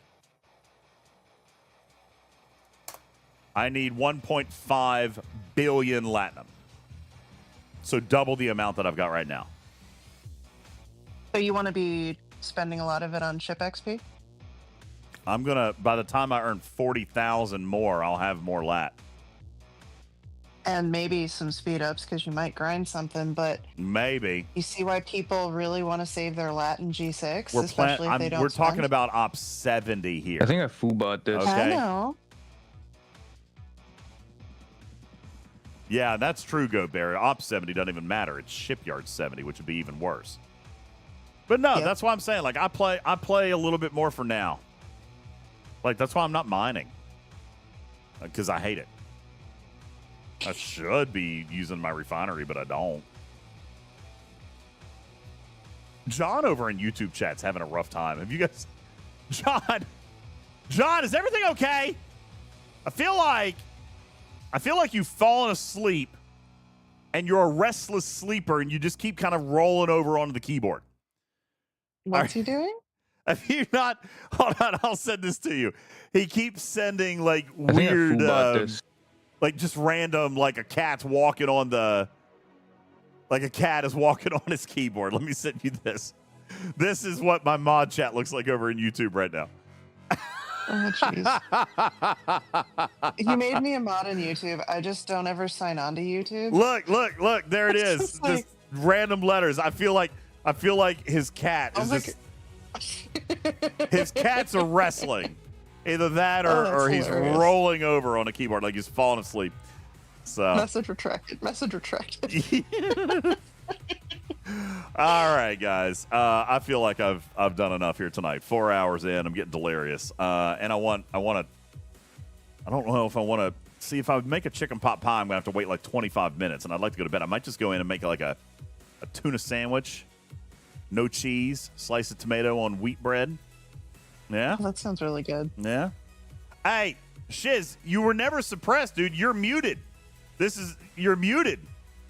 But you're not server muted. You were muted on your client because it shows me those things. Yeah, you were muted on your client, bruh. Here, I'll move you back up. You can try one more time.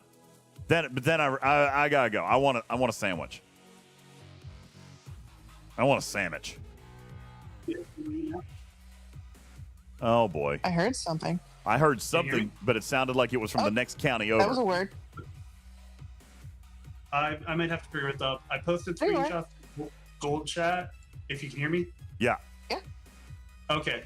When it came out the first time, I was in a room where it's suppressed, and I think it stuck at a mute, and it wouldn't let me unmute. So sorry about that. That's all right. How much ship XP do you need? I put a few screenshots. It varies by a few, so I'd have to look at all of them. And especially this weekend, I should be able to max out an NK, and that'll give me at least 10 level that I need to put on it. So I'd say, honestly, right now, based on the ships that I'm looking at, you probably need in the neighborhood. Bro, why is your Franklin A not maxed? Because it fell out of use. Like, I maxed the tier, but then I didn't get around. I'm actually impressed that you've already got one maxed out. Like, that's actually really impressive. All right. I'm going to say, based on what I'm looking at here, and by the way, I could be wrong on this. I'm very rough ballparking. I'm going to say 100 million. Do you think that that's probably a fair number, Shiz? About 100 million ship XP? I haven't looked up for all the stats for all of them and calculated how much that run, but that seems wrong. Just sit down and be wrong. I'm not wrong. I think 100 million is probably about right. Okay. All right. So we're saying roughly 100 million. You could do that. To go with that as our starting point. Okay. 2 million lat, bro. How much lat are you holding? I am currently holding 73.2 million. Bro, max your damn ships! Max your damn ships right now, Shiz! Wait, didn't you just say it would take... What was the number that you said on the a million lat is good for roughly 50 million ship XP. I mean, if you want to pick this up another time when it's not middle of the night, we can go through, we can run the cost on a few. Hold on. Sure. All right, I just want to make sure that I'm not crazy here. Okay. Well, you are crazy. I mean, I usually keep it pretty reserved for research speed, and occasionally buildings, but more research than buildings. Yeah, that's right. So. And Shiz, what ops are you? I'm 58. I started 59. I'll probably go to 60 on Sunday. So we're within a couple of ops, and I totally agree with you. Like, out of the 30 to 40 million I'm spending a month, I'm probably spending over half, maybe 3/4 of that on research speed ups. Just trying to get through all the research. And really, the rest of it I spend probably on ship XP because I don't necessarily do auto grinding for that. It is exactly 2 million lat. You're holding 80 million lat. Now, further, with your 80 million lat, you also have 267,000 days worth of speed ups. 267,000 days worth of speed ups, man. 80 million lat's a lot, guys. Well, but the one thing I would point out, and you guys were touching on it, is Wandering Warriors. And I think the point that you guys hit on after a little bit, everybody gets caught up on that it's expensive parts. It's only expensive if you donate them. Most of the time, as long as you can save up enough to do 1 or 2 upgrades on a ship, that covers to get to the expend. And it usually, as folks are saying, it is the feed material for whatever that loop is, which means you can grind out what you need to get all of the latinum out of it. So that's actually one of the greatest sources, as long as we have the heads up with a few days to make sure that we can put a module on a ship.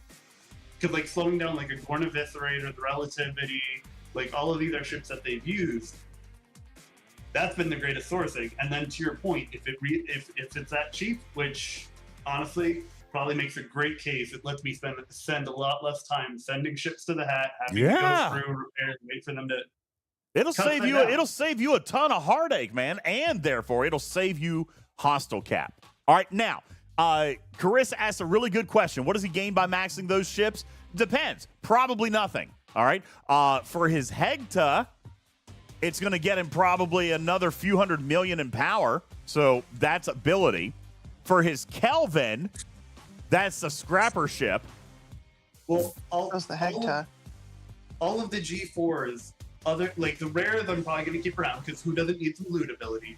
But the Unks and the Epics feed material, especially as I go towards my G5 Epics. Yeah, you don't need the Mantis. You don't need to do the ISS Jellyfish, bro. That's a scrapper ship. That is the whole, and especially as you guys point out, it feeds into itself. As long as I have 1 jellyfish max, I can max out the next. Yeah, let me kick out whatever I need. Your Titan, maxing your Titan is going to give you more ability, more slots. Yep, exactly. All right, your Franklin. You don't need to do that one. Yeah, I mean, like I've already got all the tiers on there, so I'm good to go for the IA. Yeah, because you hit tier 12, so you're good for IA. So, yeah, no, listen, Carissa, you're right. He doesn't have to do it all. But at the same time, the reason that he's auto-grinding is, like, why does he need the ship XP at all, right? Why does he feel he has to auto-grind instead of spending the lat? I would argue that you don't need you don't need ship XP for half of these anyway. But if he's going to auto-grind them, might as well spend the lat, save the hostile cap, and hit some other hostiles. All right? I mean, 80 million lat. What's your ops level? I'm at 58 for my ops. And the question was also, what could I spend ship XP on? And so, yes, several of these are ships that I don't need to XP out. But it's like, what could I possibly spend it on? What, the Latinum? Or ship XP? Well, on ship XP. And also to Chrisito's point about Voyager for XP, as a G5 player, it's worth getting the extra commerce insignias, both because that's not having the GS35 yet and not yet being at the point where I can go freely on the priority 1 ATAs. a Voyager is helpful for some of the G5 ship parts and the ship XP. So it helps to get some of that extra income from even just one more set of commerce insignias per day trade-ins. Not a lot, but but granted, the lot at this point covers that. But it helps with it provides that sourcing until I get the Gorn E up to the point where it gives the rare G5 parts, which is getting low. But I think it's still tier low. I think this is a fascinating topic that needs to be further explored. I think G5 and down players don't realize the power of their lat. And by the way, I'm guilty of that too. TJ had to open my eyes on the Officer XP. I think they don't realize how many officers do you have waiting on Officer XP, Shiz? That's like this feels like it's a whole subject. I would love to dig in further because that's a great place for it. And I think at least that one has a real benefit because of your mess hall. Yeah. Well, mess hall. And what have we seen but the need for more officer stats with P1? Yeah, officer stats, tiering the officers, like the augment bundles requiring so many of them to be tiered up. I'm telling you, like this is kind of eye-opening to me. And it was to me too. In all fairness, I don't want to sit up here yeah, I don't want to sit up here like a hypocrite and say, "Oh, well, you should be doing this," because TJ literally fought me. I lost a bet to max out all my officers, and then I was like, wait, that's all it was? I maxed out. You guys remember I took my mess hall from like 60-something to 90-something, and it cost me 15 million lat.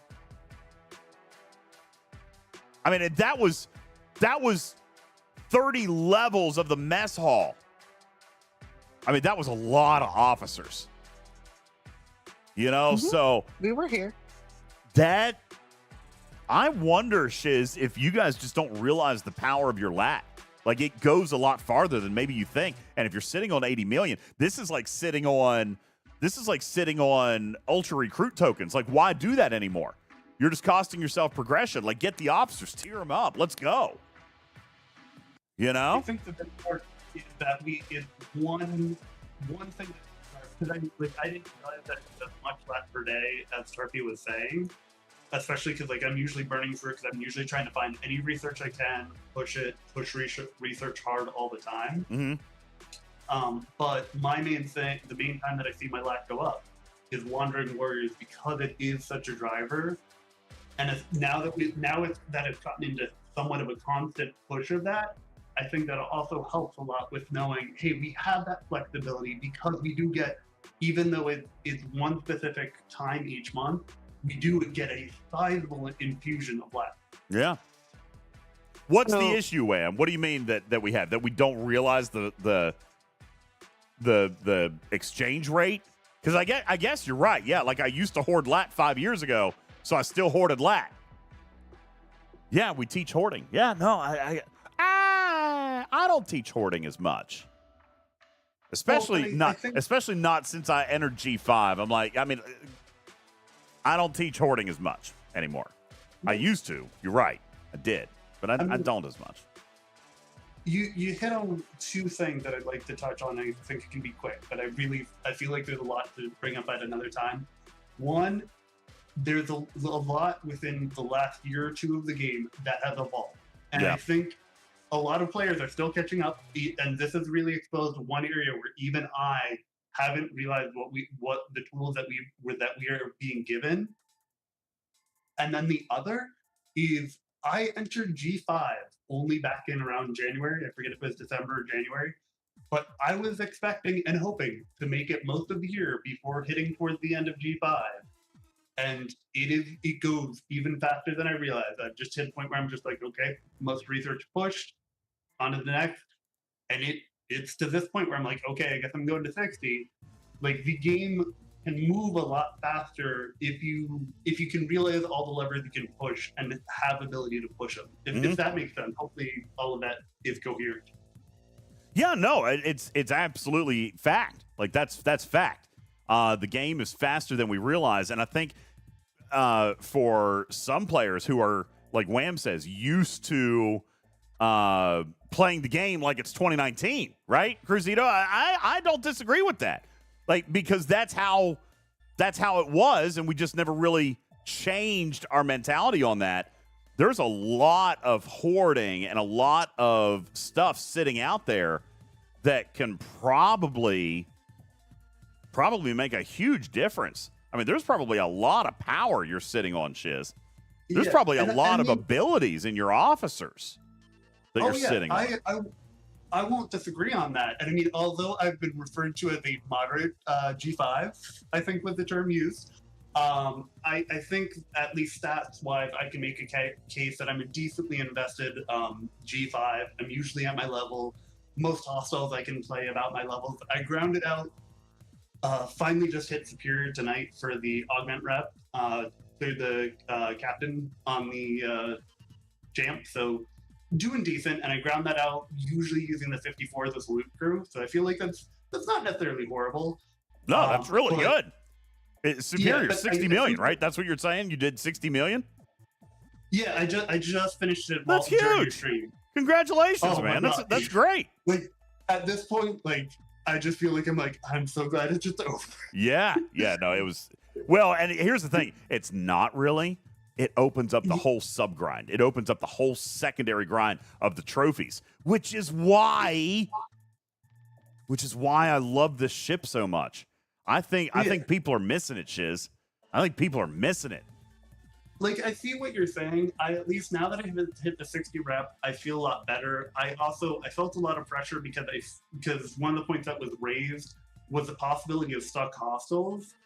And while it was kind of a doomsday scenario, I saw that chance that at least for the lower players, that while it wouldn't be an issue for me, the Reliant clumping could lead to a situation where systems could be Reliant only farming. If you're tracking what I'm saying. Yeah, and that I think still remains to be seen. I don't like to, and I don't know, this is probably a silly thing. We probably should be more prepared for this kind of mentality. I don't like to look at a doomsday scenario for failed tech, but then, you look at Mantis and you look at arenas and so I guess there is definitely some precedent for being worried about that, but I haven't seen any evidence that these hostiles are that these hostiles are killing systems yet, and until I see that, I'm not preparing, like I'm not going to build my content teaching around that. Yeah, Putz. Now, these hostiles are just chaser hostiles, just like in regular Augment, just like in Texas. Am I correct? In theory, yes. In theory, right? Have you ever seen one of those systems be only the chasers? No. I don't think the chasers count as part of the number of hostiles in the system. No. So you're always going to have the others. If you look at Yarda is one where you'll see that happen. Texas space, you don't quite get to that situation, but if you look, the number of ships that aren't sentries in Texas space is definitely affected by the number of sentries. I think that's probably accurate, but yeah. I don't think even in Yarda, I don't think you're looking at all hunters. Yeah, let's go to since you're all halfway there, let's go take a look. And oh damn, you're right. Yeah, this because it was actually Jules that there's no hostiles in the middle, none. Yeah, he had pointed out to the only ones in the middle. You see that 59 with the survey up toward the top. Yeah, 59 with the survey by a data node. Yeah, and that's a chaser too. That's a chaser. Yeah, that's the only chaser. And I feel like to my server, I sounded like a crazy person because I was trying to say we can reach a point where the only hostiles spawning are G7. And then it will only be the Reliance that can hit there. And that's part of why I'm like, this mechanic, in a way, can do something that I don't think folks have realized. If it could take content that was accessible and say, nope, you can't do it. You're right. And that would be an engineering issue that would need immediate attention. But that is also why I believe that you have so many different levels of hostile within each generation. Like, remember last month when people were like, well, the right hostiles to hit are 40, 50, and 60, so why hit anything else? Now we know. Okay, Yeah. now we know there's a lot more systems there for you to go in and kind of hide out and maybe have a decent spot for you to hit. That's why, like, I want to try to get to the 42 or the 44 system. I don't want to sit in the 40 system. You know? Also, as people get the ship, others will be moving up. Yeah. And the issue with the little augment system, or the original augment system, is literally everyone almost at this point can use Yarda and the other one that's right next to it. Yeah. El Mater. So everybody can go there. Not everybody can or will go to any of the augment systems. And only the Reliant can go into the banana augment system and auto grind. So even if you had the entire population of the server with a Reliant, they're not all going to be trying to auto grind at the same time in the same system. So yes and no. Would you do me a favor and pull up the Kinshara, or the Kinshara for a second? The what? Kirshara? Yeah, The Kirshara. artifact? Yeah. That has nothing to do with auto grinding?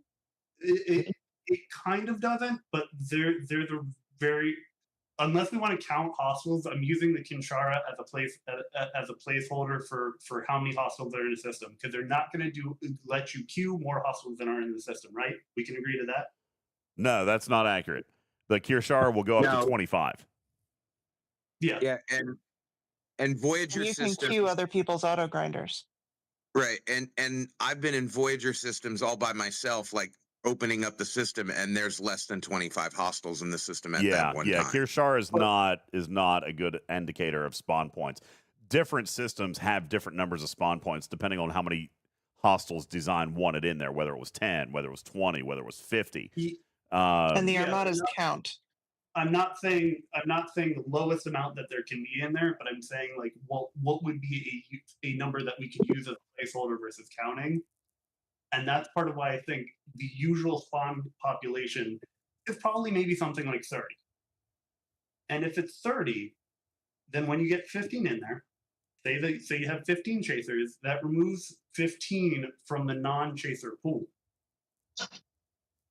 And so each chaser in, assuming that people don't hit the tails of folks coming in unable to hit their chaser, that still gets removed, because when you freeze that, so then each one in, like say that you have 29 people in there with Reliance, that first person bringing their chaser in might not be able to. Like, it's a little on the extreme. It doesn't look like it's happening. No, you're right, dude. I agree with you, but I also, I do think it's a little bit doomsday, right? Because you're looking at so many more systems that are available this time. All right, you're looking at so many more systems that are available, but not only that, Tarpy's right also in that you're going to have different levels of progression. You're also going to have some players in some systems on some servers that are hunting these, so there's not going to be as many people that are sitting in a system. Some people are going to get full in cargo and go home, or they're going to not be grinding at that particular moment because they're doing other things with that crew or whatever. It's not necessarily appropriate to consider that everybody who is free to play is going to unlock this ship and be in this system at this time every day. You know what I'm saying? Agreed. And my server took the stance that we already protected augment space, so we viewed Exile as getting that same protection, and only 2 of the systems slowed down. But it did hit that critical mass, but at least you could see, because the non-chasers move faster than the chasers. So it's a little on an extreme, but it almost makes the case that the hostiles in this case are like mining nodes, that there is a point of exhaustion. So wait, you guys are not hitting in augment space? You're not going to hit OPCL? They've literally taken the stance that if you are floating, you are protected. That only non-floaters, people actively grinding, are fair game. That's even worse. That's even worse. Yes. They're literally. I was going to say, DJ, like the server. This is going to be server dependent, and the servers that are going to experience this are what Server 45 would call Care Bear servers. Don't be rude. I'm sorry. I forgot what server I played on. When I said, man, how do these systems get clogged up? Because ours aren't clogged up at all. Because, like if there's 10 people in there, if it's glowing, somebody's going to go in and kill them all. I will say, Shiz, obviously I don't know if you have any role in your server politics, but there is a benefit to cleaning systems out. You know what I'm saying? Like, that's real. Yeah, like, DJ, I feel like you have a little familiarity with me. Like, I'm not someone that leans towards PvP. That's not usually my lean. Like the one exception I'll say is Arena. I got around to pushing on that. I saw the reward that's worth it. And I feel like they viewed me as a crazy person because they kept being like, guys, protecting OPC in this realm is not going to help us. We actually all benefit if we hunt the OPC here. Like, I'm like, this is actually a good idea. And they're like, no, that's bad. We want to protect, we need to protect them like we protect the old system. And I'm like, okay, guys. And that's why I was like, this could go awry. Yeah. Yeah. So thank you for letting me take that tangent. I know my server is probably one of the few weird cases that they could do that because we're choosing to we're handicapping ourselves. Yeah, you're by not clearing them out, you are allowing more players to sit there longer who could end up being full on cargo even. Yep. And they're taking up those spawn points. I can see that being an issue for sure. Yeah. Yeah, and that's which is why I'm going to come back and I'm going to say this is where the strategy of choosing your system is going to be really important. Like, for example, Jules was like, listen, you need to go up to Gamma or Arcady. And I'm like, you know what? For me, I'm going to Latoria. All right? Because that's going to be much less populated. People are actively chasing the splicers, but I'm after the trophies. So I want to go somewhere. You see what I'm saying? And I've got how many systems? I've got 8 systems for me to choose from that might help diversify the concentration a little bit. Potentially, maybe.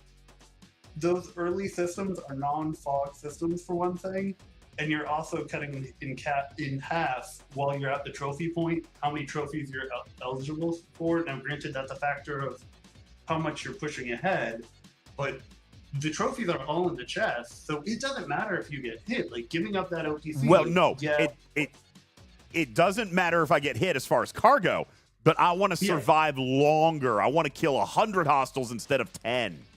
You see? Yeah. Because of the trophies. So I want to stay alive longer.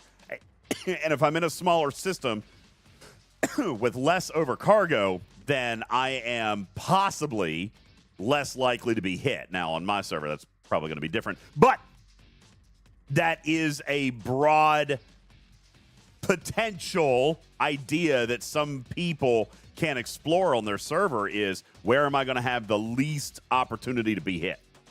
Jamabi, real quick. They did not nerf solo wave rewards. It's a bug.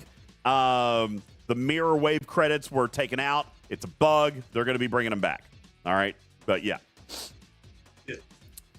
And kind of to go back to that point, like, I'll also say, like, the question becomes, is it better to auto-grind it while you're there or while you're not? If you're not, maybe that going where you stay under cargo protection longer works out well. But it's kind of like the mining situation. How much are you willing to risk it from when you're not protected? Fair. And if you're active, if they knock you out, okay, just send it back and good to go. Which is also why Jules was talking earlier about running protected cargo crew, taking home as much as you can without losing it. You know what I'm saying? I think that's also really good advice. So, yeah, no, this is the kind of conversation, though, Shiz, that I love having. This is the kind of game design that Tiger has given us. There is true choice. There's real choice, and there's real strategy, and there's real options for how people want to try to play it, and there's open-ended possibilities for how servers and communities are going to react to it. There's not a correct answer here, and I think that is the epitome of beautiful design. Yeah, and I think like even to go back to Jules' point, that increasing the protection limit also increases how long you have before people say, "Oh, he's OPC. Let me go grab that." Yeah. So it works out a couple ways, but like it all goes back to like, maybe there's more protective research you hadn't grabbed before. So it slowly adds a lot of different areas to work the problem. Yeah. Yep. Hey, good morning, Peffies. Sorry, we're actually getting ready to end. I appreciate you being here, though. What's up? What's up, man? How you doing? Oh, man, how long have I been at Max Cargo? God bless it. I've just been sitting here grinding uncommons. Damn, man. Shoot. Anyway, thanks for letting me come up. And by the way, Sharpie had said one thing that I wanted to make sure to mention, and her comment about they're playing like they don't know when they'll get more lat again. Definitely right, and I had to get them pointed out. I think it's I just about this. acknowledging that we now get it more, so we can spend it more. Yeah, I think that's an awesome topic. We're gonna have to do some investigation on that. Zero G's, thank you for your channel points redeemed. All right, guys, that is gonna do it for the night. We have done a ton of content. My gosh, we've been on for 4.5 hours. We've done a ton of great teaching. There's been a lot of great conversations. A lot of great ideas have been tossed around here tonight. Bananas. B-A-N-A-N-A-S. So many bananas. So many bananas have been thrown around here tonight as well. Thank you guys all for hanging out. I think it's been a phenomenal show. I hope you guys got something from it. If you're watching on playback, I hope that this has been interesting to you. Thank you so much for watching on playback. You guys are incredible. Thank you guys all. I really do appreciate it. Yes, Swag, I raised the price because they went nuts with them earlier. I mean, there was probably 50 redeems for bananas. I had to raise the price. All right, there was way too many bananas. Okay, it was just too many. All right. Oh, Mort just tried to spend bananas. I'll turn it back on real quick so you can get your banana in. There it is. DJ, what is wrong with you? Nothing is wrong with me. All right, there you go. Mord spent more channel points. All right, now we're leaving. Don't spend any more channel points. Okay, yes, the banana situation was bananas. It absolutely was. Rubik says, I need my VIP. I'll do that. Sorry, I think I missed it. VIP Rube X3. Boom, done. There you go. Enjoy your purple diamond. Thank you very much. Ice Wolf, I never did my avatar. Are you still in chat? Or do you want me to refund your toy mice? I'll refund them. I'll just refund them. Okay. Refunded and boom. There we go. Okay. Because here's the thing. What'll happen is at the beginning of the next stream, somebody will change it again. And then you won't even have gotten your time. So we'll catch up with you next time. All right, guys. Appreciate you all. Who is online? Anybody? Gosh, can you believe this, Tarpy, that we still, as of this moment, still have over 300 people in our live studio audience. It's 1 o'clock in the morning. Thank you guys very much. You guys are incredible. I appreciate you all. That is wildly amazing. You guys are rabid animals. Let's see. Who do we have online tonight? Anybody playing Star Trek Fleet Command? No. Nope. We don't. We got Pika, who's doing, looks like Groovy Disco. We got Val Dudes, who's doing Torched Tuesday. Bafty is on playing Expedition 33. I've seen a lot of people playing that game. I don't understand those types of games, but I see a lot of people playing them. Nolan is on doing YouTube reaction videos. Nolan is still streaming. It looks like he's getting ready to wrap up. Oh my gosh, Tarpy, he's only got 2 hours left. He's been on the air since May 1st. What? Yeah, he's been on the air since May 1st. He's only got an hour and 50 minutes left. He says final hours. It could be. Do you guys want to go over there and add another day or two? That would be really funny. He's probably thinking he's at the tail end of it and then just screw him up. Okay, do people think I'm mean? I know. It's terrible. Cruzita said, let's go extend it. I mean, he's probably ready to go to bed, right? He's been on for 35 days. You know what? We haven't rated Noah in a long time. Let's go over there. I actually want to see this. He's got 1 hour and 51 minutes on the clock. We have to extend it a little bit. You're so mean. You guys would do it to me. You guys would do it to me. All right, that's where we're going. That's where we're going. Just add a couple of hours. Just make him stay up till like the middle of the night.